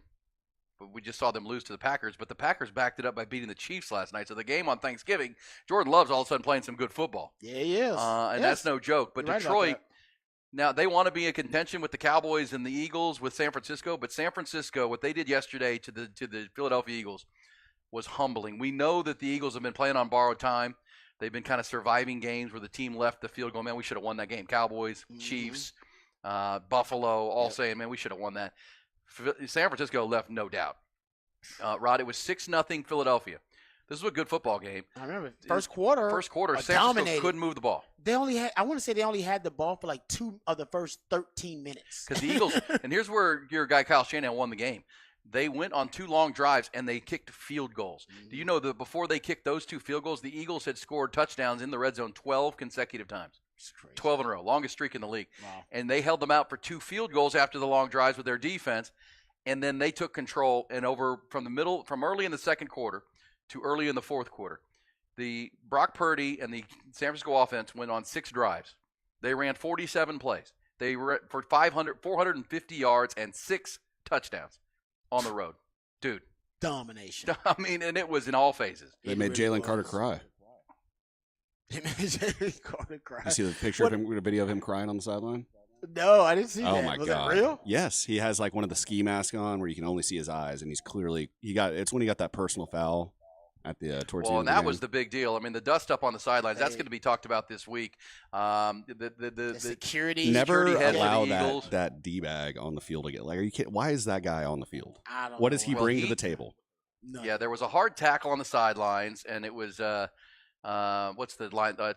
Golly, Dre Greenlaw. Yep. The hard-hitting linebacker of the Niners. He threw Devontae Smith to the ground. It was one of those. Kind of spun him over and threw him to the ground. Smith is pretty light, though. He probably wasn't even noticing it. It's like his little brother or something, some kid. Well, he throws him to the ground. They didn't like it on the sidelines. It was right in front of Nick Sirianni and I guess that's his head of security or something, because everybody wants to punch him in the face. So he's got to have this big fat dude or big round-shouldered guy. I apologize. I'm not trying to be in sensitivity training. But so he comes up, and they're trying to get they're trying to help Devontae Smith up and get off our player. That was over the top. And so, yeah, Greenlaw gets up, and he's looking at this guy, Dom. It's such a Philadelphia thing. Dom DeLuise or something, chief of security. And he takes a swipe at like he puts his hands on Greenlaw. I know. I like saw pushing that. him away. Like, what are you doing, dude? Well, Greenlaw comes back and like hits him in the lip, like he was trying to punch him in the face. It's like, you can't touch me. What are you doing? Yeah, that guy on the sideline can't touch a player. No, you can't get involved in the game, dude. What are you doing? Right. And so Greenlaw ended up getting ejected. And you heard, this is why everybody hates Nick Sirianni, who doesn't root for the Eagles. He's in the officials here saying that he better get thrown out. That guy, he better get ejected from the game. And it's like, what about your guy? And he did. Yeah, they both did. Yeah, they both got him. And of course, he walked off the field and got just a chorus of ovation because the Eagles didn't have anything to cheer for at that point. They were getting their asses kicked. Yeah, they just wanted to be miscreants at that point. Yeah. Some trouble. So that was crazy. But think about this: the San Francisco 49ers. This is their year. This is their window. If they stay healthy, I think they're unbeatable. They have beaten the other two best teams in the NFC, Philly and Dallas, by 23 points and 32 points. And the 23 wasn't that close. It was 42-10 or 14, whatever it was, Rod. Yeah. 40, and they've got that late touchdown to make it 19. Come on now. Those are the two other best teams. They haven't played Detroit, but I kind of get the feeling they could do the same. Think about this for the Niners. This is not blowing smoke. They have the best play caller in the game. He and Andy Reid, right? Kyle Shanahan and Andy Reid, probably the best two. I think, Andy probably got, more skins on the wall. I would give him the nod, but I think he's right there behind him. But to have Kyle Shanahan with this best left tackle in the game, all you got to do is watch. Best left tackle in the game. Watch Trent Williams play for a game, and it's when they run left with Christian McCaffrey, they can't stop it because it's not just Trent Williams, it's Kyle Juszczyk and it's George Kittle, and they get left, it's over. Yeah, you can't stop it, and then everything comes play action off of that, Rod. Everything comes play action the other way, and you got Debo and Brandon Ayuk, who are likely the best duo of receivers. I mean, I know they argue in Miami and some other places. Then Cincinnati when healthy with Chase and Higgins. They're top 5 easily of receiving duo. Then George Kittle's a top 3 tight end, and then on defense, what they did to the Eagles really as impressive. It'll go underreported, but they held them to 19 points. What's that, Ty? Sorry, buddy. No problem. How in the world did Washington let or trade Trent Williams for a 4th or 5th and 3rd round pick? Why'd they let Chase Young go? Right. I mean, this is what they keep locking up these studs. And all these coaches, too. Have you seen the picture of McVay, Shanahan, Mike McDaniels, and I think there's one other. Oh, and Matt LaFleur when they were all on the offensive staff for they've been there for before. Washington. The Texans had that too, though. Because that group goes together because they stay with Shano. Yeah, they do. do. So that's basically Mike Shanahan's hand-picked squad of football geeks. Started out in Washington. Remember, they went to Houston because they were big. That Shanahan clan With came Matt to Schaub H-Town. and Gary Kubiak. Yes, because they were Kubiak guys, right? Remember, Kubiak leaves and goes to win a Super Bowl with the Denver Broncos after that. But the Shanahan clan, that was his hand-picked guys. So all these guys that are killing it right now, Mike McDaniel, Matt LaFleur, Sean McVay, they're all hand-picked by Mike Shanahan, not Kyle. Now, they stayed with Kyle because they wanted to cultivate their craft with the Shanahan clan with that philosophy, but they're Mike Shanahan picks. So they're from the Mike Shanahan tree, actually. That's a hell of a tree right Didn't now. realize that. The Mike Shanahan coaching tree right now is probably the best coaching tree in football right now. It is. Because of Kyle and because of those guys. Well, and Mike Shanahan, of course, was a great developer of coaches because that's important. We were talking about last night with the Packers game and Mike Holmgren. I mean, Bill Belichick doesn't share information. You've gone through this.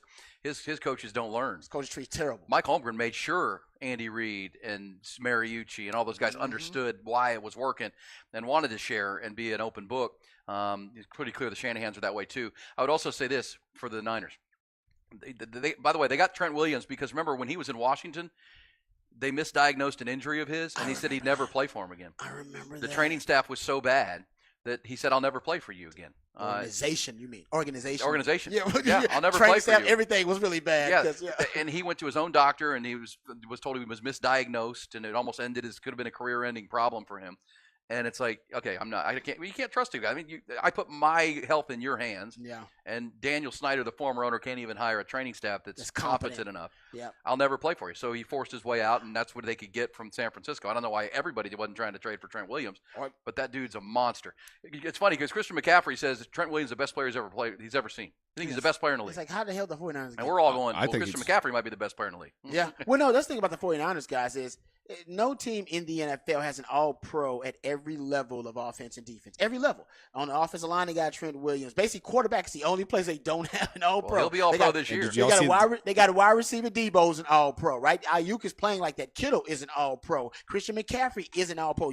Even the damn fullback is an all-pro. Linebackers, you got maybe the best coverage linebacker at all of football in Fred Warner. He's an all-pro. Hell, Tufanga, who got hurt this year, he's an all-pro at safety. Cornerback, they don't have it. But on the D-line, hell, they got like 2 of those guys. Well, you say that about corner, but Charvarius Ward played great yesterday against A.J. Brown. He got beat a couple times early, but he was awesome in man coverage. It's only 2 places where they don't have an all-pro is quarterback and cornerback. And now, as Ty just mentioned, Brock Purdy is right now leading the NBA. Because you'll see Jacksonville tonight on Monday Night Football. They beat Jacksonville by 30. It's kind of like Baltimore at home. When Baltimore gets you at home, they can do that. That's why it kind of looks like a Niners-Ravens collision course in the Super Bowl, big picture, because the Chiefs are not what they were, and they keep taking losses and are 8-4. Dolphins are good, but I think the Ravens would win that game. But either way, the San Fran, that is impressive. Now, the Cowboys aren't going to apologize. They'd like to get the Niners again. Can they beat them? I don't know. They're playing great football right now. And the Cowboys, after sitting back and winning on Thursday night with Dak Prescott playing great, and they got to watch this. Now they get Philadelphia at home Sunday night. That's a big one. And if they win, they'll be in first place. Now, I don't know if they can – everybody's playing for the 1 seed. But if you can win the division, Rod, you get a home playoff game, right? You don't have to go on the road and play a wild card game because you're a division champion. Mm-hmm. That's huge for the Dallas Cowboys right now. So the Eagles, that game is as big as they get Sunday night. As we found out there, if you're going up to that game, go to Jay Gilligan's, ride the shuttle over and back. Get the Irish nachos, baby. Ooh. Go see those guys. So that's awesome. And then I would also say this: the Chiefs lost at Lambeau Field, but if you watch that game, it was unbelievable. The officials blew 4 separate calls in the last drive of the game, Rod. I saw that pass interference was egregious. Egregious to miss that call. There was call. a late hit out of bounds on Patrick Mahomes, which was not. He was still in bounds when he made contact. They called it 15 yards. There was a fumble that was going to be a strip sack for a fumble. Rashee Rice was clearly down. They ruled him up, but there was a penalty on the play, so the fumble didn't happen. Then they had the pass interference call you talked about. That was horrible, man. On one series, 4 blown calls.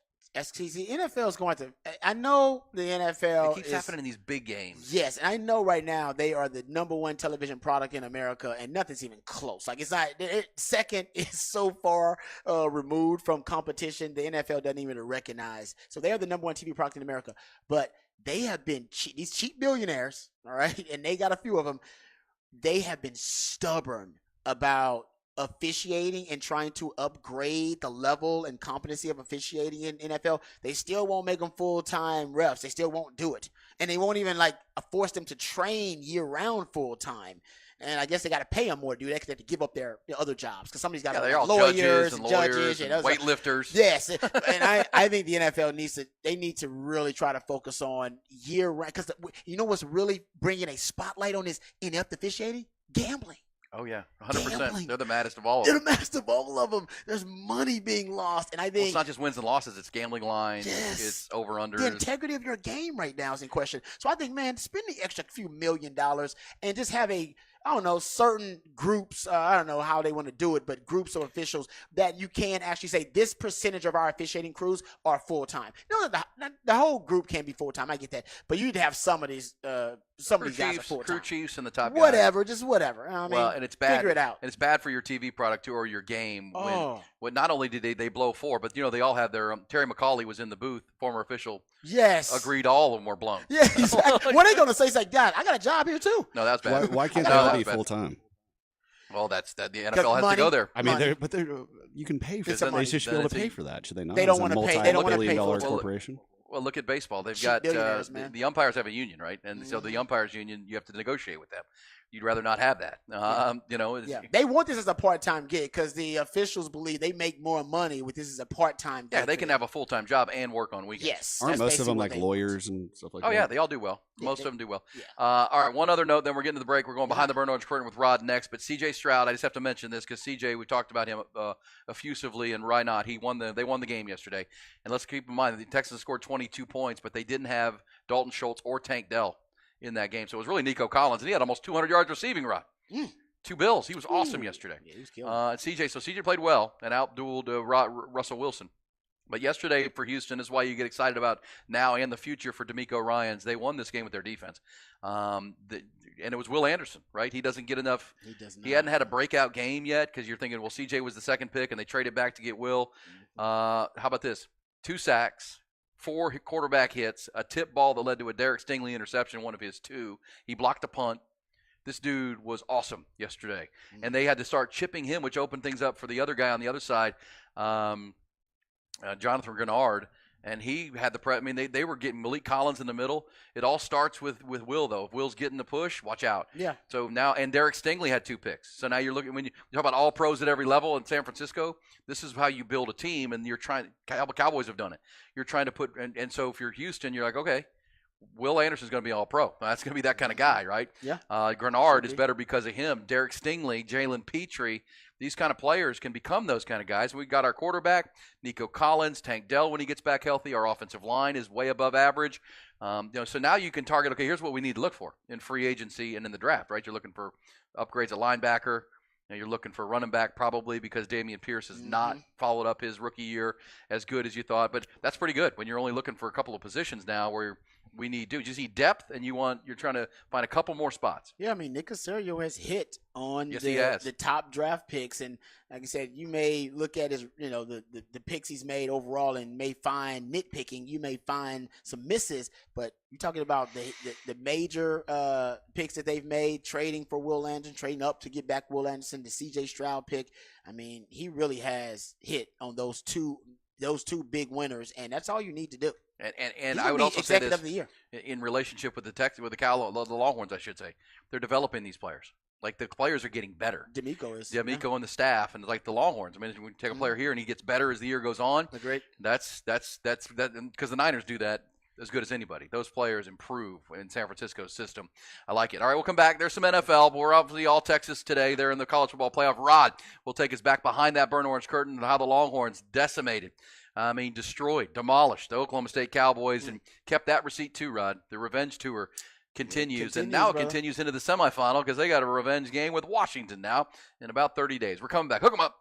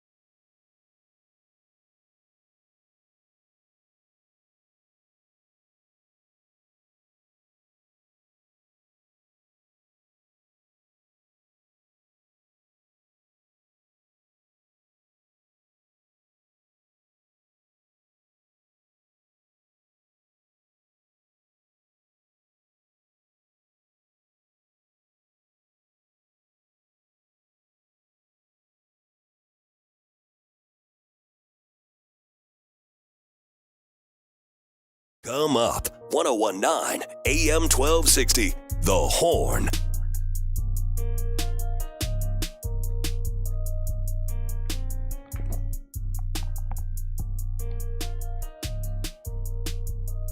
All right, it's all about Texas, Washington, the Final Four, Alabama, Michigan in the Rose Bowl, Texas in the Sugar Bowl, and fell exactly how the Longhorns needed it to, and they needed to have a resounding style points win, which they posted 49-21 over the the Oklahoma State Cowboys, coming off of the beatdown of Oklahoma State. Oh, yeah.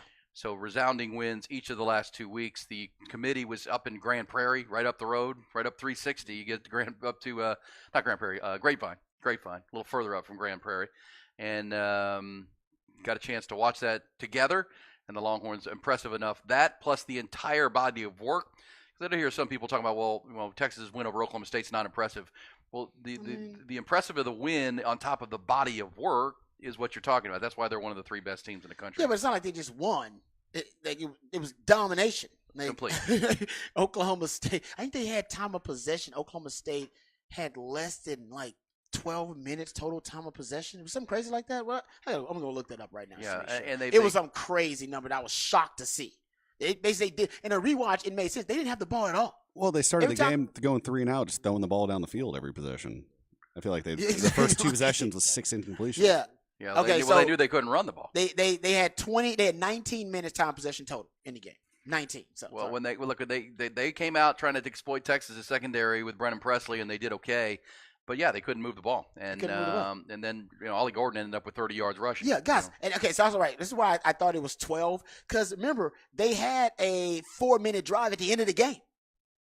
They had a 4-minute. If not for that 4-minute drive at the end of the game, they basically would have had 12 minutes time possession. They had another 3 and out. That's what really saved them, because every other possession by them, 5 plays, punt. They had 8-play touchdown drive that took up almost 3 minutes. They had that interception. That was an 8-play drive, but only 40 yards. That was less than 2 minutes. Then 3 plays and punt. Then 2 plays and a touchdown. That's after the interception, I believe. They had the fumble. That was in their 2-minute drill. Remember, they fumbled the ball. Had the ball for just 3 plays and fumbled. End of the half was 4 plays, 11 yards, 26 seconds.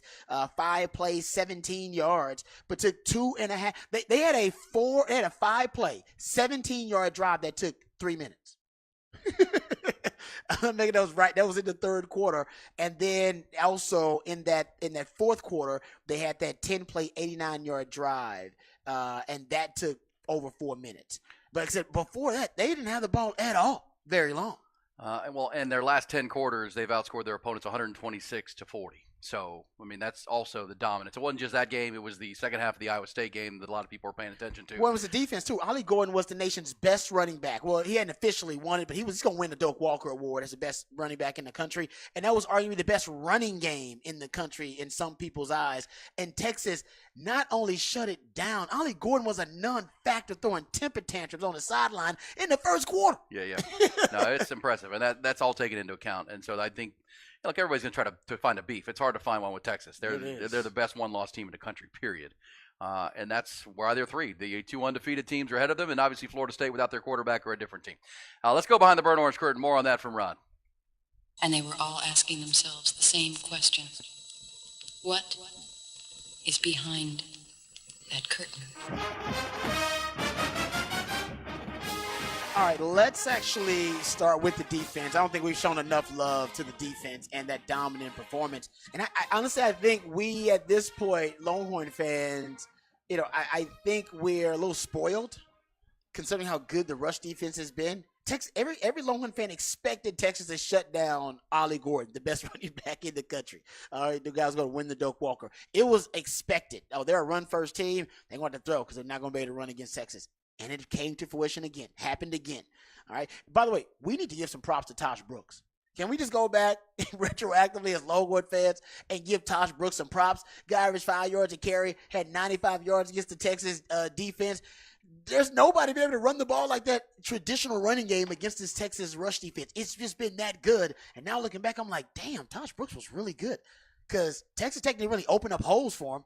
He just made holes himself. So just digress, getting back to it, that was really impressive performance by him in that blowout Texas had over Texas Tech. But getting back to it, Ollie Gordon the second, 13 rushes, 34 yards, 2.6 yards per rush. Non-factor in the game. So once again, Texas defense is able to make a team one-dimensional. Just able to take away one dimension. Now, against Texas Tech, strangely enough, the one dimension they took away was a passing game.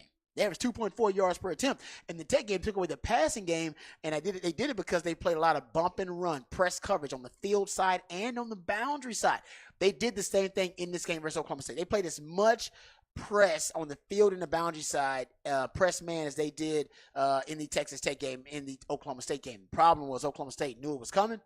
Oklahoma State, they had some double moves, and they had some key concepts ready to go. The double moves, kind of start, block, and go. They ran out and up on Texas. They ran a lot of formation into the boundary to attack the safeties, put Jahdae Barron into no man's land as that single high safety. So the problem is, and I do think Texas wants to play more bump and run press on the outside, and they will if the matchup dictates.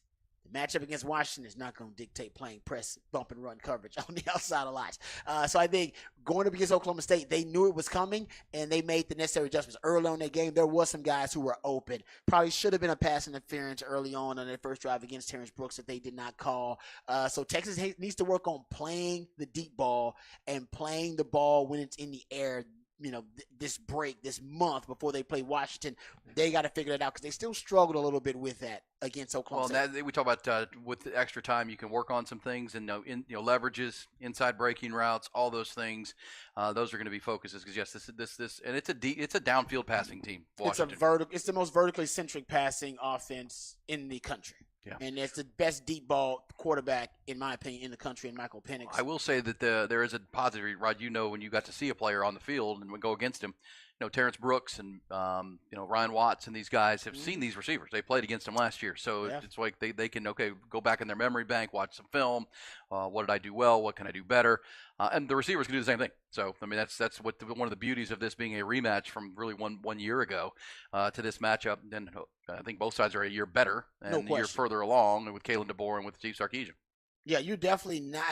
I don't think Washington's going to be able to run the football successfully against Texas. I could be wrong about this. Now, if you give Washington really light boxes, say you're dropping 8 aggressively, yeah, Kalen DeBoer is a smart coach. He's going to take what the defense is giving him. But if Texas doesn't just give that up, and I don't think they will, Texas actually can play the run with a light box because of T'Vondre Sweat and because of Byron Murphy. They can play with a light box and Jalen Ford. They got one of the best fronts in all of college football. So that may help you in this matchup versus Washington, playing with a light box and then be able to drop more guys back in coverage. You're going to need it. They got 3 NFL caliber wide receivers up there. But if you're looking at the rush defense for Texas, kind of what we're getting back to, that's the identity of this Texas defense.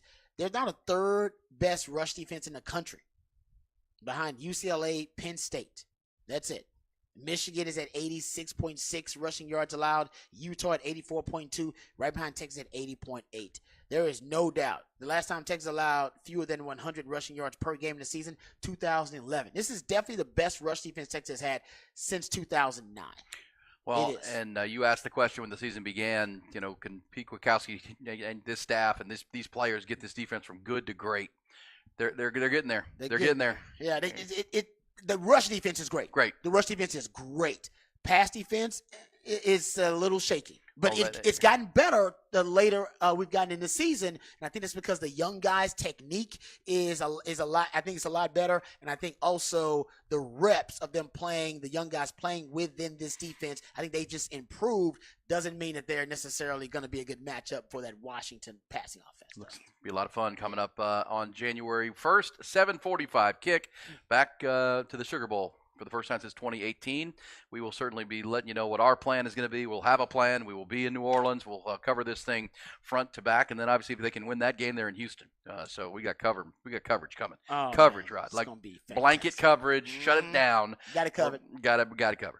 I would also say here on the horn that to your point of this defense getting to the grade. I'm trying to remember what my point was going to be. You're just making a really good point about Washington. But Kalen DeBoer is a really good coach. I mean, this is why with the Florida State thing, well, that's what I was going to say. Florida State without their quarterback is Penn State, or they are Iowa. That's who they are. That's who they are. Yeah, that's who they are. That's a great way to put it. Iowa. Yeah. Great. Their defense is legit. Sure. I mean, Jared Verse is going to be a really high draft pick, the pass rusher. But you're not putting Iowa in the playoff. And the argument is without Jordan Travis, they wouldn't be undefeated, but they are. So that's the biggest. But that's who you're talking about. You're talking about an Iowa team who scored 0 points against Michigan. They got lost 26-0. And that's the thing I like about. I'm not getting ahead of myself. Texas needs to beat Washington, right? And they're favored, but it's a difficult matchup, I think, for a number of reasons. But man, you get to Michigan. They don't see offenses like you see in the Big 12 and like you see in the Pac-12 and even like you see in the modern SEC. The Big Ten, we agree, it's just an antiquated monster, an antiquated offensive philosophy, an antiquated offensive conference. That's why they're bringing in Washington, USC. So that'll change in the future. But the fact that Iowa could make it to the Big Ten championship, averaging 18 points per game. The Big Ten sucks.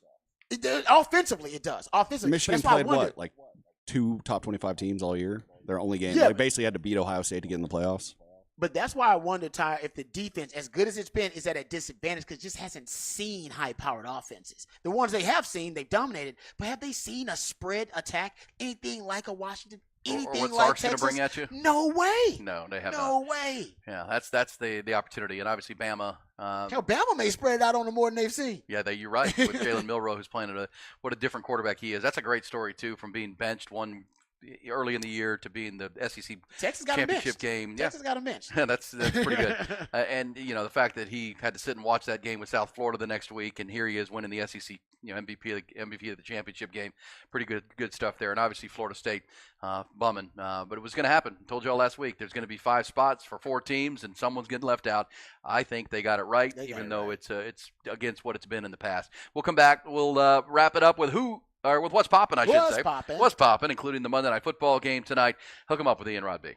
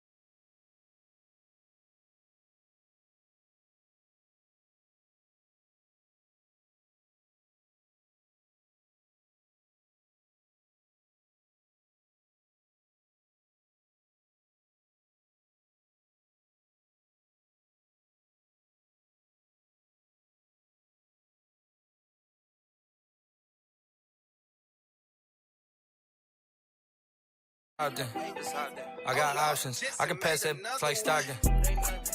All right, what's poppin' to wrap things up? really launched things too. I mean, what's popping is the transfer portal's open. Oh, yeah. So far, Dylan Gabriel is in. That's not a surprise. The Jackson Arnold era is going to begin at Oklahoma. You wonder, he'll probably end up starting the bowl game for them at the Alamo Dome against Arizona. Yep. Meanwhile, Kyle McCord, the quarterback at Ohio State, who I'm sure Buckeye fans were given the business after the Michigan game because he threw 2 interceptions. One early and 1 late. It's just weird that used to be you're not starting. That's why he's transferring. He's transferring so he can get a chance to play. And now it's like, well, he started and won 10 games. Now he's transferring. Why? Because he's not going to be the starter next year. Because Ohio State is hoping to get in the portal and upgrade. I know that's crazy. In Columbus and all over the Buckeye Nation, they're all talking about Arch Manning, but the most likely is Malik Murphy. Heard that name. Malik Murphy. A lot of people on the West Coast are talking about Malik Murphy. I've listened to a lot of West Coast shows talking about him. Well, think about it. Oregon's going to need a quarterback. Well, they've got Austin Novosad, the kid from Dripping Springs, who's their next guy. But Washington's going to need one. Washington with Michael Penix, Caleb Williams at USC. Most people look at the Washington State quarterback Cam Ward, who's from Texas. He's going to be in the portal. He's going to be heavily recruited in the portal. You know his story, Rod? He went to Cleveland High School in Cleveland, Texas, which is like north of Houston and Huntsville. Did he go to Incarnate Word? Was that yeah. Yeah. Well, he ran the option in high school. He never threw. No one knew he could throw. I didn't know that. It was an option-based offense at a small school, and so he never threw. So he went to Incarnate Word just as an athlete. They figured out, oh, man, this kid can throw. Wow. So the offensive coordinator there picked him, and he became a record-setting quarterback at Incarnate Word. He went to Washington State and said, come with me. And that's now where Cam Ward comes from.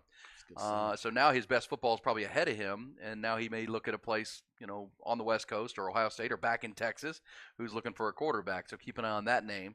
I would also say Incarnate Word's got some. They've been hot lately. Just random. They got coaches that are getting hired right out of Incarnate Word now. Yeah, well, Will Stein. That's what I'm saying, right? Will Stein was the Lake Travis Cavaliers offensive coordinator. And congrats to Westlake, by the way, beating that was popping over the weekend. Westlake beat Lake Travis for the second time this year, 21-14. Was that the same score as the first time, Ty? Wasn't it 21-14 the first time the Lakes played? It was a 7-point game. I remember that. Yeah, it was 21-14 both times, I believe. The Shaps were up 2 scores late, though. So. Either way, 21-7. Yeah, Westlake will now play Galena Park North Shore run. North Shore, Westlake from Pflugerville. Ooh, in Peeville? In Peeville. Damn. Pflugerville's, whoever's running that stadium's getting the big games because Wimberley plays there too.